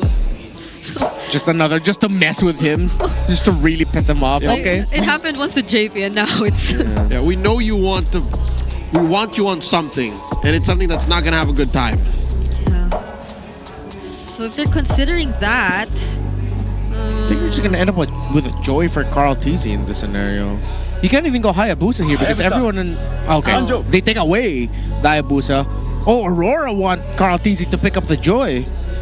If they go Grok Batang, that Joy's gonna struggle. Oh no! My gosh! Yeah. And it now makes sense. If that is the long haul play, the chess man gets checkmated. The Valentina automatically has electrifying beats. Yeah, maybe not fall for that trap if you're Team Liquid, but if you're not gonna pick up the Joy, then who else is gonna be there? Okay, they're saving it for last. Sanji gets the Kimmy. And if Carl TZ ends up picking the Joy, that's gonna be a very greedy lineup. I think depending on what the EXP laner here is for Aura, they can make a sudden swerve and go for like an export jungle for Carl TZ if it's gonna be like a slow frontliner. Yeah. But then with the Valentina, I was also thinking about the Akai, but there's a Valentina again. Yeah, you can't go Akai. Everything is just okay. Yep. Fred ain't very good with a Grok on the other side. Yep. It's hard to cross those ramparts. So, an amazing work here by Coach Master the Basics and Dexstar to force Coach RC to draft this way. Or could the Baksha be the jungle instead? If you're TLPH. Oh my goodness, whatever Liquid ends up with is gonna be a struggle. Yeah. Oh, honestly, the line of Aurora's near perfect. Yep, Liquid is compromised. What do they put on the GOAT? If it's not the Baksha that they're considering, you can't even go like something weird like a Lucas. Joy will struggle. If you put the Baksha in the jungle, it will struggle. Oh. They still go for the Fred. At that point, they just have to double down on the idea of, okay, you play around for the Kimmy and the Granger. Oh, but this could be such a huge struggle for Liquid. Similarly to what we saw for AP Bren in game number 2 against ONIC Philippines. They decided to pick into a strategy that on paper, they will really struggle. But if they pull this off, you're gonna have to give them respect for it. Yeah. Aurora have forced Liquid to box on their weight class from game 1, where multiple carries took over. Liquid now have to pivot. We're about to see the draft one more time in case you guys weren't sure where these heroes were going. Lineup rating through the roof for Aurora compared to Liquid, who struggled to pick this Fredrin late into the draft. It was just one of those instances where it felt like there was no other choice for Carl TZ. So many conditions have to be met for Team Liquid Philippines to be able to make this lineup successful. And welcome Aurora, after to that Mobile win Legends. on the momentum, this is gonna be scary. Into the land of Dawn we go. The possibly final game in this best of 3, because Aurora have our defending champions up against the ropes. Match point for the Northern Lights. The Cavalry struggle to get the stampede going. Let's look how the early mid trades will happen. So the Kimmy decided to help out the Fredrin in the jungle, while JP starts off the orange buff to help leisure Carl TZ so that he can go for a faster clear. Sanji just got displaced a bit, but again, you're a Kimmy at this point, you can afford to be this aggro in terms of the early trading. So they're expediting the farming process for Carl TZ by helping him out, double leash in his buffs. Yeah. And the way that Edward's managing the EXP lane on the glue, it's looking really good for Aurora so far as well. Because even in the Howl, it was mentioned that one of the most important things TLPH needs to accomplish is the winning mid duo. Yeah. But so far, with the Valentina Grok, the wave clear's just so fast as well. Aurora can just make plays elsewhere faster. Luckily, Liquid has Daddy JP on the Baksha. So he has rotational speed. He can answer the fights. But again, it's a very reactive approach to a game wherein your opponent wants to go fast.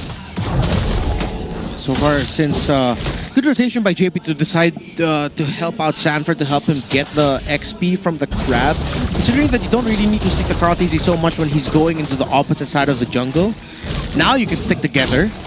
As the first turtle should be spawning soon enough. And yeah, they're going for aggressive positioning here. And this is the right call by Liquid if they want to increase their chances of winning this game. They refuse to be reactive. Liquid are barreling through the turtle, approaching half health. How does Aurora respond? Okay, that's level 4 for Sanford. He immediately goes in, but Yue has a bravest fighter of his Watch own. Edward. Traction Pulse also committed, and that's going to be a turtle for Team Liquid Philippines with a flicker from Edward to respond. He gets to grab someone. That's going to be JP, someone tanky enough to sustain the damage, and so TLPH might be able to walk away unscathed. But Edward, will he survive this though? He's trying to run away, gets taunted, and that's first blood for TLPH. JP still looking for more. Pops the Puissance rolling around, compromising the jungle of Aurora.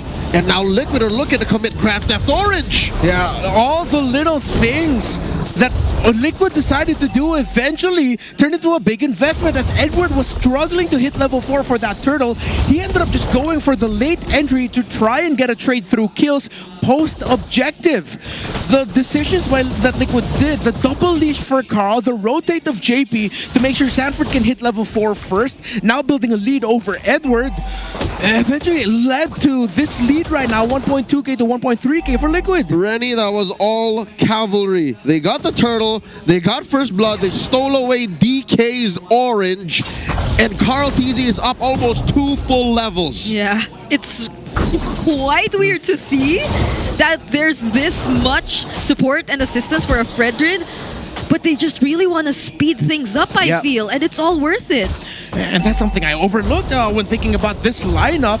The fact that they can actually do that, they expedite the process here for this Fredrin, and it has worked wonders. Let's see if Aurora will be able to find a way to turn things around, though, because so far OM's been undisturbed and he is hurting. My goodness.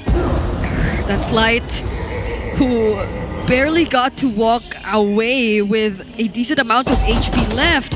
Oh wait, but does he know Doming Kite's there? So, okay, they're not gonna exchange flows or anything, but this is gonna be another potential objective for Team Liquid Philippines. Yeah, Kel 1 was aware that DK, Doming Kite, was hiding up there. They just wanted the waves, and they knew that they were gonna fast rotate towards the turtle. Oh, Liquid are blitzing this. Edward's all alone, but he's gonna still start a fight. Light goes for the tectonic charge, but Carl TZ got enough time to secure the turtle once again. Bravest fighter coming in from Sanford, he gets to stun Light, and the rest of the members are just trying to catch up, but they will be able to return under the turret and keep themselves alive. Tech charge may have come out too soon. Yeah, and good call there by OHEB to join in the fight. They can now make progress in the map. Oh, Carl TZ still forward! Oh, they put a wall, but look at the damage from Saji and the range from OHEB, who again decided to join the fight. Luckily now they're able to get a kill. They cracked that Grok in half, and I think Aurora see the opportunity. They allow Doming Kite to farm up, but doesn't even get to break the turret. Carl TZ crossing through tier 2. Oh, there's a Bravest fighter, IMU from UWeb, but Carl TZ is just too tanky. At least Aurora for now get to trade a turret up top, but so far in the fights it's been TLPH and them winning. Yep, the tankiness, the fact that the Aurora lineup needs time. Demon Kite is now 2 levels behind in Carl TZ, who has been farming comfortably. He's been aggro. He's exchanged roam rolls with JP. So Carl TZ is playing the Swiss Army Fredrin at this point, where you're forced to do multiple things. Get farm, get objectives, frontline, get vision and all that. But again, since they helped out this Fredrin so well, he now has a 1,000 gold lead over the Season Shin. Carl TZ can afford to do it. He's 2 levels ahead too. Again. Against Demon Kite on the Fredrin, so they're really able to play around this utility jungler if they wanted to, and there's a potential target that they are able to find. What's a placement for the Earthen Rampart, but it just brings him closer to Doming Kite, but he still survives. Tectonic charge also denying them of the chase, and Edward trying to disrupt the backlines. JP doing the same, but Aurora, once again, they're just also able to walk to safety. Liquid have put Aurora up against the ropes.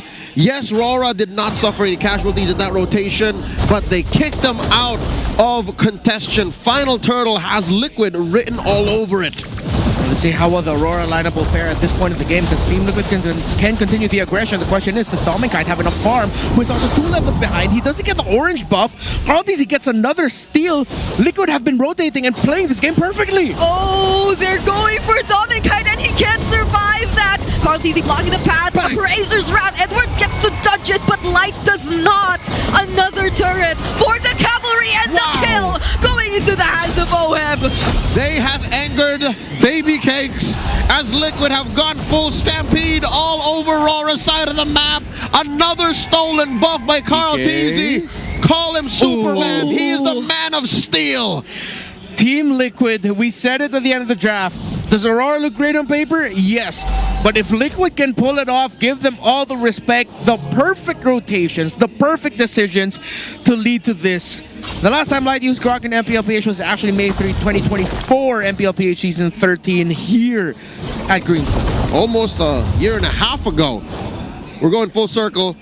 The promise of the newly reworked Grok is there. You see how useful it is in practice, but Liquid seems to have faced this kind of threat in scrims. Like, they don't care about these walls Light's putting up. Yeah. And the funny thing is, Light couldn't even build the Radiant armor just yet. That's why Sanji's poking him down real quickly. He needed to go for the Dreadnought armor first. And the fact that he cannot get farm means that he cannot get enough items and gold quickly enough to build that Radiant armor so that he can start fronting better. Oh, Liquid engages. JP jumps onto them, and there's Edward looking for a mount. They do their best to touch everything being thrown at them, but Edward, there's a flicker, but he doesn't get to touch the Death Sonata. Once they knew that there was no tectonic charge from Light, TLPH, there was nothing holding them back. KL1 found another one. Multiple stacks, at least 3 on his Skypiercer now. 8.5 minutes in. They're approaching the 8K gold lead. And so far, this Lord, it's got Liquid. It's got a Liquid jersey on it. Like, I don't think RORA is in any shape to contest. The Wind Trio played this perfectly. Sanji spots out Dominkite. Dominkite's going to be able to get away, but JP, Sanji, and Carl TZ have definitely set the tone for this game number 2. The rotations that they made, the aggression that Sanji's been showing at the right time, the little things that JP does that fly under the radar of most people, we acknowledge them now. And it's led to all of this. No kills yet for RORA. And Demon Kite might get killed by Sanford. It's a one-on-one, but there's the Traceless. Smooth. He's able to escape the threat of a kill from 40, but there's a Lord. There are multiple waves that are marching towards their base. That was a close call. Both of those athletes debuted in the same season, Season 8 of MPL Philippines, and they've both gone their own ways, achieved world-wide success, but in that moment, I could have sworn Sanford was going to get DK. Oh man, concentrated energy for this Kimmy, and it's going to hurt even more. Team Liquid, they just need to not slip. They can keep this up and end the game before 15 minutes. Tier 2 in mid falls. Liquid here, synchronizing the waves immaculately. Holy Shield still standing in mid. There it goes. And it's just these turrets holding themselves up. There are no holy shields for this bottom lane turret. Traction pulls already landed. There's the counter IMU traction pulls as well. But TLPH gets to touch it. Now Sanford goes in with the Bravest Spider. Briefly gets stunned, but it's enough time for them to take the turret and the kill onto Edward. OHEB now unstoppable on this Granger. The Lord is still up and they get the mid lane turret too. Top lane might be next. Carl TZ working on it, and Dominkite doing his best to defend. They slowly gain access to the base. The damage from the Rhapsodies are no joke, but they're waiting for the waves to sync up. This could be it for a two-man stun from Sanford, and now this is definitely gonna be a game number 3. Team Liquid Philippines charge their way forward and hand over a game 3. There's only so much you can do when you're underneath your own base and your opponent still hits just as hard. That's what you get when you have a 12K gold lead on you. Liquid force us to go all the way. They drafted a lineup that demanded the perfect game, and Team Liquid got the perfect game. And you saw it all happen in motion. The first rotation set the tempo, how they handled the first objective, the fact that Edward was delayed, and how they handled Edward's attempt to try and force a trade. They ended up winning that. They continued with more invades and aggression, which completely stopped the scaling of that Isan Shin early. Just because Aurora seemed to be dictating the pace in the draft doesn't mean Liquid was being backed up in a corner. Liquid still drafted the heroes that they knew how to work with, and what's more important is they played a game that they were comfortable with. Yeah, this was the perfect example of sometimes it really just boils down to the execution. As cliche as it sounds, Liquid proved that. Again, on paper, looked fantastic for Aurora, but they executed significantly better. Carl TZ, the Swiss Army Fredrin. Even though we were so scared for the Fredrin when it appeared as their last pick, the plan was totally different. It wasn't him trying to set things up or look for openings for his teammates. They made sure that he was the one who got to secure his farm first before anything else. It really makes me want to look back on how the rotations went for JP because this is so surprising. Again, it's so funny. One of the suggestions we brought up that could have struggled even more was the joy. So JP decided, you know what? I'm gonna treat this Fredrin as if it's a joy. Let me leash your orange buff for you, speed up your farm, let me run quick to the EXP lane, give a level lead for Sanford, and let's ride it on through there. I think this is the response that Aurora expected the least. Yeah. That Liquid would lean into this and give him a fight, because given what happened in game 1, mentally you would assume that these players, they will be conservative. These players, they will try to protect what footing they have and farm up and play it safe. Not Liquid, not the cavalry, not these stallions who face everything with but one response: high octane MLBB. Under 11 minutes is how Liquid got that win, and all it took was one Lord. It ended with that same Lord. Yeah. That pushed in bottom. I was surprised to see that even the holy shields down bottom were already dealt with before the Lord even got to that place. So it was just so much easier for Team Liquid Philippines to force their way through in the base of Aurora. Yeah, Oheb did a fantastic job of handling Domikite in lane as well. His decision to join the second or third turtle, if I'm not mistaken, to force the lead, to get more farm and push towards the lower half of the map, was a great call by Liquid overall. The itemization here of Carl TZ to go from Radiant to the Dreadnought and then skipping the anti-Caress full build, deciding to go for the Blade Armor instead so that the damage output of Demon Kite is even less. And even when Domikite finally has a Trinity, we know it's not a crit build, but at the same time, you're thinking twice if you're the carry. Wait, should I really poke down this Fredrin? I'm just gonna get hurt even more. Which is exacerbated by the fact that Light's Grok really didn't do much, save for maybe 1 or 2 saves in the game that allowed for the rest of Aurora to back off, which comes in not completely as his fault, because Liquid, the way they drafted, makes this Grok think twice of, should I put this wall here? Should I stay? Is this tech charge worth it here? Because looking at Liquid, if you decide to pick a fight, they can say, no, this is our kill box now. Yeah. In comes Sanford, Sanji raining down the artillery fire, and Daddy JP making any part of the battlefield his with the Puissance and the Revitalize. Yeah. Light did feel a bit too hesitant when it comes to using the tectonic charge, but you understand why. Yeah. Because like the first few people you see aren't the ones you want to use the tectonic charge on. And it's so hard to find those people you want to land the tectonic charge on. There's a saying online that you shouldn't believe everything you hear, but when people say that Oheb is a rich guy, according to BPI, he is in this game. 923, he was straight up farming heroes. Yeah, with his team getting all the objectives, it gave a lot of space for Oheb to farm in the lane. And again, besides that, he just managed the laning phase against Domikite incredibly well. Now that he has a much more favorable mashup, the range, now it became like a huge inverse, because now with Team Liquid with multiple options for carries, well, mainly this time 2, but then technically with how Carl TZ was playing, he played it like a carry because it was such a demanding role for him as that Fredrin to swap with JP as the roam, to also be the jungle, the back and forth between that. It just goes to show how well Oheb handled that. So the matchup in the gold lane, and whoever gets the Lapu so far, the trend, I think you're seeing a bit of that. So I'm wondering if that could be banned, or I don't think it's a, because I don't think Lapu really gets banned. I don't know what happened in the lane, because even Arlet is completely snubbed. Arlet used to hold this spot that Lapu Lapu has now. Yeah. So what is the answer? Because if not banned and left out, automatically whoever gets it wins. That seems to be the story of this series. Ladies and gentlemen, before we go to our decider match, let's take a breather and check out this All Access.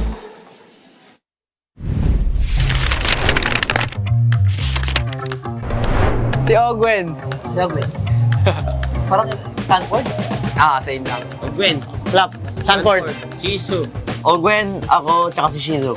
Ogwen. Si Net. Sanford. Sanford yan eh. Daddy JP. Ay, Shizu. Ako, Web. Oh, di ba? Perfect. Ako, isa lang one. Si Aqua. Si Ferds yan, pre. Si Nets. Lance, si Yoshi, Nets. Ako, Lanzo, Ferds, tsaka Cartesi. Lanzu! Lanzu yun? Sensui! No, wala pa nga ako eh. Si Nets. Si Jamie Pongs. Si Flap. Piu, Yoshi, Marco. Yoshi. Uy, gaya ka lang.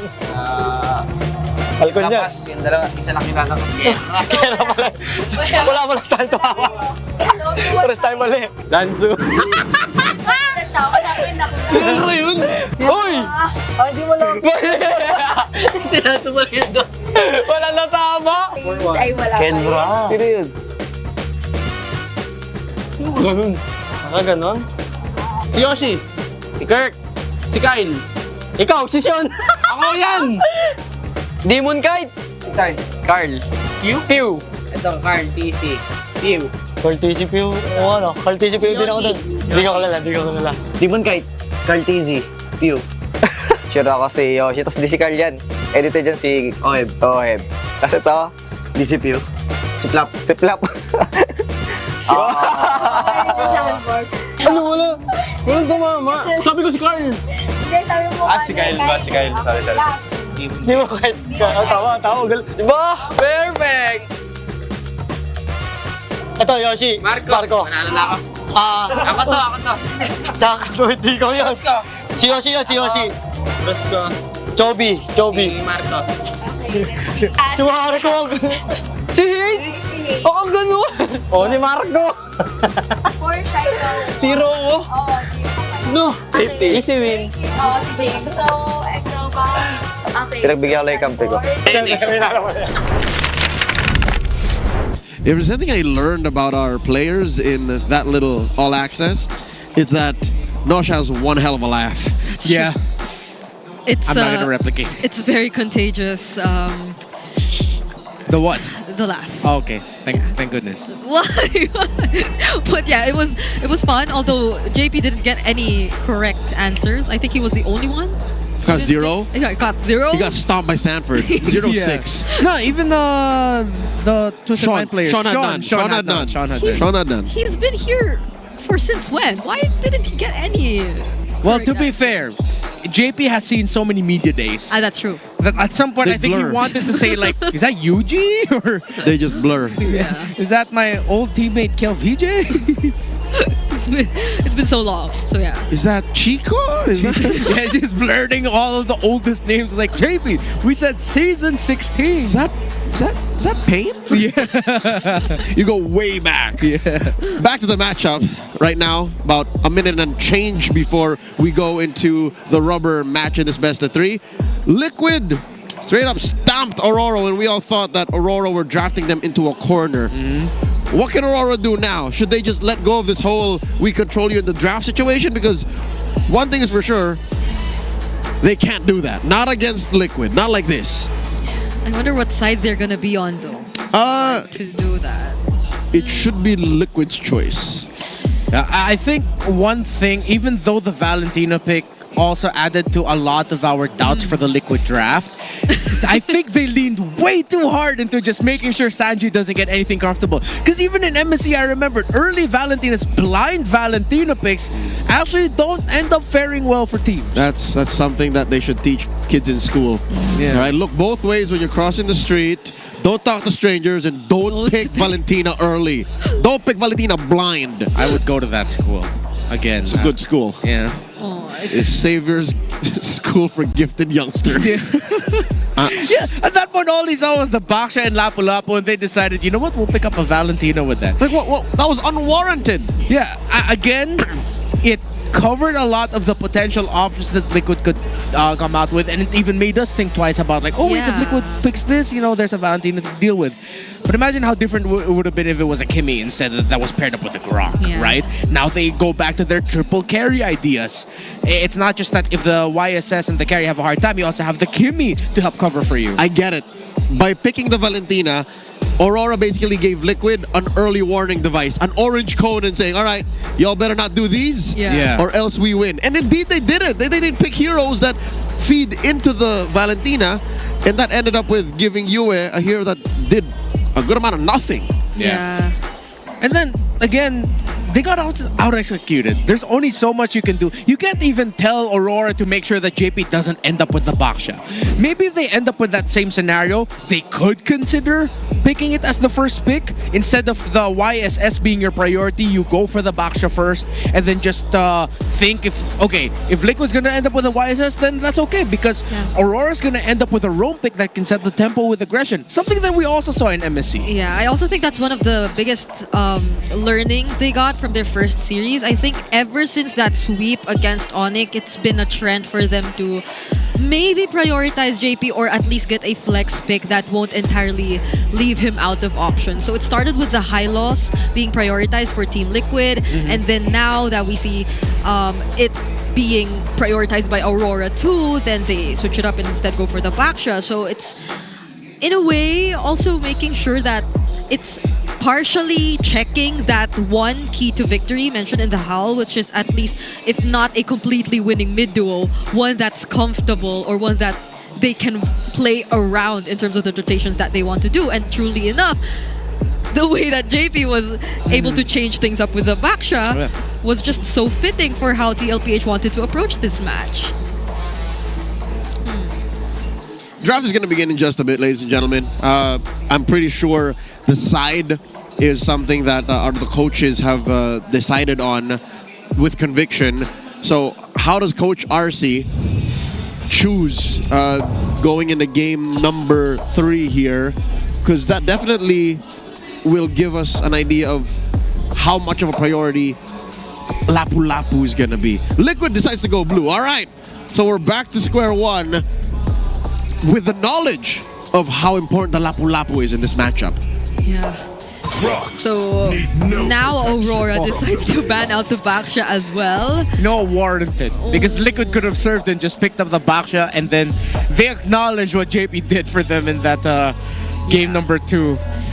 So that's a bit of adjustment there, which I think will allow for a lot more mid lane options to go through. Maybe not the Kimi though, but the Jushins, the Farsas, they're still up there if ever TLPH wants to also consider that. But maybe in terms of priorities, still the Lancelot, Yi Sun Shin. Yeah. So then, is Liquid looking at this from a jungle trade or a mid trade? Unless it's really the Jushin they want though, because it's a Sanji thing. Exactly. You could either go Jushin or Farsa, or Lancelot or YSS, considering that the Baksha is gone also as an option for Aurora. You might even consider leaning towards the EXP lane route, but it's rare to see the Phobius rush. So Aurora turned off the trade now for the mid lane. Now Liquid just decides, are we getting the Lance, are we getting the Farsa, or are we gonna suddenly swerve and pick up like a first pick Lapu? But that's like the crazier option. Yeah. I'm not against it. If you first pick Lapu, you still end up with either a side of the coin in the Yusunshin or the Lancelot. Payback time. Wait. Yep.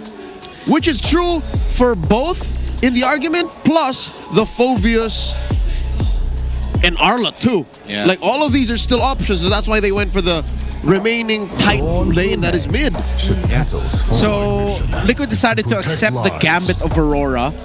With the Farsa there, it's an easy rush for the Lancelot and high loss. So now Liquid, do they end up with the Glue or the Fredrin? They can even decide to go for the Phobius, considering that there are a lot of dashes that can help trigger, enhance the barrier for your enhanced basic attack. But I'd like to see them consider the Lapu Lapu or the Glue more, considering that you're up against a high loss and lands. Yeah, I mean the gold laners have been always saved for second phase anyway, so maybe that's something we'll be seeing later on in the draft. They call me a hero, but they because I saved my no love for Kalia falling apart. Now we haven't been seeing Kalea at all in the series. It's the Arlot. Okay, yeah, so if ever Aurora decides to go all dive in, you're gonna have to watch out for the final slash if it's not the Arlot that you find first. Most likely go into the hands of Sanford, as we've seen more of in EWC MSC, with JP ending up probably with a significantly harder tank. Maybe I got to catch someone with a revitalize as well. Yeah. Or, I mean, they don't need to rush it necessarily too, so You need more range.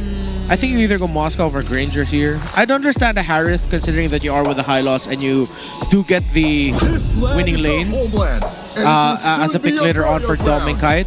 So they already pick up the Lapu-Lapu so that they worry about the EXP lane trade. Oh wait, no, that is the trade. Yeah, it is the R-Lot Lapu-Lapu. RORA went straight primal. Yeah. They decided that, hey, we can't beat the facts. We win with Lapu-Lapu. And we gotta pick it here, lest we get it banned in the second phase and, you know, prioritize something in the mid or something with range in the gold. So Aurora, they would do best to ban out those gold laners now so that they end up with a winning matchup, at least hero-wise, for Dom and Kite. There's so much pressure on Sanji now. On this Farsa. Muscle of iron. They banned the Gatan Gacha, so JP's gonna end up with something like a Minotaur probably. Wait, what else is left actually for JP? Here we go again. This is the only thing I mentioned before the game, but then TLPH find themselves in a spot where they don't have a JP pick again. They should ban the Matilda. Yeah, the interplay There's for a the Kalea Matilda. still though. Yeah. And a Kalea. I think the Kalea might be banned out by Aurora if that's the case. They're probably thinking that as the last best option. Yeah, because the fact that they have the Lapu who can immune himself, like even though there's a threat of a punish in the dives because of the final slash, the bravest fighter doesn't really care. So Kalea, I haven't been seeing much Badangs either. Yeah. Is that Aurora? Yeah, Aurora banned the Matilda last game. Yeah. So they know how important it is. The hunt begins. Oh, they banned the Ruby instead. Oh. Whoa. So they're still considering. Yeah, okay. There's a Kag ban. Trying to look at the hero pool of JP from MSC. He had a wide pool. His Gata Kasha was undefeated. Matilda 2. Baxter, yeah, it might just end up becoming a Kalea. Well, you have the Kalea and Farsa together. Then Oheb is going to end up with... Yeah, because it's a Kagura ban too. Yeah. So with the Harith picked on the other side, you either go Moskov or Granger here. Unless you really want to go so much burst in AoE and you go Beatrix paired up with the Kalea and Farsa. So you have multiple options there for the burst pickoff. It's gonna take a bit more time though. But with Harith, I'm leaning towards the Minotaur really for JP. I like that. Like, I've been wanting to see the Minotaur for so long. But Its potential to really take over a game is reliant on how big ticket ults land. Yeah, I'm just worried that it might take a bit more time. Like, it's not like off the bat aggressive type of roamer. Kalea, Whoa! So burst down. It feels like it's been ages since I last saw Oheb pick up a Lunox. So it's Oheb's turn. What? It's the second Lunox Harith matchup for today. Yeah. Lunox is so back in the gold, man. We're so back. I get it. The high HPs on the Lapu-Lapu and the Hylos. This is how you punish it. Okay, you win. Let's go for. It's either Valentina Eve as I'm thinking of. Trying to think if there's any surprise picks that they can go for. Not Kadita. Not really their thing. Luyi. Not the Luyi. I think Eve is a little too much. There you go. This is still range. Okay. Without the vision. Without fully committing, without going all in. So Aurora are keeping some chips to their chest here. Picking the Novaria. Alright. Bigger hitboxes for all the abilities here. You get good poke damage from afar, you get vision, you get scouting. And it's a core compared to an Eve. Yeah. It's more core damage than utility that an Eve brings. Yeah, and that was one of the usual things that we saw in MSC, wherein if there's a YSS on one side and you don't have a mid laner yet, most teams just ended up picking the Novaria at the center of the map. It increases your chances of either taking a buff away with a really good meteor, or it's really just there to help equalize with the vision provided by the YSS, using your, what we call the magic carpet. Natural echo. Here we go, game number number 3. We went all the way, ladies and gentlemen. We all felt that it would coming, and here we are, the conclusion in the best of 3 between Team Liquid Philippines and Aurora. It all comes down to this. The late game, Novaria does really sound like a threat that can go up against this lineup even from afar, but if TLPH decides to go all in, then that's gonna be an equally massive problem for Aurora, and they seem to be really starting it this way. Even the concussive blast landed onto Light, so he's now half HP. Demon Kite joining the fight early on will just force the wings by wings, but it's been a very aggressive start for JP and Sanji. It's gonna be okay. Lethal Wonder secured there by Aurora. Okay, it's the Festival of Blood Spell Vamp Lunok. That's a lot of festivals. Yeah. That's a lot of blood. It's a lot of that across the board. Good trade there. Such an aggressive start for even the EXP lane of TLPH. Yeah. The early game presence is really being felt here. Yeah, I think both of these teams know that they have a lineup that can snowball out of control as early as post-Turtle 1. Depending on how well they get to fight that out. That I would be surprised if any one of them actually decides to not go for a full commit into the first Turtle. Like if they try to even it out. At this point, go all in. Both just go big fight. Oh, up top! Wait! Oh! What a rotate by Demon Kite, and that will set the tempo in favor of Aurora. Let's see how Liquid will be able to answer through the first turtle. Even worse, Kill 1 committed the flicker, and he found himself underneath tier 1, yet still DK takes him down. This puts up Aurora about 500 gold going into the first turtle. With such a small movement, but now it's so big for Aurora. There's the flicker coming in from Edward, but the response as well from Sanford to not get caught in the land shaker. They might actually get a shot at securing this turtle. But it's Edward who gets the last hit. TLPH still trying to fight. Final slash coming in from Sanford, but JP is the first to fall. And now Sanford's next. It's a double kill for Light as he lays down the glorious pathway. Massive CC. Opportunities for Liquid to run through Aurora, but they couldn't. They just don't have the damage just yet.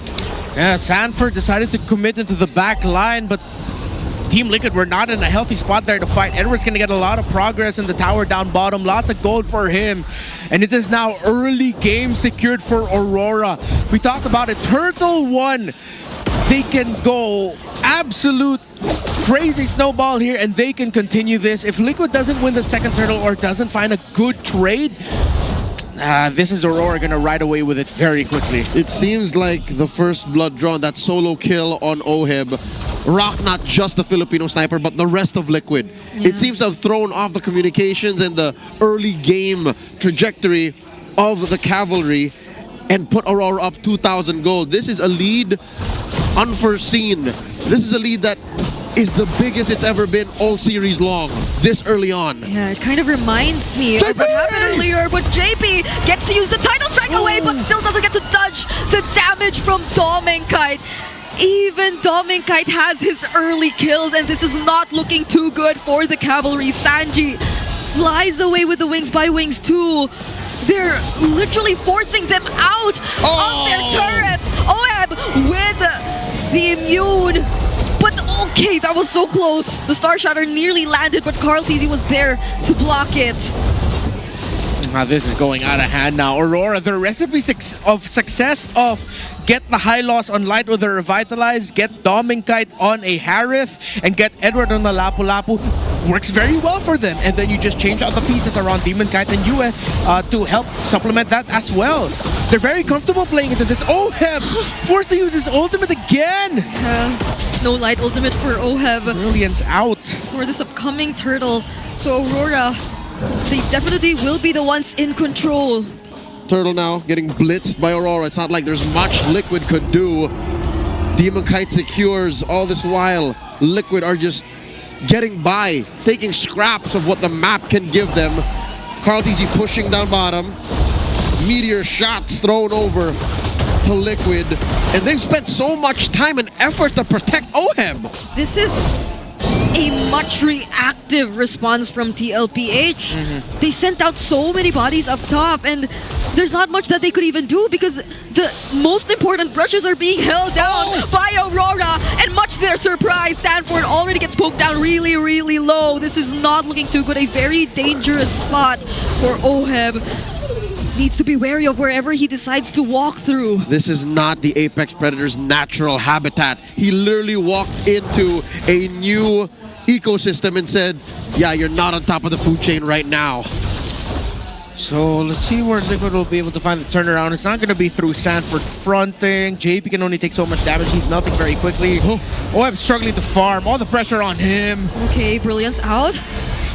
And they will just try to force this tower, but Sanji flies to provide some respo. Does still get to defend the turret, but they're doing so much just to do that. Not even OHEB can manage this on his own, even as the Lunok. Tsunami Slab committed though with the Veteran Airstrike. There might just be enough damage, and the final slash 2 coming in from Sanford to catch Yue. 2 members taken out. Oh, JP, Sanji, and Carl suddenly find an opening. Liquid caught RORA slipping. Again, apparently the burst from Liquid's cores at this point was enough to take down even the chunkiest members of Aurora. Where did that come from? Yeah, despite the losses of Liquid and Carl TZ has actually been keeping the level in the farm with Demon Guide very close. Before that sequence, Carl TZ was just, what, 300, 400 gold shy? Not too crazy. And the damage from Sanji, the fact that he already had a glowing wand built up, I like that Liquid, the moment they saw, okay, Sanji has his first item, let's try to commit a play, let's try to turn things around. Yeah, and they found it. Perfect. Because I think Edward also tried to help Light, but they just all got caught in the Veteran Airstrike, and now they block Light in his path. Nearly wanted to go for the engage, but they decide to set things up again with a final slash. It's a killing spree for Carl TZ. My goodness, they're still in the game! Maps range displacement for Light. I don't think he even saw that angle coming. Sanford feeds over the big high loss into a few salvos of the Veteran Airstrike. Demon Kite, the Kite brothers are still on top of the gold leaderboard, brought to us by BPI. The Kite brothers have been eating good, but up until what point? Because Liquid are slowly closing up the gap here. They put it down to under 3K. Again, Liquid also has multiple damage cores. They have the Farsa, good spot there by Yue. You have the Farsa, the YSS, and they have the Lunox. Oh, there's the Astral Echo too. The response on the Tsunami Slab, but Edward goes in with the Bravest Fighter. A beautiful layering of their skills. And what a shot coming in from Yue. Sanford will just try his best to sustain, but it won't be enough. The star shatters from Yue. They're doing too much. You can only bully your big brother for so long till he decides to clap back. This is Aurora flexing their 3K gold lead. This is when Aurora says, enough is enough. You've been doing this for the past couple of minutes. We will finally fight back, and boy did they fight back. Liquid could not put a finger on him. OHEB decided to go forward and fight. Edward just smacked him in the face with a land shaker, getting a stun on him, locking down the Lunox, and bursted down by Yue. So still we're not seeing OHEB at a comfortable spot for fighting. The instant stun onto that, see here? Yep, stunned right away by Edward. Perfect timing there. Yeah.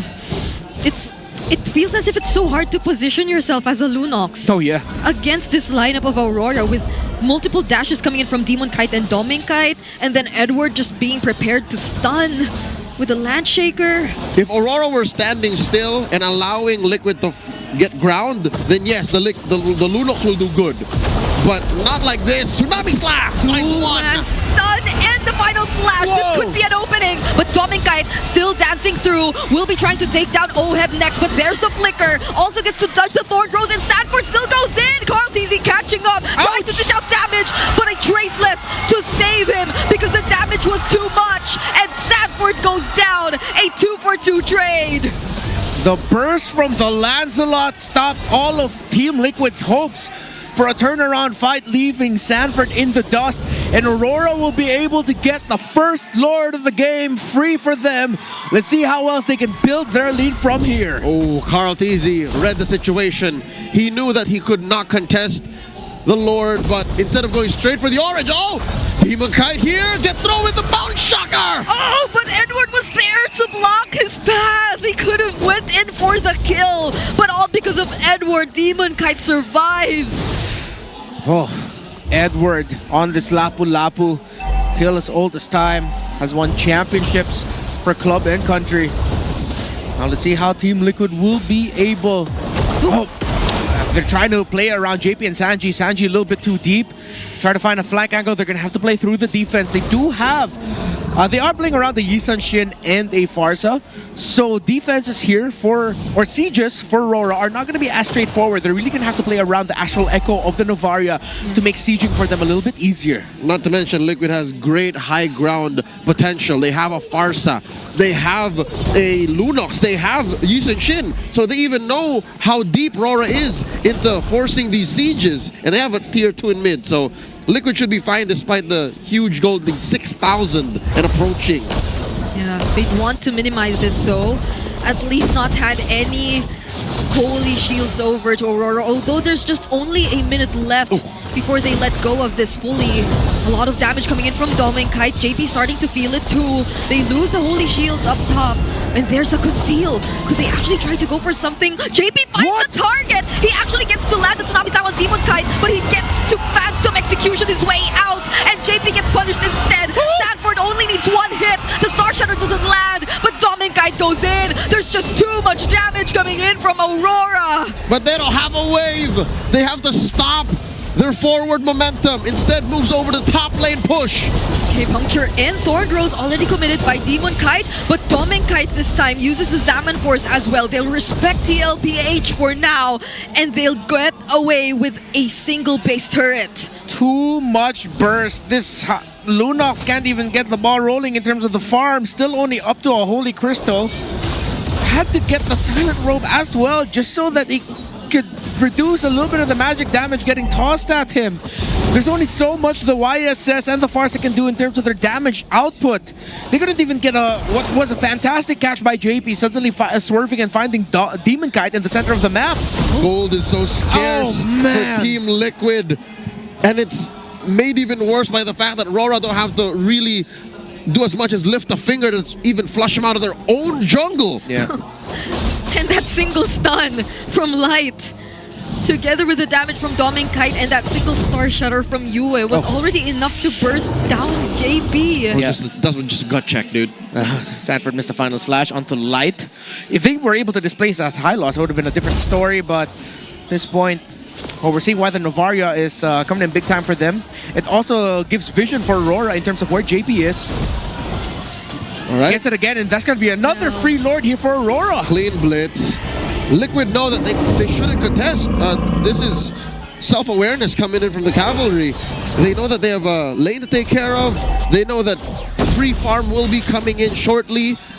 Again, not that it's their choice that these minions are coming in through their bases, but 8K. Aurora are literally steamrolling through Liquid through firepower alone. Yeah.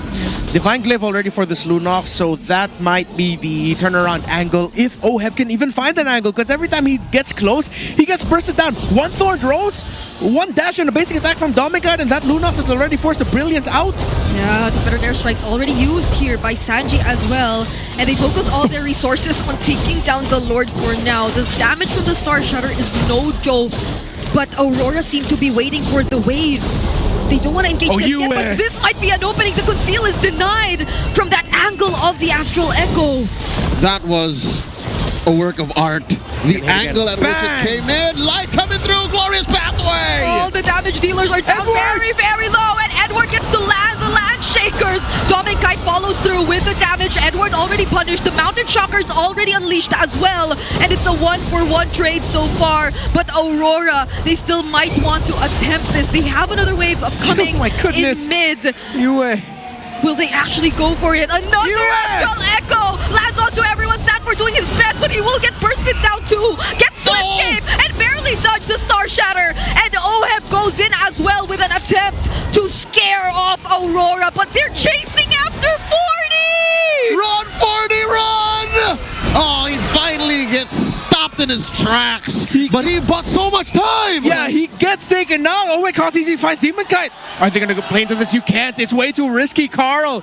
Sanford's efforts, it actually dragged the minion waves away from going to the base. Wait, a pick. Oh, they burst Demon Kite!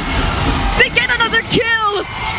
An important kill for TLPH! That is a long-term trade. Sanford for Dominkite, 7 days a week. Any day of the month is a good trade in my books. 6,200 lead for RORA. No more turrets for Liquid. But maybe, just maybe, they have it in the bank to completely turn the game around. There is still so much damage to deal with, though, if you're Liquid. They are holding on by the skin of their teeth. JP is playing out of his mind! Now they decide to burst down Light. Astral Echo also lands onto 3, but it's gonna be the disengage for now for Demon.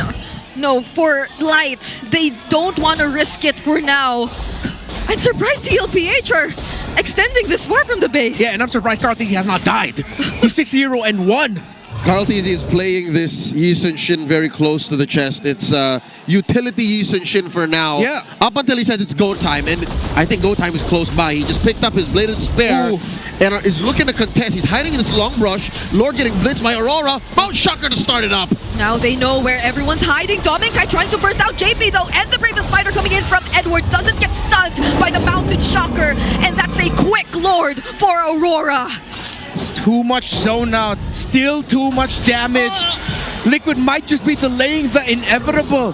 They need heroics from their stars, heroics from the GOAT, because Aurora have just been playing this so fundamentally. Even Demon Cat has not died yet. 3-0-7. It's a high damage utility Lancelot in the sense of I just send out my Thorn Rose, I do my job, I'm okay. Yue has been a menace. Can this be the sudden turnaround? Oh, JP, he gets to find Yue, and they burst him down through Oheb. They try to walk away and walk back towards their base, but Dominkite has different plans. They have to defend for now. The Zaman force is intact, but they'll wait for the Lord. Feather strike by Sanji. They burst down one. No, Dominkite gets away. They get to dive the final slash too, and I feel like with that they buy enough time. They get to defend this game once more. Wow, Liquid. Again, JP is playing out of his mind right now. The sudden call to conceal by the team to get that pick onto Yue. The fact that he was able to pull away just a little bit of attention, recall back in time, and then back in base, Dominkite gets spotted out, gets bursted down, which meant that RORA couldn't continue the siege. Liquid has one more shot at this, one more try, and if Aurora can't end it here, this game is gonna keep on going. Look at that perfect flicker. Yeah. Second skill, Tsunami Slam. Yue flickered away, but he was already caught by the animation. And even Liquid's exit plan was well coordinated. You saw Light drop the Glorious Pathway. He tried to stop Liquid from getting away with it, but the cavalry knew. Apparently, a stampede goes both ways, inside and out. They've closed the gap. They cut the gold lead in half, just about 3,000, 4,000 in. And what's important is the cores have settled themselves. Even Oheb, who has been having one hell of a game, the bad way, finally has a full arsenal. Yeah. They'll have a lot more damage to rely on if ever they do find themselves in another team fight. That 8k gold lead we were talking about, which was in the hands of Aurora, is now down to only 3k, and it doesn't even matter at this point because, as you mentioned, Oheb already has all his items complete. Yeah. So they just need to work on that one decision, that one pick-off that will really matter for this game. Look at Carl. Oh my goodness. He is setting the tempo. And Sanji with the feathered. Okay. They want to make their presence felt this time. Yeah, they know that these ults will be off of cooldown when the Lord comes, and that's what's important. Liquid is sending a message to Aurora. We're ready to box. You want to fight? We fight now. And if Aurora responds in the wrong way, Liquid will punish. Here we go. Lord spawns lower quarter. Top lane, the long lane was taken care of.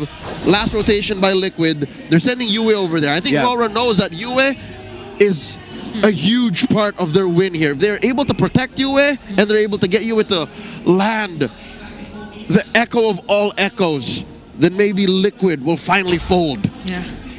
Aurora needs to leverage their macro control, which they are doing through the minion wave up top. Slow push through the minion wave in mid. They're allowing the bottom minion wave to push. They have the advantage. They can afford to lose towers and a bit of minions, and now they're going to blitz this. Right, Lord now. JP has info, but Light sees Sanford. He gets to use his vengeance out. Lord already nearing half HP. Star Shatter doesn't land. Yeah. They find Oheb up top though. Lord gets a reset. This is straight up turning into a dance. Ooh, the damage is slowly coming in. Light is getting bursted down. Immortality already popped. JP trying to escape, but uses the tsunami slam instead onto Edward, and he gets bursted down. This time around, a flicker in from Oheb. Nearly gets to finish off the kill, but there's a flicker in for Edward as well. Uses the Light ultimate. They're now Minion trying to waves. go for Dominkite, and it's gonna be a kill. But the base! They played it perfectly, Liquid. They knew the minion waves would respawn.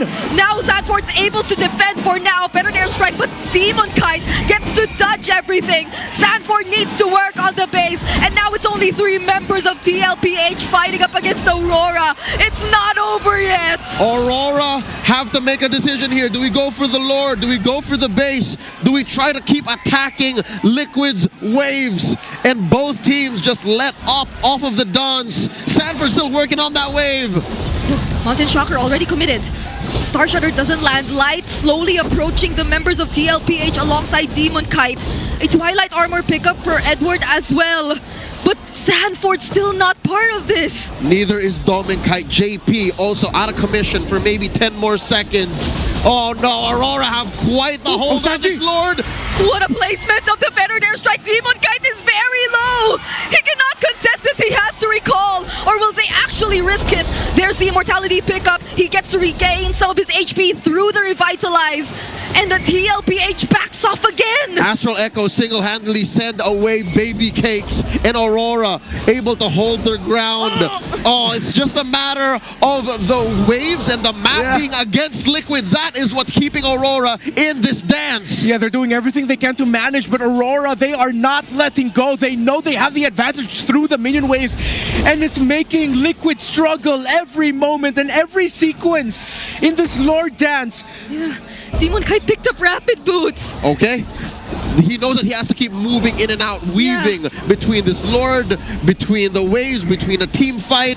Liquid now have a lead, 1,000 gold. Not that it means much, and the Lord has evolved. This is a evolved Lord, 22 and a half minutes and counting. Right positioning right now for Liquid. I think it's an all-in for Aurora now. They have to. They know Sanji's playing back. They don't see where the Lunox and the Arlot are though. Oh, conceal.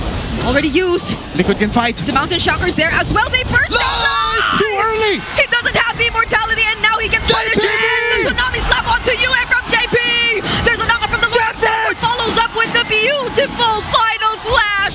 And now TLPH are in control of the Lord. But Demon Kite, he punctures his way through. He tries to contest, but this Lord is going into the hands of the cavalry. The goat gets it. No, Oheb pushing Demon Kite out. DK has to retreat. It all went sideways for Aurora. Liquid score their first Lord. Never underestimate the heart of a multi-time international champion. Just when we thought Aurora had it, Liquid found the opening, because in a split moment, Aurora had no minion waves to push anymore. Team Liquid could afford to go and fight, and they did. Light was too early, Yue got picked, and Sanji held his feathered airstrike in front of Demon Kite to stop him from getting close to the Lord. Liquid never lost track of the big picture, and now they're calling the shots. JP with a conceal places himself in this bush. Yue flushes him out, but he was out there a second too late. Liquid are looking to make some ground here. Compared to Aurora, Aurora might not be able to take care of waves the way Liquid did. Yeah, they have Yue, but it's just Yue who can really provide that wave clear from afar. They're syncing up the waves. They want to make the most out of this. They want to balance out the map, and this 8-0-3 performance that we're seeing from Carl TZ is no joke. On the other side, Demon Kite is 3-0-7. Both junglers have not died for their two teams. They are both the final condition for their respective squads. And now Liquid have finally made it to the base of Aurora. How will Aurora defend? They do have a great high ground defense. There's the Lord. This is Evolved, dealing extra damage. Great echo. Massive echoes, spots 5. But it's gonna time out. In comes JP! It's Edward. They actually tried to go after and they burst him down immediately. But the response from Aurora, the response from Dominkite, they work their way through. Demon Kite tries to survive. Winter Crown. His immortality gets popped, however, but he has the Winter Crown. The Lord is already down, Bang! but so is Demon Kite. The first death on the Lancelot. Is that it? Liquid still have a lot of work to do because Dominkite is damaging so much. Another Echoes keeping the Liquid squad in check. Now goes Sanji! Sanford! He's trying to fight. He has Oheb alongside him, but Edward's blocking every single one. Carl TZ trying to walk away, but this is not looking too good for the cavalry. Run, Carl, run! Oheb already falls off camera. Traded out for Edward. Dominkite makes the trade beneficial for the Northern Lights, 2-3. And Sanford survived the 2v1 against Edward and Yue. He actually got to take Edward down too. What a game! Friday night MLBB brought to you by MPL PH. And we have another Lord that's up for Aurora potentially and the taking. 26 minutes. This is a Lord that has stopped scaling. And I think Aurora smelled blood in the water. They're not going to wait for Shanji to come back. This is 15 good seconds that Liquid only has 2 to defend. Sanford and Carl. A 3v2, Astral Echo lands, Final Slash already used to just clear the minions. Dominkite trying to dance around Sanford and Carl TZ, but they somehow still manage to work on the minions. But it's the base they're after, and Aurora takes the win! It almost took half an hour for us to name a victor. But at the end of the day, the Northern Lights shine brighter. Liquid have fallen. Aurora take the series 2-1. What a statement by Aurora. You cannot count them out. Early on, they have delivered the second loss for Liquid in this season. And they did so in an absolutely iconic fashion. I'll tell you now, that scramble in that very last Lord, the Lord spawned now, but neither team fought for it. I thought that was the end for Aurora. Yeah. I could have sworn Liquid was going to end from that push down bottom. But Aurora never said never.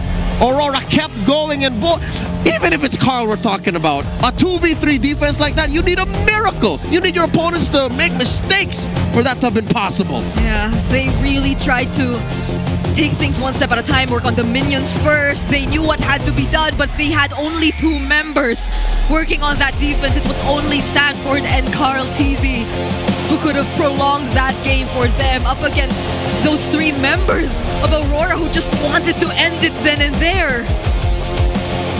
Great call by Aurora. They read the map and they acknowledged, you know what? Let's just end it. 3v2 against an Arlot and a YSS. They can handle it. And Aurora eventually got the win. GG well played, our defending champions. They played one hell of a game, one hell of a series. And they made all of us sweat. But at the end of the day, Aurora knew how to win. Aurora knew that they had it. And we'll be throwing over to them on stage for the winner's interview. They got Hans and Odin asking them the questions. I wonder how they feel. Roras, I want to hear you. Lights within. Ladies and gentlemen, your winners, Aurora Gaming!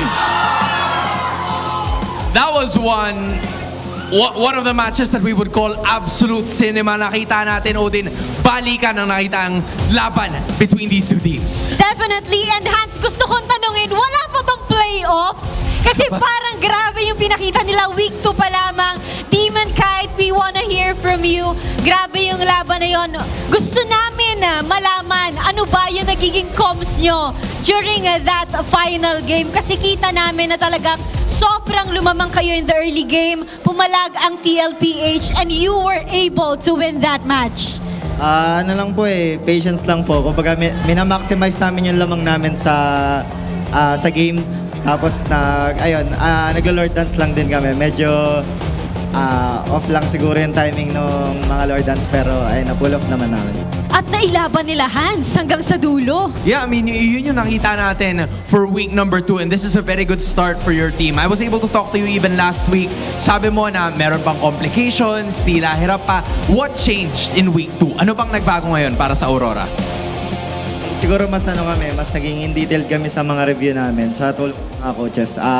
Mas na dito parang napupuli din nila yung performance namin. So more or less attention to detail ang nakita natin, right? You have to give it to Demon Kite. And of course, making his way back into the Philippines. Light! You can't say the Northern Lights without Light, right? Light, we're so happy. A lot of the RORAs, your fans are very happy to see you here. How does it feel na naglalaro ka na ulit dito sa Pilipinas and you got your first win in Season 16?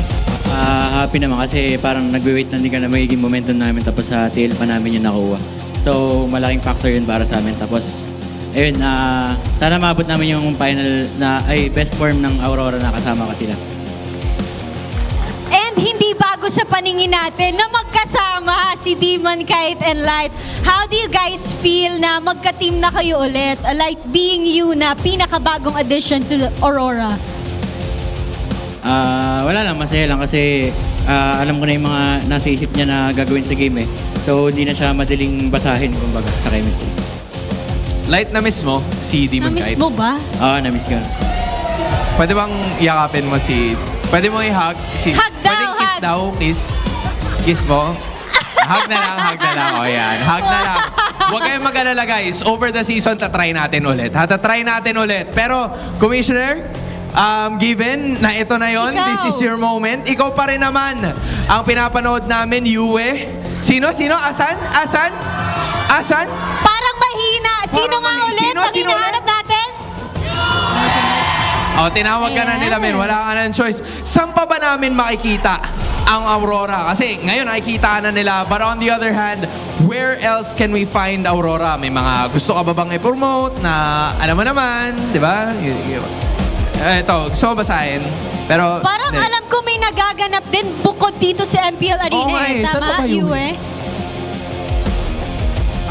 Sa watch party po, makita niyo po yung details sa RORA Gaming PH, naka-page namin.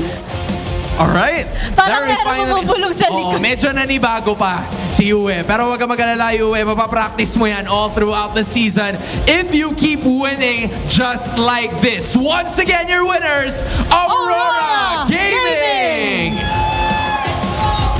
The Northern Lights have taken it over the defending champions, and what a moment it is for them. Huwag kayong mag-alala, boys. You can make your way over there. And that was absolute cinema, Odin. Definitely, Hans. Grabe, halos hindi makahinga yung mga tao dito sa MPL Arena. Ramdam na ramdam natin ang dalawang fandoms na nag-cheer para sa kanila mga teams. With that being said, I think it's time to toss it right back to our casters to tell more about what happened in that game. So casters, back to you. If you have a problem with momentum, what a way to repair that than with taking down the defending champions. Good on Aurora. Yep, and I am now a believer that when it's these two teams going up against each other, the Lapu-Lapu has to be a priority for both. 100%! 100%. Lapu-Lapu, even the Harith for Dominkite. I think that's one of the draft anchors alongside the high loss. We discussed it. High loss for Light, the Lapu-Lapu for Edward, and then the Harith for Dominkite, and then just slot in wherever there. It's Light on this high loss. Yes, the Novaria ultimate came in big time with the Astral Echo that allowed Aurora to fight into the Liquid retreat.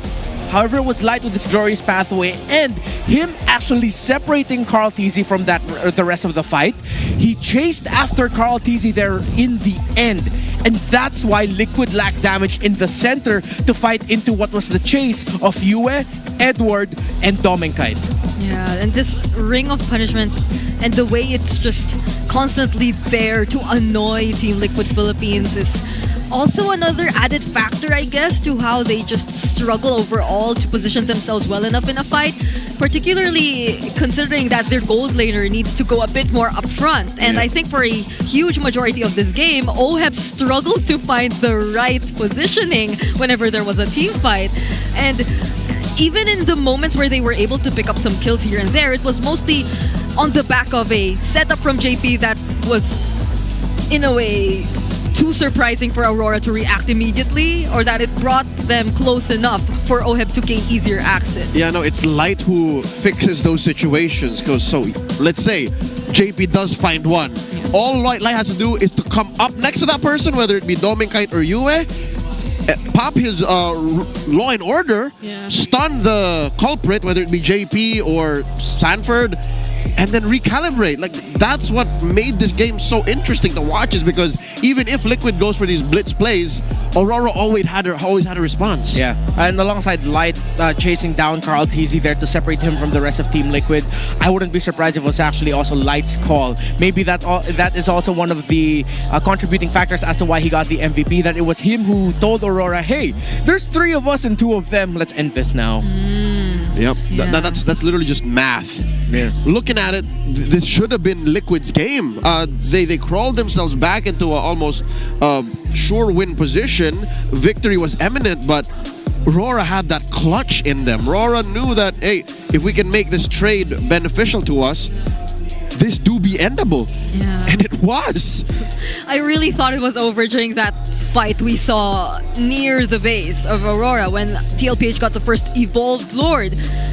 They went in so decisively, decided to set up, I believe it was Edward, first with a Tsunami Slam, but even though TLPH sort of kited it out and tried to reposition in a way where they were winning in numbers, Aurora and the overall sustained damage that they were able to constantly throw out, Dominkite was just so reliable in terms of doing that. Even Yue, although there is a bit of downtime every now and then on the Novaria, it's the same thing. You poke TLPH low enough so they don't feel as confident to just continue with the fight, especially up close to that base of Aurora. One of the biggest reasons as to why Team Liquid Philippines were able to drag this out is because Carl TZ was just consistently getting hella farm, and he did not die. Yeah. He played this game perfectly, honestly, this YSS, but then with everything that Liquid was thrown at, everything that Aurora threw at Liquid, especially up against OHEB, it really just seemed like OHEB could not find footing at all. Even in the team fights in the late game, when Aurora knew that Carl TZ was such a massive problem, they decided, you know what, we cannot get this guy. So let's get the other members that are easier to catch right now. Even though OHEB near the end there, he juggled the Winter Crown and his ultimate very well, maximizing his immortality. They knew that as long as they can get that Lunox down, that's already a significant chunk of their damage gone, that even with Carl TZ alive, it'll be hard for Liquid to fight just with the YSS damage alone. So you could say that not only literally did Aurora split Carl TZ away from his lineup, but even economically speaking. Yeah. Because everyone needed your backup, but there's this Hylos, and there's this whole lineup meant to just cut you off and make you a non-factor, even if you were playing perfectly. Stroke of genius here by Aurora. Masterfully done. Let's listen to what those communications sound like towards the win, because this is going to be something you want to pay attention to. Here is the mic check. Gustong. Out. Loading last. Tara, blue. Hawi pa. Okay na. Nakulang sa akin. Sa akin. Tingin. Sanford mamamatay din. Patay.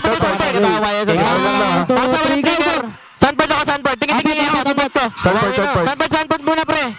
Sanford. Sanford. Saan siya? Butterfly. Ay, YSS, singa sa YSS Lunox. Singa sa YSS. Na.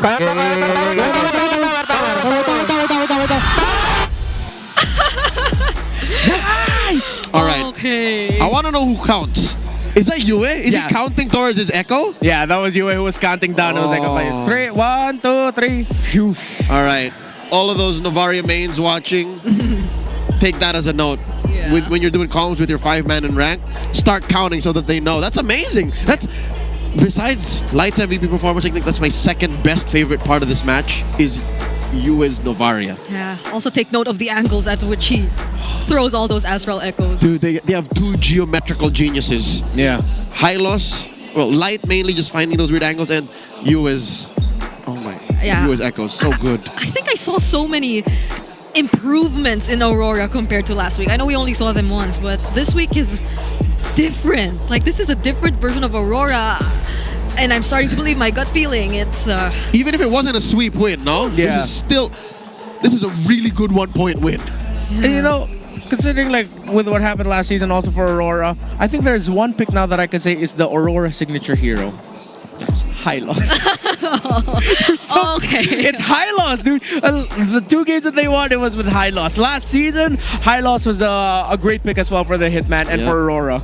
So, and it's not like a hero that they're forcing. Yeah. It's a meta hero now that has been coming back into prominence, and they know how to use it really well. Yeah, and honestly, it forces Light to play with them much more. Yeah. Rather than if he went with setup heroes that goes for really off angles and the like. But something tells me it's more like Light with training wheels. Yeah. It's Light reintegrating back into this new team and into MPLPH, because Light Prime plays with Kaja, plays with Cho, plays with Franco. Like, that's eventually I hope to see that soon. But right now, they're very comfortable with the Hylos. Yeah, I'll wait for when he starts whipping out those heroes. Whip out some Kufros. Wins with Grok again. Yeah, I'll win with Grok again. Maybe try it out. But yeah, there's a stability to that. I would call that the Aurora Trinity now. It's Hylos in the Roam, Harith in the Gold, and then Lapu Lapu in the EXP, and then you just slot in whichever pick for Yue and Demon Kite, and then you're gonna be good. As long as you have that 3 to build around, then Aurora should be a force to be reckoned with. Their opponents should pay attention to that the same way teams have adjusted to, let's say, the CC of Birds the first time they saw it in Falcon. So this is definitely gonna switch up their bans and priorities a bit when they go up against Aurora, especially as they beat TLPH. It's just not any ordinary team, it's TLPH. To all the teams listening, this one's for free. This one's on Renmar, all right? The Trinity, the Aurora Trinity. Next one's, I don't know if it's going to be free. Pay for it. That's a good read. Again, the Hylos, the Harith, and the Lapu Lapu. Who'd have thought that they would force the Lapu Lapu 3 games in and still win with it? Yeah. It's so honest. It's literally right there. Good commitment. This is Lapu Lapu's Edward. TL didn't prioritize it either in the last game. It was the R-Lot that they went for, but we don't really think it's a flex if it's TL picking up the R-Lot. Yeah, you know it's going to go into the hands of Sanford. Yeah. I can hear our good friend Destroyer now screaming at his screen. Told you, I don't like R-Lot. Yes. Yeah. It's I don't even know if they should have went for the Lapu there. Yeah. You know, I feel like if there was a pick that could have changed, it would have been the Lunox. Was the Granger open for Liquid? It was. Yeah. It was. The Granger and the Moskov were both open. Yeah, they chose. I understand why, because of the results that we saw from it. This also could have gone the route of a snowball through Liquid. And if that was a snowball, they would have ended this fast. We saw it earlier, pulled off by ONIC when they had the YSS and Lunox together in the same lineup.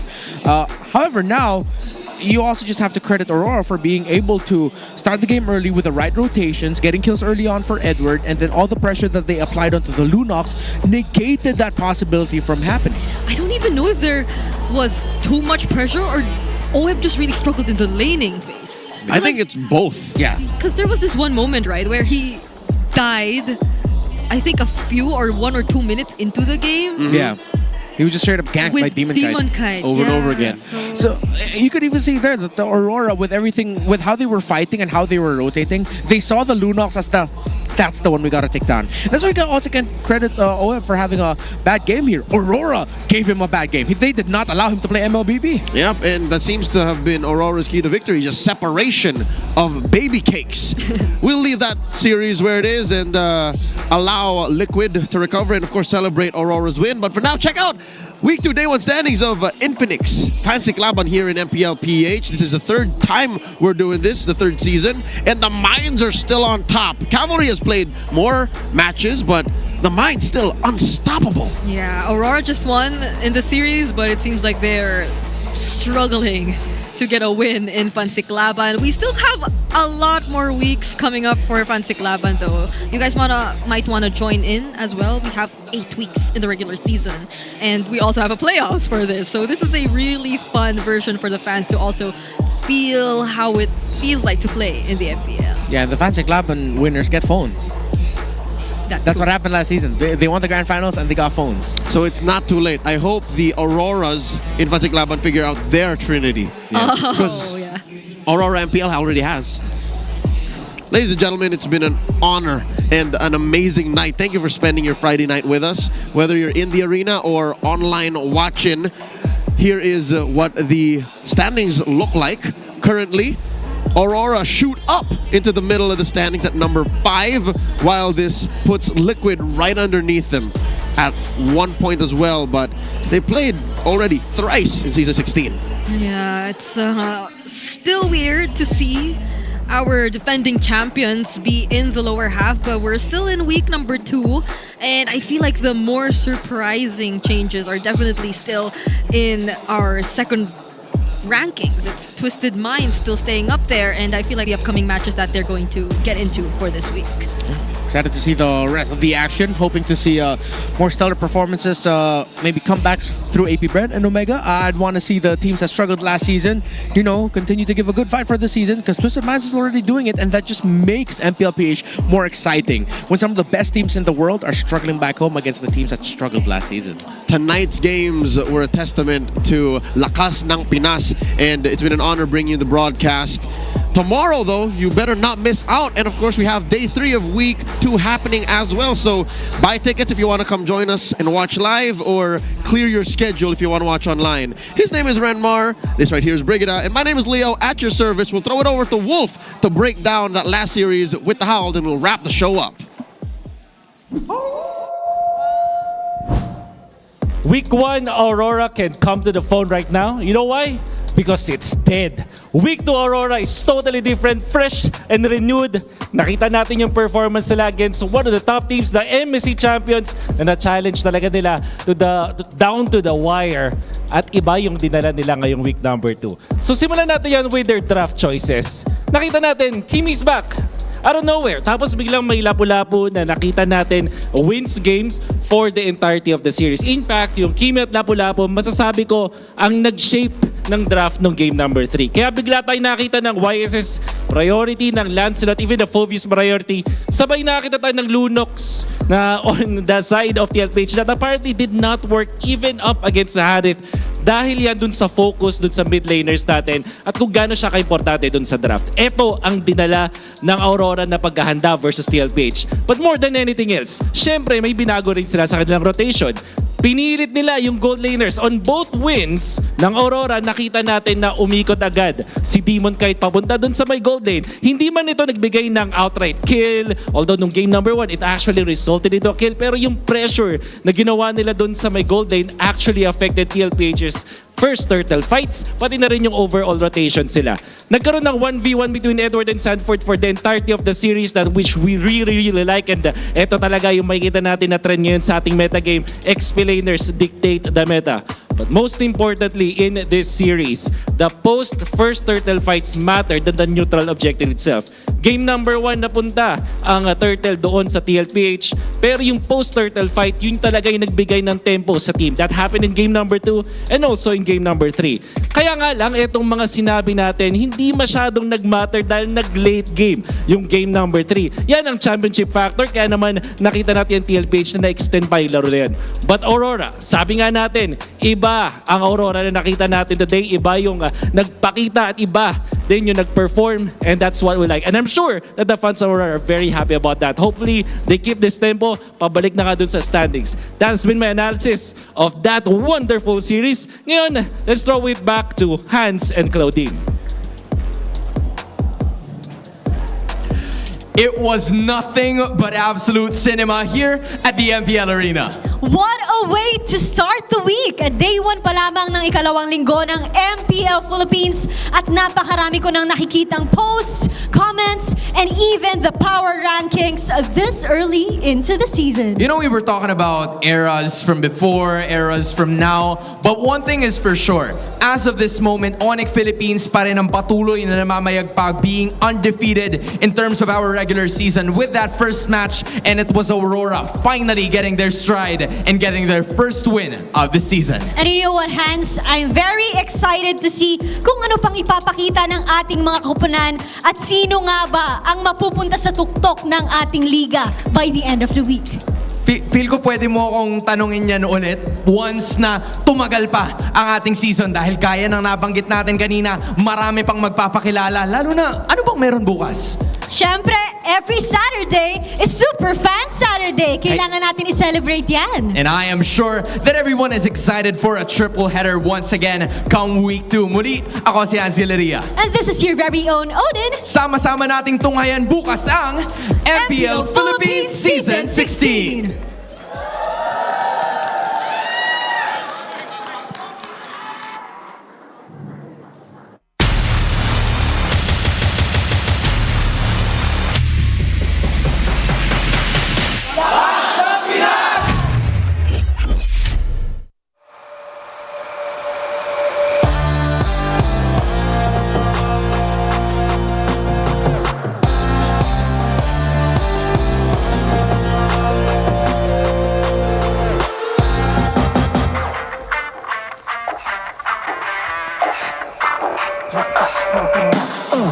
Malakas, Pilipinas, malakas, kahit anong lane, we become the monsters. Malakas, Pilipinas, malakas, face the golden sun and repping for the 3 stars. Look at us, to the top, no ifs, no buts, winning any game, para to sa PIN na yes. Di mo matitinag aming boses sa new level, nasa kalye man o mobile, you know I become a legend. Listen, open fire, we unite, we winners. Pressure like diamonds are made of. Switching the lane na parang gera. HP Racing made a setup. Kakatang buhat ni Hilda. Full tone SS parang Laila. Susundan ko ang iyong wakas. Kasama pataas. Tagumpay natin to. Dahil tayo'y malakas. Para sa Pinas. Nasa amin ang alas. Hindi to atas. Kinikilala sa taas kasi kami ang malakas. Para sa Pinas. Nasa amin ang alas. Hindi to atas. Kinikilala sa taas. Ganito kami sa Pinas. Yeah.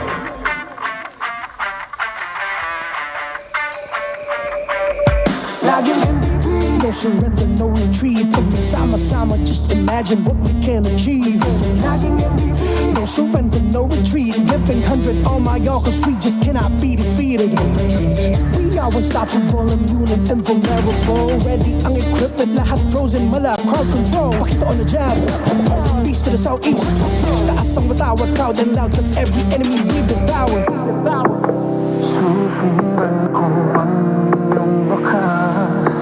Kasama pataas, tagumpay na